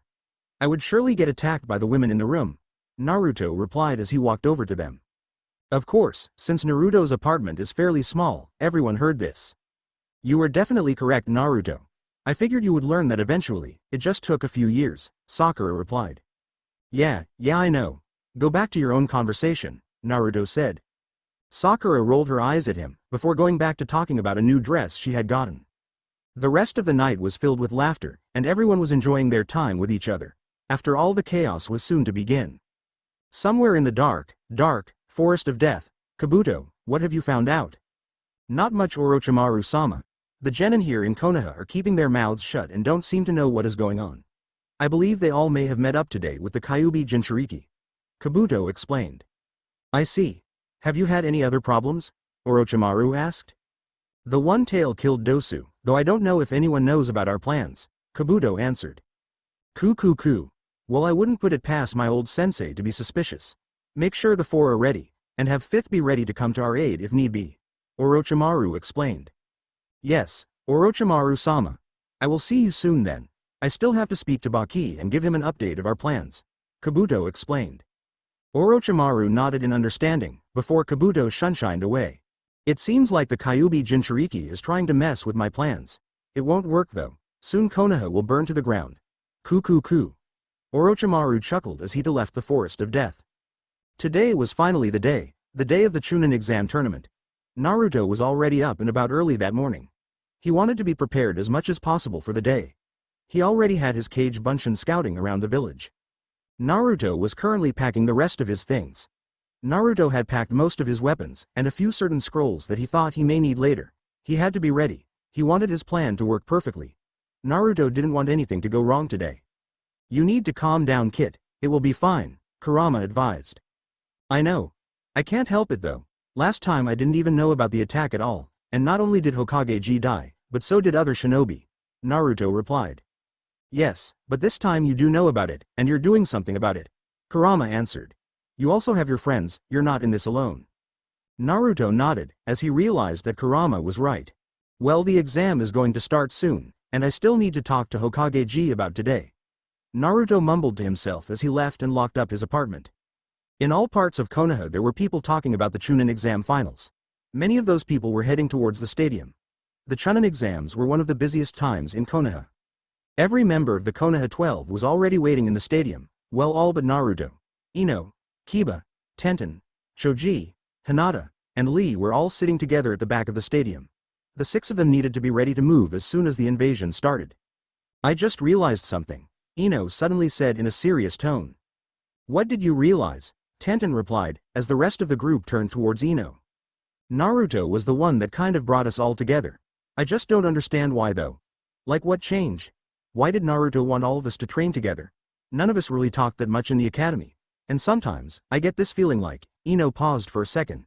It's like Naruto knows what's going to happen next, Ino answered. I know what you mean. Though Naruto isn't the only one, all of Team 7 acts that way. Choji replied. Well, it's really not only Team 7. Shikamaru, Shino, and Neji have been acting almost the same as them too. It's kind of like they know some hidden secret we don't know, Hinata spoke up. Right, Tenten agreed as he nodded her head in agreement. Maybe we should look into this. We're a team of sorts, aren't we? We can't keep stuff hidden between us. It can cause conflict within the team, Tenten added. How about we get this whole mess done with first? We don't really have the time to look into much right now. From what Naruto was saying, this invasion thing that is happening is going to be big. I don't want to fall behind in strength from the rest of our classmates, Kiba said. Yosh. We will defeat our enemies on this day. If I don't do this, I will do 400 laps around Konoha and run up and down the Hokage monument 200 times, Lee shouted. What are you guys talking about? Kakashi's voice interrupted their conversation. All 6 of them jumped a little in their chairs, and turned in their seats to find their senseis standing behind them. The 6 of them hadn't sensed the 4 Chunin at all. Oh, we were just talking about how strong we all have become, Tenten said quickly. We also don't want to fall behind the others, Hinata added. I see. Kurenai replied skeptically. The 4 senseis had gotten together as much as they could during the month to talk about their students, and their current plan was waiting until after the Chunin exams. They had a hunch that the 3rd was in on it, because the 4 of them had been doing a lot during the month. Down in the arena of the stadium, Sasuke, Sakura, Shikamaru, Neji, and Shino all stood near each other. Gaara and Temari stood farther away from them, so that they wouldn't bring any suspicion of them working together. So how have you guys been doing since you got back? We really haven't had much time to talk about that kind of stuff, Sakura asked. It's troublesome, but I am actually glad we got to come back. We have a chance to save what we had lost. Shikamaru answered as he glanced around the stadium. Indeed, and really we have Naruto to thank for that, Shino replied. We have a lot of things we could thank Naruto for. Neji added, as he remembered his fight with Naruto from their timeline. Shikamaru, Sakura, Shino and Sasuke were not thinking of the things Naruto had done. He impacts many people, doesn't he? Shino stated a minute later. The Dobe sure does, Sasuke mumbled. What should we do about the others? They're getting pretty curious about what's been going on. We do know a lot for Genin. Sasuke added, breaking everyone from their thoughts. Ino and Choji have been giving me looks for quite a while. They know something is going on. But they haven't asked me about it yet. Even though I know they want to. Shikamaru agreed. It wasn't hard for Shikamaru to figure out that Sasuke wanted to change the subject. Yes, Kiba and Hinata have both brought it up a few times. They mostly ask about Naruto, but sometimes they ask about different things. Shino added. Maybe we should consider telling them. Sakura suggested. After all, we are a team, and it might help us in the long run if they knew. I don't know, Sakura. I don't think they are ready for all of that information. It doesn't help that Kakashi and the others are getting really antsy. We need to do something about that. Sasuke answered. The Hokage can only do so much to stop them. We really don't need that many people knowing our situation, Shikamaru commented. We should probably talk with Naruto about this after the invasion, Neji replied. Good idea, though I don't think that Baka needs to think about more things to worry about. Anyway, where the heck is he anyway? Sakura asked, as she looked around the arena. The exams are about to start. He will be here soon. He wouldn't miss something so important, Neji replied. Just as Neji said this, Naruto appeared in a swirl of leaves in the middle of the arena. I am not late, am I? Naruto asked as he looked around the arena and checking everyone for any injuries. No, it doesn't start for another 5 minutes, Sasuke informed him. Naruto grinned at them. He was finally ready to get this started. Awesome, I can't wait, Naruto shouted. Sure, there may have been an invasion in the end of the Chunin exams the first time, but the fights were definitely memorable. The third Hokage sat next to the cage up at the top of the stadium in the Hokage box. They were both currently discussing the participants for the exam. So Hokage Dono, I heard there are many Konoha genin this year and I have heard they are quite the strong bunch. The cage commented as he looked down at the participants in the stadium. His eyes quickly finding Sasuke and Naruto in particular. Yes, there are. The third agreed. This year's generation will definitely surpass the previous ones. I haven't seen anything like it in a while. I have high hopes for them, Sarutobi replied. I see. So may I ask who you believe will win this year? Of course, though I can't really tell you who. It's a tough call. The 6 genin from Konoha are quite surprising. Oh, I heard there is high hopes for Sasuke Uchiha to win, and only recently heard from a few people that Naruto Uzumaki was also in the running. The cage explained. Yes, the two of them are two of our strongest genin, Sarutobi replied. I don't mean to interrupt our conversation, but it is time for the matches to start. The third interrupted. Hiruzen also didn't want to leak too much information to Orochimaru. Go ahead, Hokage Dono. The cage replied. Sarutobi stood up from his chair and he quickly used a jutsu that would project his voice to everyone in the stadium. Welcome to the third part of the Chunin exams. These young genin have made it this far and will now be participating in a fighting tournament. I hope all of you enjoy watching them test their skills against each other. With that, Genma, would you please begin the tournament? Hiruzen explained to the audience. Down on the arena floor, a brown-haired man with a bandana on his head and a senbon in his mouth appeared in front of the 8 genin. Naruto and the other Konoha genin recognized the man from their first life. Though this was also part of their plan, they couldn't let the enemy know that Hayate was still alive. Alright, the rules are the same as the preliminary rounds. Though the matches will now be different, for Dosu was found dead a couple of weeks ago. The first match will be Naruto Uzumaki vs Neji Hyuga. Second match will be Sakura Haruno vs Tamari Sabaku. For the third match it will then be Shikamaru Nara vs Shino Aburame. Then the final match of the first round will be Sasuke Uchiha vs Gaara Sabaku. Does everyone understand this? Genma asked after explaining the change. There were multiple nods in understanding, before Genma moved on. Okay. The genin not participating in the first match all need to go up those stairs to the participants' balcony. Genma said as he pointed to a flight of stairs to his right. Everyone but Naruto and Neji headed towards the stairs so that the first match could begin. Naruto and Neji faced each other in fighting stances waiting for Genma to start the match, indicating that they were ready. Begin, Genma told them before jumping away from the two. Naruto gave Neji a look that Neji was quite familiar with. Let's give them a show. Neji rushed towards Naruto. Neji knew from personal experience how strong Naruto actually was, and if he wanted to win he would have to hurry this up. As soon as Neji made it close enough he attacked. Naruto countered easily, blocking the strikes Neji was throwing at him. This lasted for over 5 minutes, both of them striking and blocking each other's attacks. Neji knew Naruto could probably do this for hours, he was freaking stamina maniac. So the Hyuga jumped away and rushed through hand signs after throwing multiple kunai towards Naruto so that Neji could have a few extra seconds of time. Wind style. Great breakthrough. Neji shouted. A strong burst of wind soared towards Naruto. Naruto had just finished deflected the kunai before the wind jutsu hit him and sent the blonde into the wall behind him. Naruto quickly got out of the human shape hole and rushed through his own hand signs. Cage Bunshin. 20 figures of Naruto's appeared around the arena. 10 of them headed straight towards Neji, hoping for a distraction. As soon as they got close enough, Neji used Kaden to deflect the clones. Though as soon as he stopped spinning, he was sent flying into the ground by another clone. Neji got up quickly, knowing Naruto would be attacking again. And he was right, Naruto and his remaining clones were flying through hand signs. This isn't going to be very good, Neji thought. Water style, water shockwave, wind style, wind gale. Naruto's voice was heard from all around him. Wind and water were shot right at him before he could do anything about them, and Neji was sent into the ground once more. Neji was shaking as he stood back up. Naruto definitely knew how to make a show. Naruto always seems to get a step ahead of the rest of us, just as we get caught up, Neji thought. That definitely hurt. Neji mumbled as he tried to catch his breath. Naruto was definitely a lot stronger than he was the first time around. It was probably time to just forfeit. If they kept going, Neji knew he might be able to help with the invasion, if all his strength went to fighting Naruto. That's how he missed so much the first time. I give. Neji said, turning to Genma. Alright. Genma answered. Winner Naruto Uzumaki.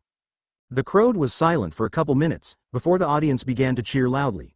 Neji might have given up the match, but their fight was entertaining. Naruto-san is very interesting. The Cage mumbled. That brat has a high possibility of getting in my way. I will have to do something about him. Yes, Naruto-kun is quite special. Hiruzen replied.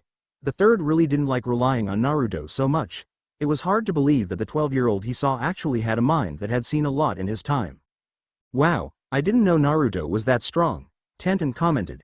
That means he has totally been holding back on us. I know how you feel, Tenten, though maybe he does for good reason. It is Naruto we are talking about. The dude spars with every single one of us, Kiba replied. Akumaru barked in agreement with Kiba's words. It's alright, Tenten, Naruto is the one that leads our group, so he knows what we are good at, and what we're bad at, Shoji explained. It was Sakura, Sasuke and Naruto that brought all of us together, and since then it seems like we get together almost all of the time, Ino added. I kind of like it, and I have a feeling we have grown a lot stronger than we would have if we didn't get together, Hinata explained. I would have to agree with you, Lee replied. Back down in the arena. Sakura and Temari stood across from each other in the arena of the stadium, both ready to start their match. Begin, Genma announced before jumping away from them. Let's see what you got, Temari said before taking her fan off of her back and swinging it at Sakura.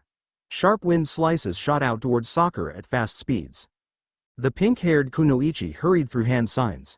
Sakura knew she needed to slow down the wind jutsu so she could get out of the way in time. Earth style. Stone spikes. Stone spikes flew up from the ground a few feet away from in front of Sakura, slowing the wind jutsu down enough for Sakura to roll out of the way. Sakura quickly made her way closer towards Temari. Sakura knew she had to get the fan away from the blonde sand nin. Temari flicked her wrist once more, sending sharp winds towards Sakura. Sakura used the stone spike jutsu once more and did the same as before. Sakura was getting closer, but this time she was sent flying backward into the ground by the winds made from Temari's giant fan.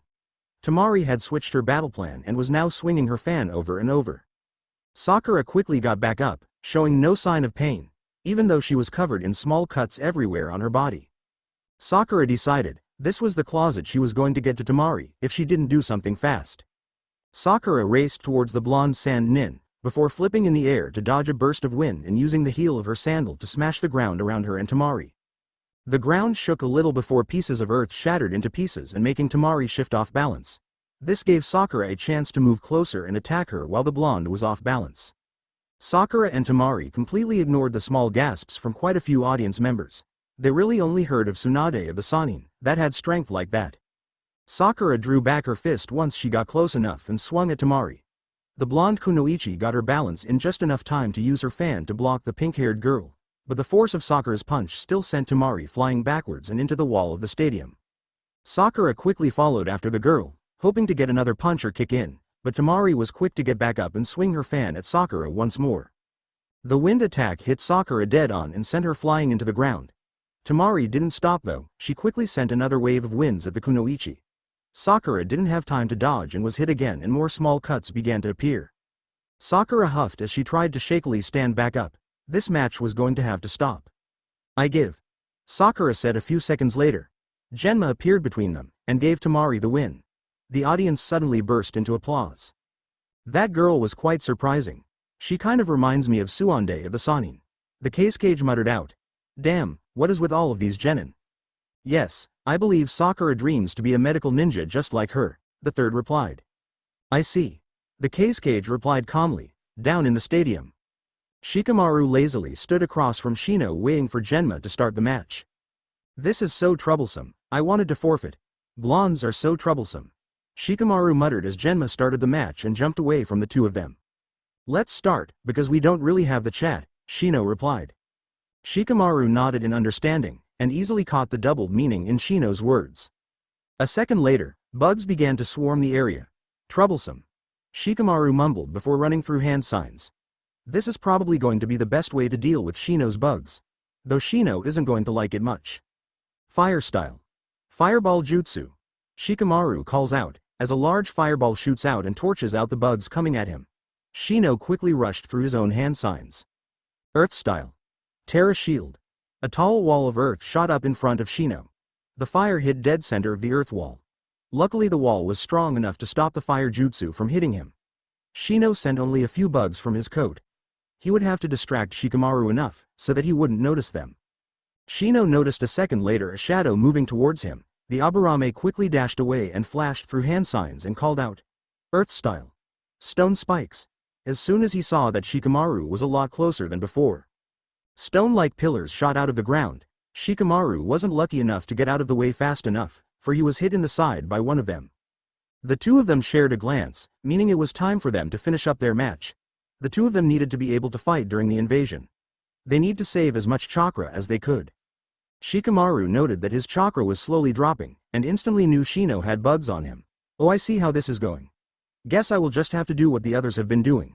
Troublesome, I was about to finish up my own plan. Shino beat me to it. I give. I don't have enough chakra to continue fighting. Shikamaru mumbled lazily as he lifted up his arms slightly in surrender. Winner Shino Aburame, Genma announced. The Chunin had to jump over a few piles of earth to get closer. We will also take a 10-minute break, to fix up the arena really quickly. Genma added as he looked at all the damage around the arena. There was upturned earth everywhere. The walls would be fine from all of the body-sized holes for now. Shikamaru and Shino both headed back to the participant box. The stadium was filled with noise a minute later. Everyone was discussing the fights, and many of them were not too happy with all of the forfeits. What is with all of these forfeits? So far no one has went all out and fought until they dropped.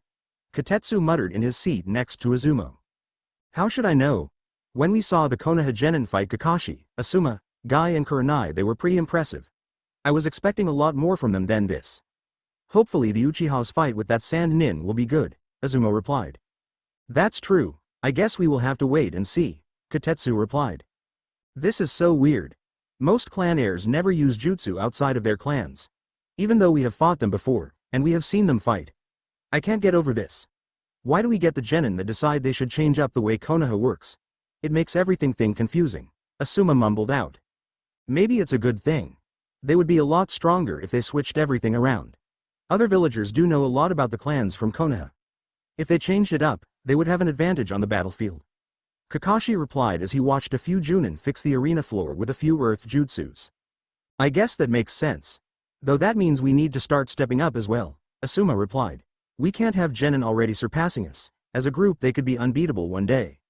We should probably be proud that our genin are so strong. Maybe we are just looking into things too much, Kurenai commented. Instead of encouraging their genin, they have been questioning them. Kurenai was beginning to doubt their actions towards their genin. I agree. Our genin are top-notch. They probably just train to become stronger, just like the rest of us, Guy shouted. Yeah, maybe, Kakashi replied. Participant box. Naruto knew it was almost time for the invasion to start. It also didn't help that he hadn't gotten any confirmation from his clones. He needed to get to the Hokage as soon as the invasion started. The others knew what they had to do. Gaara not transforming was definitely going to be good for their side of things. Be ready to start anytime now, Naruto said to everyone. We will be fine, everything will work out. Sakura told the blonde. Sakura knew someone had to say something. Naruto was beginning to worry a little too much, and it wasn't like him.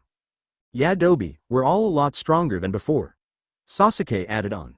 The others from the future easily caught the double meaning in his words. I know. I am confident in everyone's abilities. This plan was made to protect the leaf the best we can. Naruto replied with clear confidence in his voice. They were ready for this, and Orochimaru was going to be in for quite a shock. If Genma hadn't been told earlier about the invasion, he definitely would have been disappointed at the Konoha Genin this year. He knew they could do a lot more than this. He was currently even subbing in for Hayate. The swordsman was currently in the hospital after being attacked. Hayate was luckily saved and healing rather well. The arena was fixed up a little better now, well, at least a lot flatter. Genma was getting a little tired of all the earth elemental users. Through for Genin, it was quite impressive that they already knew how to use elemental type jutsu. Genma sighed. It was finally time to start the last match of the first round. Would Gaara Sabaku and Sasuke Uchiha please make their way down to the arena? The last match of the first round will now begin. Genma shouted out so that everyone could hear him. A quite loud applause and cheering started as soon as Sasuke's name was mentioned. There were many people waiting for this fight to start. The two Genin headed down the stairs towards the arena and walked over to where Genma was standing. The two of them then put space between themselves so they could start the match. Begin, Genma said before jumping away from the two. Sasuke launched towards Gaara, only to be blocked by Sand as he continued to attack. Since their match wasn't even going to last that long, it was probably best to save up his strength. Gaara was only throwing Sasuke back with sand after sand, and Sasuke was only attacking with taijutsu. This had been going on for at least 5 minutes now. Alright, I guess I am going to have to use a jutsu to get this thing going. Sasuke mumbled before he raced through hand signs. Lightning release. Lightning ball. A ball of lightning gathered into Sasuke's hands as was launched towards Gaara. The red-haired Jinchuriki quickly made a ball of sand around him, to shield himself against the ball of lightning. Upon impact the ball exploded into the shield, and causing the sand to begin to crumble to the ground. A second later, feathers began to fall around the stadium. What is going on? The attack isn't supposed to happen yet, Sasuke thought as he stopped the genjutsu from making him fall asleep. Around the stadium many shinobi were doing the same, and members of the Konoha 12 and the remaining 2 Sand siblings appeared around the arena. Why is it starting so soon? Tenten asked. I don't know, but we should continue the plan, Neji replied. Right, let's do this, Sakura added. All of you know what to do, Naruto shouted to all of them. Every member of the group nodded before all of them disappeared from the arena floor. Naruto, Sasuke, Shikamaru and Neji rushed over towards the cage box. From what Naruto could tell, the third and Orochimaru were already on the move towards the roof of the stadium. The 4 of them were just about to jump up to the cage box and get to the roof, when the 4 of them jumped backwards in reflex, for there were now a dozen kunai embedded into the ground and wall in front of them. Over there on the wall of the cage box, Neji replied as he easily pointed out the masked Anbu that was now standing on top of the wall of the cage box, looking down at them. Sorry, you cannot pass. You think you can take all of us, Kabuto? Naruto called out. Impressive, I didn't think you would know it was me, Kabuto replied as he took of the Anbu mask he was wearing. Your chakra gives you away, Naruto replied easily. You are quite interesting, Naruto-kun. You and annoying team of Genin are becoming quite the problem for Orochimaru-sama. All of you seem to know a lot more than you should for your average Genin, the Anbu replied. Yeah, well, what can I say? We are just better than your average Genin, Naruto replied. I see, well, let's test your theory, shall we? Kabuto appeared suddenly in front of Naruto, with a kunai positioned to strike. Naruto easily intercepted him with his own kunai. In the next second Kabuto had jumped away from the small group to avoid the swipe at him from Shikamaru and Sasuke from the sides. Naruto, I think it would be best to leave him with me and Neji. You take Shikamaru and see what you can do about that barrier, Sasuke said for the first time since Kabuto arrived. Naruto, I have to agree, despite that it is more troublesome, Shikamaru replied. Naruto nodded in agreement. Alright, let's do that, Naruto replied. I don't think so, Kabuto interrupted their small conversation, before rushing towards the small group, as his hand began to glow a light green color. Just as Naruto was about to rush forward to intercept Kabuto, Neji stepped in front of him. The Hyuga boy then quickly slid into the gentle fist taijutsu stance and stopped Kabuto in his tracks. The Neji struck fast, and quickly blocked a few chakra points and then threw in a kick to send Kabuto flying backwards. Go now. Neji told Naruto and Shikamaru as he turned back towards the Mednin. Kabuto cursed to himself as he quickly righted himself, but barely had time to recover, as Sasuke appeared beside him. Which quickly led to a small taijutsu fight, as Naruto and Shikamaru jumped up to the roof of the Hokage box. They headed straight towards the large purple barrier that was now surrounded by Anbu and a few Chunin. Sakura led the way towards the academy. Shino, Tenten and Choji followed not far behind her. They had to make sure to get everyone to the safe houses. Most of the civilians that had not been in the stadium had already been escorted to the safe houses by the Anbu, Chunin and Chunin while the matches were going on. It did not take very long for the four of them to reach the academy. They were almost there when Shino spoke up. My insects tell me that there are 2 sound shinobi standing outside of the academy, as well as 3 or more other sand shinobi inside the academy. Why? Because they are looking for the students and the academy teachers. Luckily I know where the students and Iruka-sensei and the other instructors are. We need to hurry then, so what is the plan of action? Tenten asked. We need to get to Iruka-sensei and the others out of there. We will have to get rid of the sound shinobi most likely, Choji replied. We should quickly take out the first 2 and head in. Doing that will make everything easier to get everyone out of the academy and to the safe houses, Sakura suggested. Precisely, we can then head to the students and the senseis. If we run into the other 3 we can split up and have Iruka and the other senseis head to the safe houses with the kids, Shino replied. Also, my insects have already begun draining the 2 guards of their chakra. I sent more insects out to the other 3 shinobi that are on the inside. Okay, that sounds like a good plan, Tenten replied as she took out a handful of kunai out of her kunai pouch. The other 3 nodded in agreement with her, as they got ready to begin their plan. Standing outside of the academy stood 2 sound shinobi. One of them was tall and skinny while the other one was a lot shorter. The 2 of them were looking around the area in front of academy. They seemed to be waiting and watching out for any shinobi trying to get in. The 2 shinobi jumped away from one another just as hundreds of kunai began to descend upon them. Earth style. Earth pillar prison, 2 voices shouted out. Just as the taller sound shinobi landed back on the ground he was surrounded by large earth pillars. Shit. The tall sound shinobi shouted out. It took a few minutes, but the sound shinobi finally made it out of the earth prison after a small earth jutsu. However, he felt drained of chakra for some reason after using the jutsu. The sound shinobi quickly prepared for any attack that might come at him, and was glad he did, when he blocked a strong punch and kick from his right from Shino. He was not prepared for the attack on his left though, and Sakura got a small chakra-enhanced punch to his gut, successfully knocking the sound shinobi out. Sakura and Shino made work to tie him up and head toward Choji and Tenten. The shorter shinobi was almost run over by a giant rolling boulder. What the heck is that? The short sound shinobi asked aloud. He once again had to try and move out of the way as the giant boulder was flying towards him once again. Though this time he did not get out of the way fast enough, and was partially squished by the rolling boulder. Choji quickly rolled away from the sound shinobi and shrank back into his normal size. He then slid into a taijutsu stance facing towards the sound shinobi. The shorter sound shinobi was already back on his feet and rushing towards Choji. The 2 of them went into a short taijutsu fight, but because Choji won, out and punched him away, sending him right into Tenten's trap. Tenten set down the knocked out and tied up short sound shinobi next to the equally tied up and knocked out tall sound shinobi. Alright, that was easier than I thought it would be, Tenten commented. Orochimaru must fight with number instead of how well they fight, Sakura replied. Most likely, let's continue on and get everyone to safety, Shino answered. Lee, Ino, Hinata and Kiba made their way through town towards the wall of Konoha, taking any sound or sand shinobi out as they went. Most of the shinobi they encountered were easy and going down quite fast. They did not know when it started, but the 4 of them were currently in a competition on how many shinobi they could take out and see who had the most in the end. That was number 34. I am so winning, Kiba shouted as he knocked out another sound shinobi. Don't even think about it, dog boy. I am at 37. Ino replied as she took out a sand ninja with a water jutsu. Excuse me my youthful companions, but I am at 42.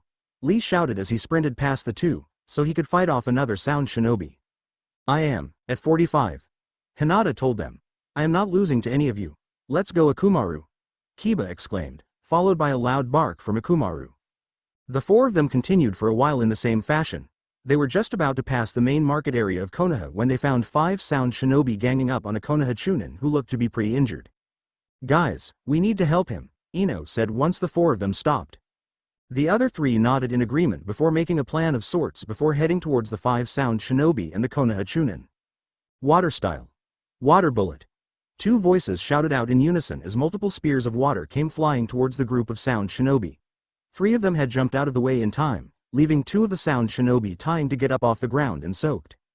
Hinata and Ino were now in view of the 6 older ninjas. The Chunin from Konoha was shaking his head at them, trying to tell the 2 of them to leave, and that they were no match for them. Damn it, more Konoha ninjas, a brown-haired sound shinobi said. More like Konoha brats, they're just kids, a dark-haired female replied. At least this makes things more interesting, a black-haired man added. This should be easy, let's kill him, a dirty blonde-haired male commented. Lee shot from behind the sound shinobi and attacked the black-haired sound shinobi, causing the other shinobi to turn towards the sound of fighting. Lee and the black-haired shinobi were in the middle of trading blows back and forth. It was almost hard to see either of them. There are more of them, a brown-haired female shouted to the others just as Kiba's voice rang out. Fang passing Fang. Kiba and Akumaru came spinning towards 2 of the shinobi and making contact with them. With Kiba and Lee as a partial distraction, Hinata rushed into the fray and began to use gentle fist on the black-haired female. Ino was engaging in a small taijutsu, weapon fight with the dirty blonde-haired male. The 4 Konoha genin were doing rather well until the sound shinobi got over their slight surprise and actually started fighting back. The sound shinobi definitely catching on that genin from Konoha were not ordinary genin. Fire style. Fireball jutsu. The 2 brown-haired sound shinobi shouted out. Spears of fire soared through the air cutting off the taijutsu fights and almost hitting Ino. Lightning style. Lightning ball. The black-haired female shouted out after going through a few hand signs. A ball lightning headed towards Hinata. Hinata was not fast enough to move out of the way in time and was hit by it and making it burst upon contact. Hinata. Kiba shouted out in worry. I'm okay. Hinata replied as she got up from the attack. I think it's time to show these shinobi our springtime of youth. Lee shouted as he shot back into the fray. The others agreed fully and they all went back to fighting the 5 sound shinobi. The Konoha Chunin watching this fight could not believe how amazing these genin were. They were using elemental jutsu and fighting pretty much on par with these Chunin and Junin of sound. Right now, he had to try to rest as much as he could. That way he could help the 4 genin fight the sound shinobi. Naruto and Shikamaru stopped right in front of the Anbu standing in front of the barrier. Luckily, the Anbu in charge was one that normally guarded the 3rd Hokage. Hopefully, the Anbu would be willing to listen to him. Why are you here, Uzumaki? The cat-masked Anbu asked. First, do you have a plan to get the Hokage out? He is going to need our help real soon. Naruto replied hurriedly. He wasn't too sure how he was on time. Last time he was fighting a transformed Gaara. We know this. We're trying to work out a plan. Nothing we have tried gets through the barrier, Cat replied. I see. You have every single side of the barrier? Shikamaru asked. Yes, we have. We can't get through. There are 4 people standing in each corner of the barrier. The dog-masked Anbu answered impatiently. He didn't know why these genin were trying to help. So you are saying the 4 in each corner are probably the ones holding up the barrier? Shikamaru questioned the Anbu. Yes, the 4 of them are the ones holding up the barrier, a hawk-masked Anbu replied. Then if the 4 of them are holding the barrier up, then all we have to do is disturb the ground they are on. That will disrupt their concentration on the barrier, and then we can get in, Naruto suddenly said. The Anbu and the few Junin around the barrier standing close enough to hear the conversation wanted to face-palm themselves. Why didn't they think of that? Alright Uzumaki, your idea is the best we got, let's get on with it. A hawk-masked Anbu interrupted. Okay, for best effect we are splitting in groups. Each group takes a corner of the barrier, Cat said talking charge. You 2 stay out of the way, Dog said to them as he led a group to one of the corners of the barrier. Naruto and Shikamaru just rolled their eyes at him before turning to each other. When that barrier goes down we get in there as fast as we can. Naruto explained when the higher-ranked ninja were out of hearing range. Shikamaru nodded in understanding as the 2 of them turned their attention back to the barrier.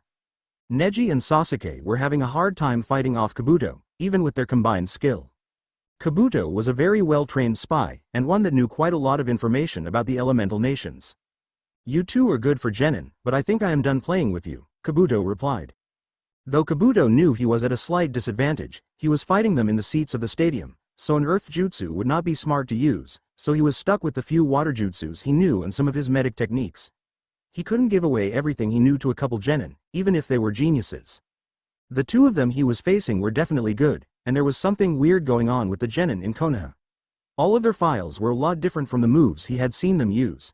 He would definitely have to tell Orochimaru about this. Water style. Water shockwave. Water built up in front of him and raced towards Neji and Sasuke. Neji. Fire-wind combo. Sasuke said as he raced through hand signs. He was hoping they could cancel Kabuto's jutsu out with their combined force. Fire style. Fire Phoenix Flower Jutsu. Wind style. Great breakthrough. The two attacks combined and easily made contact with Kabuto's water jutsu. The water quickly produced into a large cloud of steam. Just as the steam started to clear, the roof about the cage box above them started to shake and fall apart. Pieces of the cage box fell everywhere and smashing into everything below. Sasuke and Neji quickly moved out of the way of the falling debris and the steam finally cleared away, but Kabuto was nowhere to be seen and the large purple barrier was down. Sakura, Shino, Tenten and Shoji, after fighting a rather large battle with the help of Iruka and the other senseis, were currently heading towards the stadium once more, where they were supposed to meet up with the others. The fight at the academy did a slight number on the four of them. All of them had small various injuries, and Sakura was able to heal a few of them for now. The four of them, after fighting with the enemy shinobi at the academy, escorted the class and the rest of the teachers to the safe houses. Despite that, Iruka wanted them to stay with them and rest. The four of them knew that they still needed to meet up with the others, and they were not academy students anymore. They needed to help the village the best they could rest later when everything was over and done with. They were almost to the stadium when they met up with Kiba, Hinata, Lee and Ino.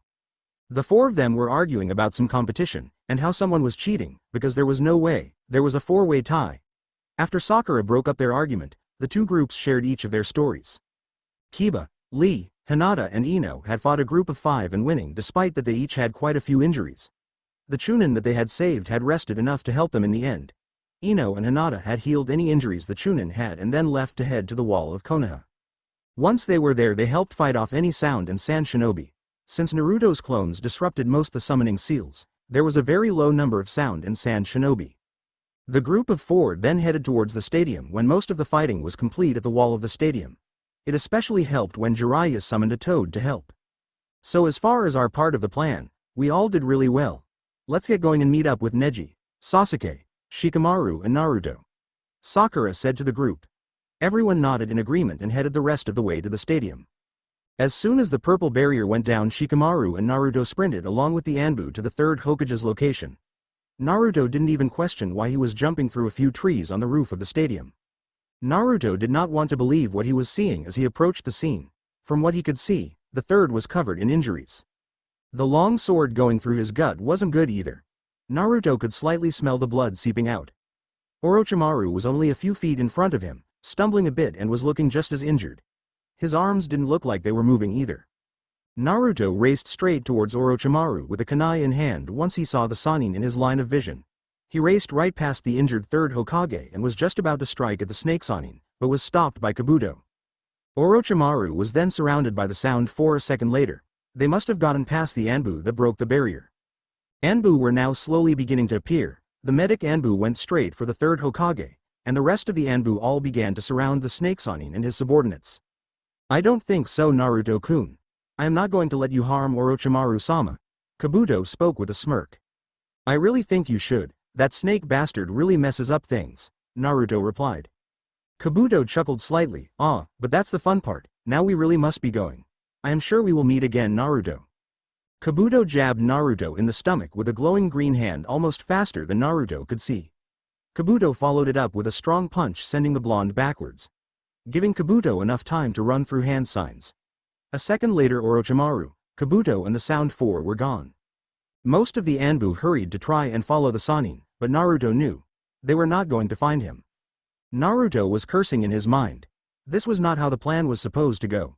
His part of the plan was to stop Orochimaru and Kabuto during the Chunin exams. It was going to be a lot harder to defeat them now. Naruto slowly got back up on his feet, and he headed over towards the wounded body of the third Hokage. Shikamaru was standing amongst the Anbu crowded around the area. Naruto forced back a few tears when he saw the third's body. He didn't even make it in time to save him. The Anbu were all quiet for a moment before they started moving once again. They all had a job to do still, and knew what they needed to do. Shikamaru placed his hand on the blonde's shoulder to try and comfort him and to let Naruto know that he was there if he needed anything. Last time Naruto hadn't found out about the third's death until after a few days. Naruto turned away from the scene and began walking back towards the middle of the stadium. The others were probably done with their parts of the plan, and they needed to be told what happened. After that, well, they would have to figure something out. Shikamaru sighed. Everything was just so troublesome with Naruto. Thought the others better get ready, because most likely we will all be training a lot more. Naruto and Shikamaru met up with the others at the edge of the damaged roof of the cage box. Somehow, the thing was still stable enough to be still standing. The others knew something was wrong the moment they saw the look on Naruto and Shikamaru's faces. G is dead. Naruto stated.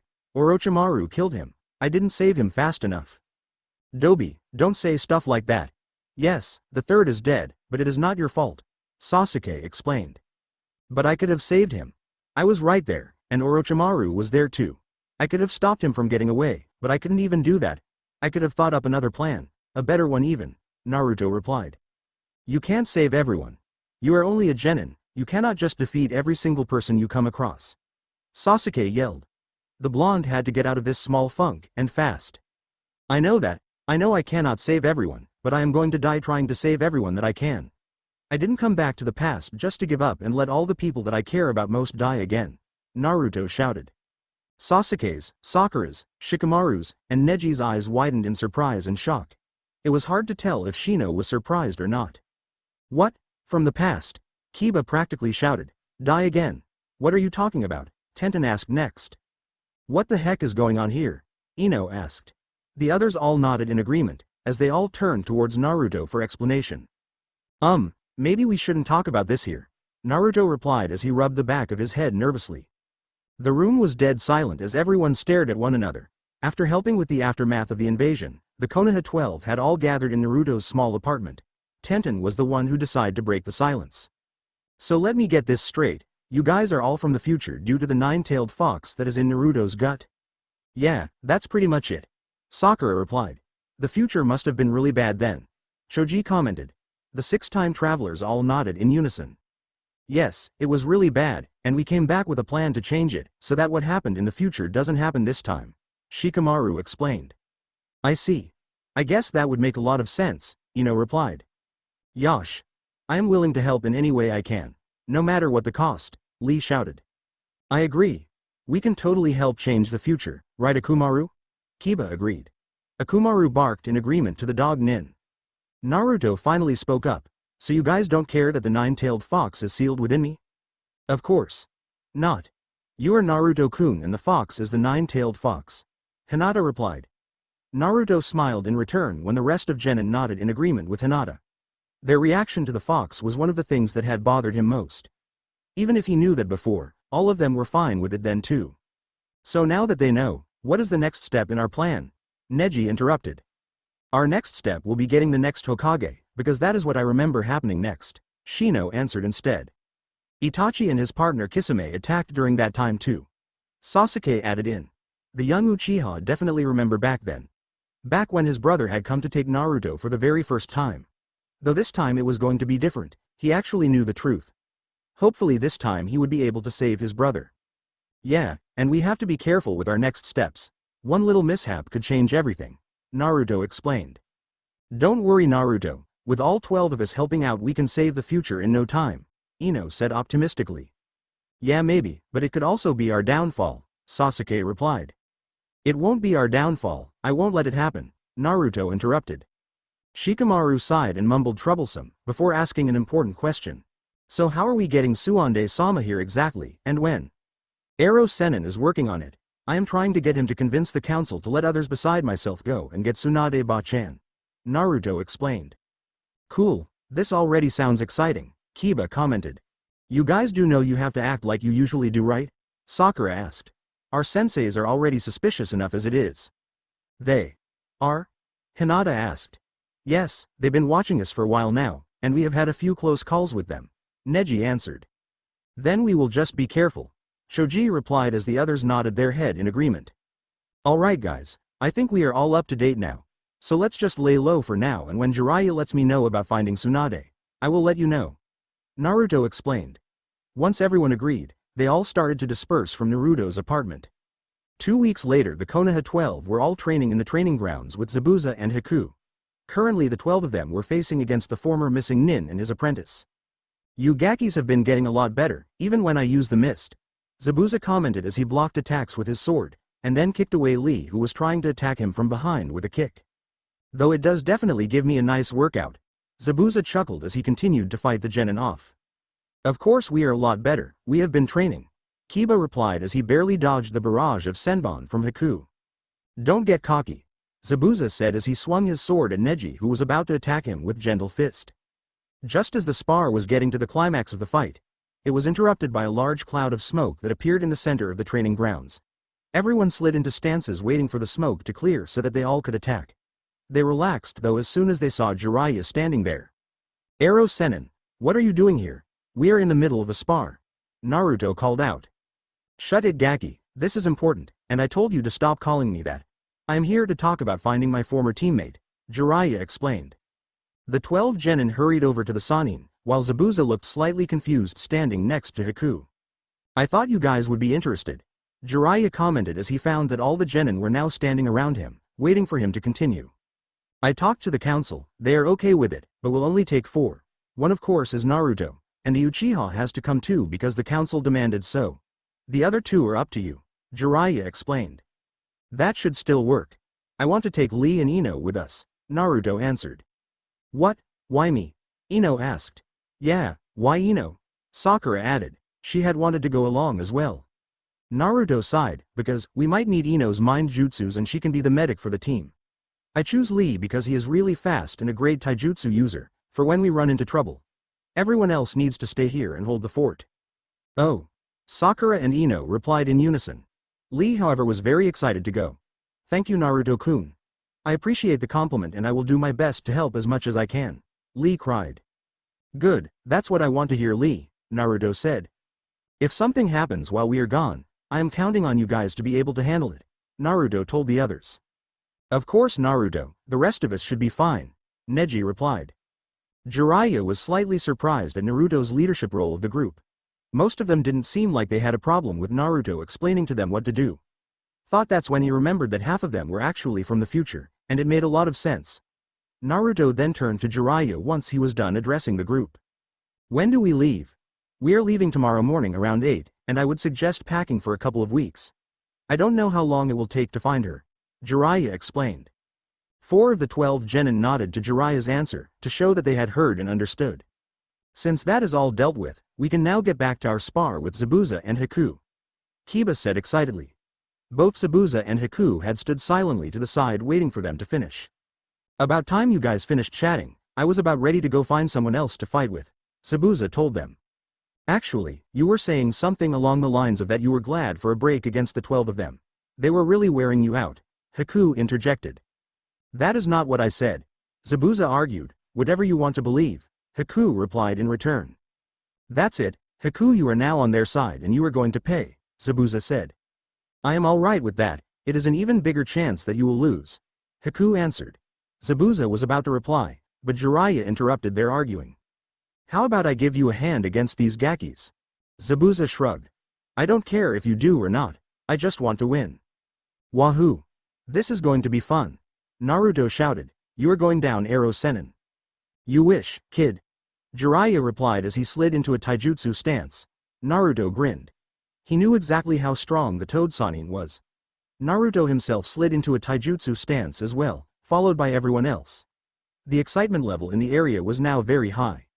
With that the spar began. The members of the Konoha 12 had definitely figured out that Jiraiya was a lot harder to hit than Zabuza. It seemed like mass chaos in the training grounds. There were attacks coming from everywhere. Shino had already sent out some of his bugs to try to slowly drain Zabuza and Jiraiya's chakra. Haku was moving as fast as he could, throwing as many senbon as he could at Zabuza. The former missing nin blocked as many of the senbon as he could with his sword, as well as he had to swing at Sasuke, who was trying to hit him. Hinata was following Sasuke's example and trying to attack Zabuza's side with gentle fist. Zabuza wasn't fast enough to dodge every attack from her, but he did manage to kick her away, but then had to swing his sword at Tenten, who was trying to use her own sword against him. Jiraiya was having just as much luck as Zabuza. Naruto, Lee and Neji were all keeping him busy. He was trying to block attacks from each of them, and he wasn't faring very well. All three of them had got a few hits in every now and then. He barely escaped a punch from an incoming Sakura that had just created a small crater in the ground where he had just been standing preciously. She reminded him a lot of his teammate Tsunade. He was brought out of his thoughts when he had to jump away from a rolling Choji, and then had to block an attack from Ino. Zabuza had just jumped over the small crowd of genin around him, before he had to move once again from an incoming shadow and a swarm of chakra bugs. Zabuza swung his sword once again at Akamaru, sending the dog away, before ducking under a kick from Kiba and then sending him flying away as well. Just as he had gotten rid of the dog Nin, he was attacked on all sides again from the previous attackers. Zabuza tried to block as many attacks as he could, but it soon became too much. With a sad sigh, Zabuza gave up. Alright, I give for now. Next time I am getting all of you back. Zabuza grumbled as he walked towards the tree line to wait for the spar to finish. The seven of them looked at each other before heading over towards Jiraiya. Some more energetic about fighting the Sannin than others. When Jiraiya saw the others coming in the corner of his eye, he knew it was time. With quick movement and precise kicks, he had sent away all the genin around him, before racing through hand signs and slamming his hands on the ground. Earth release. Swamp of the underground. The ground around the genin had suddenly turned into swamp mud and now all of them were stuck. They wouldn't be able to get out for quite a while. He hadn't used too much chakra. Damn it, Arrow Sennin, that's totally not fair, Naruto whined. Naruto, ninjas do not play fair, but it looks like I win. The Sannin grinned. So have fun getting out, I am going to go do some research before we leave. Jiraiya then disappeared in a swirl of leaves a second later. Zabuza chuckled from his spot next to the trees. Have fun getting out of that, Zabuza said as he too disappeared from the area. Everyone then proceeded to get out of the swamp mud, mostly with the help of Naruto's clones. After a while everyone was finally out of the mud and slightly exhausted. Okay everyone, I think we can call it a day. Everyone looks like they could use some food and some sleep, Naruto said. With that, everyone left the training grounds for the day. The next morning Naruto stood by the gates of the village with Sasuke and Lee. Though Lee was doing 500 push-ups because he wasn't the first one at the gates. Ino walked up to the gates a bit later, greeting the three of them. Hey guys. Ino greeted. Sasuke grunted in response, while Lee kept doing push-ups, so she really only got a normal reply from Naruto. Hey Ino, are you ready to go? Naruto asked. Yeah, I got everything I need, Ino replied. So where is Jiraiya-sama? Just before Naruto could reply, the Sannin in question appeared. Lee had stopped doing push-ups and was now standing beside Naruto. Alright, let's get out of here. The last I heard, my teammate was about a week away from here, Jiraiya informed the group. The four of them nodded in understanding before they headed out of the village.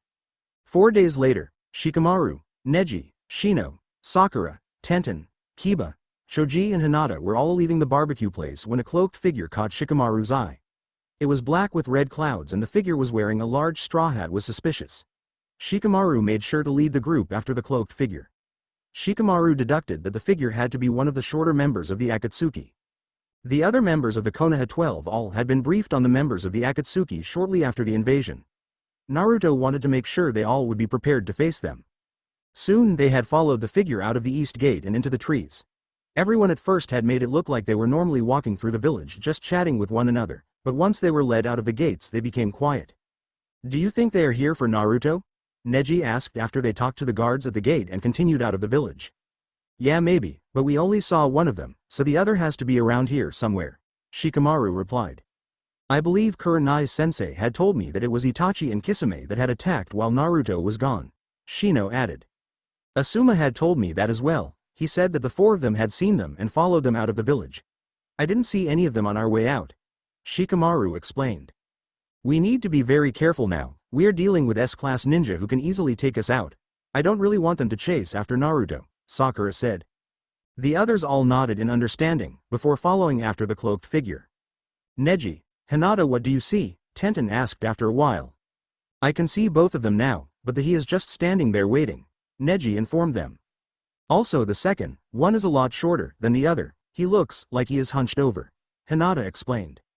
Sakura's eyes widened, she knew exactly who that was. We need to go right now, we're dealing with Sasori and Deidara, Sakura told them. It would be best considering they are now heading in our direction, Neji added. The 8 of them turned around, but had to stop. The hunched-over figure was now standing on a tree branch in front of them. It looks like a few leaf gakis were spying on us, we definitely can't have that, Sasori said. Let's show them that art is a bang, Deidara said. Naruto, Sasuke, Ino and Lee had gotten some training from Jiraiya in the past few days, though Jiraiya left a lot to look for research, which was actually sort of looking for information. Though, Naruto was glad that he knew Jiraiya's methods in information gathering, otherwise, he wouldn't be too happy with the Sannin. They really did not have time for Jiraiya's hobbies. Currently they were in a small town a few days away from Konoha searching for any information on Tsunade, and from what they gathered she had been here a few days ago, so they were not too far behind her. So now, they had to wait for Jiraiya to get back from his one information gathering mission to continue to the next town. While they waited, the 4 of them were training together outside of the village. Naruto and Sasuke were sparring against each other, as well as Lee and Ino. They didn't want to attract too much attention to themselves. Just when they were in the middle of their spar, a large group of kunai came from the trees surrounding them. The 4 of them used their own kunai to block as many as kunai coming at them as they could, as well as dodging out of the way of the others. The 4 genin were now standing back to back, looking around everywhere for their attacker. Suddenly they split apart once again, because a sword came out of nowhere smashing the ground where they were just standing.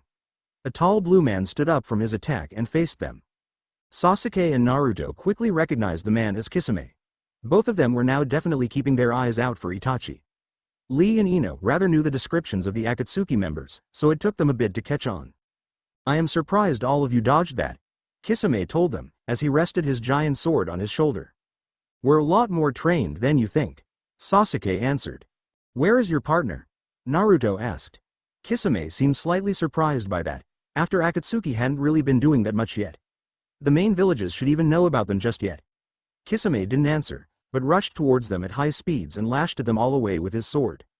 All 4 of them tried to dodge the attack, but they weren't fast enough to get away. The 4 of them were sent flying a few feet away and into the ground. That guy is really fast, what are we going to do? Lee asked. Kisame chuckled at them from where he stood. You guys aren't as good as you thought, Kisame told them. The 4 of them didn't have time to reply for they were now dodging a giant fireball coming from behind them. They didn't even have time to question where the fireball had come from before they were attacked once more by Kisame. His sword's scales were now showing, and the scales had added additional wounds to their bodies. Alright, time for a counter-attack. Attack combo 6. Naruto told the 4 of them. Lee dropped his weights suddenly and was off, distracting Kisame as the 3 of them got ready. Water style. Water shockwave. Ino shouted. Wind style. Great breakthrough, Naruto called out. Lightning style. Electromagnetic murder, Sasuke said. All 3 attacks combined into one, sending them towards Kisame at fast speeds. Lee jumped out of the way when he had heard them call out the jutsu.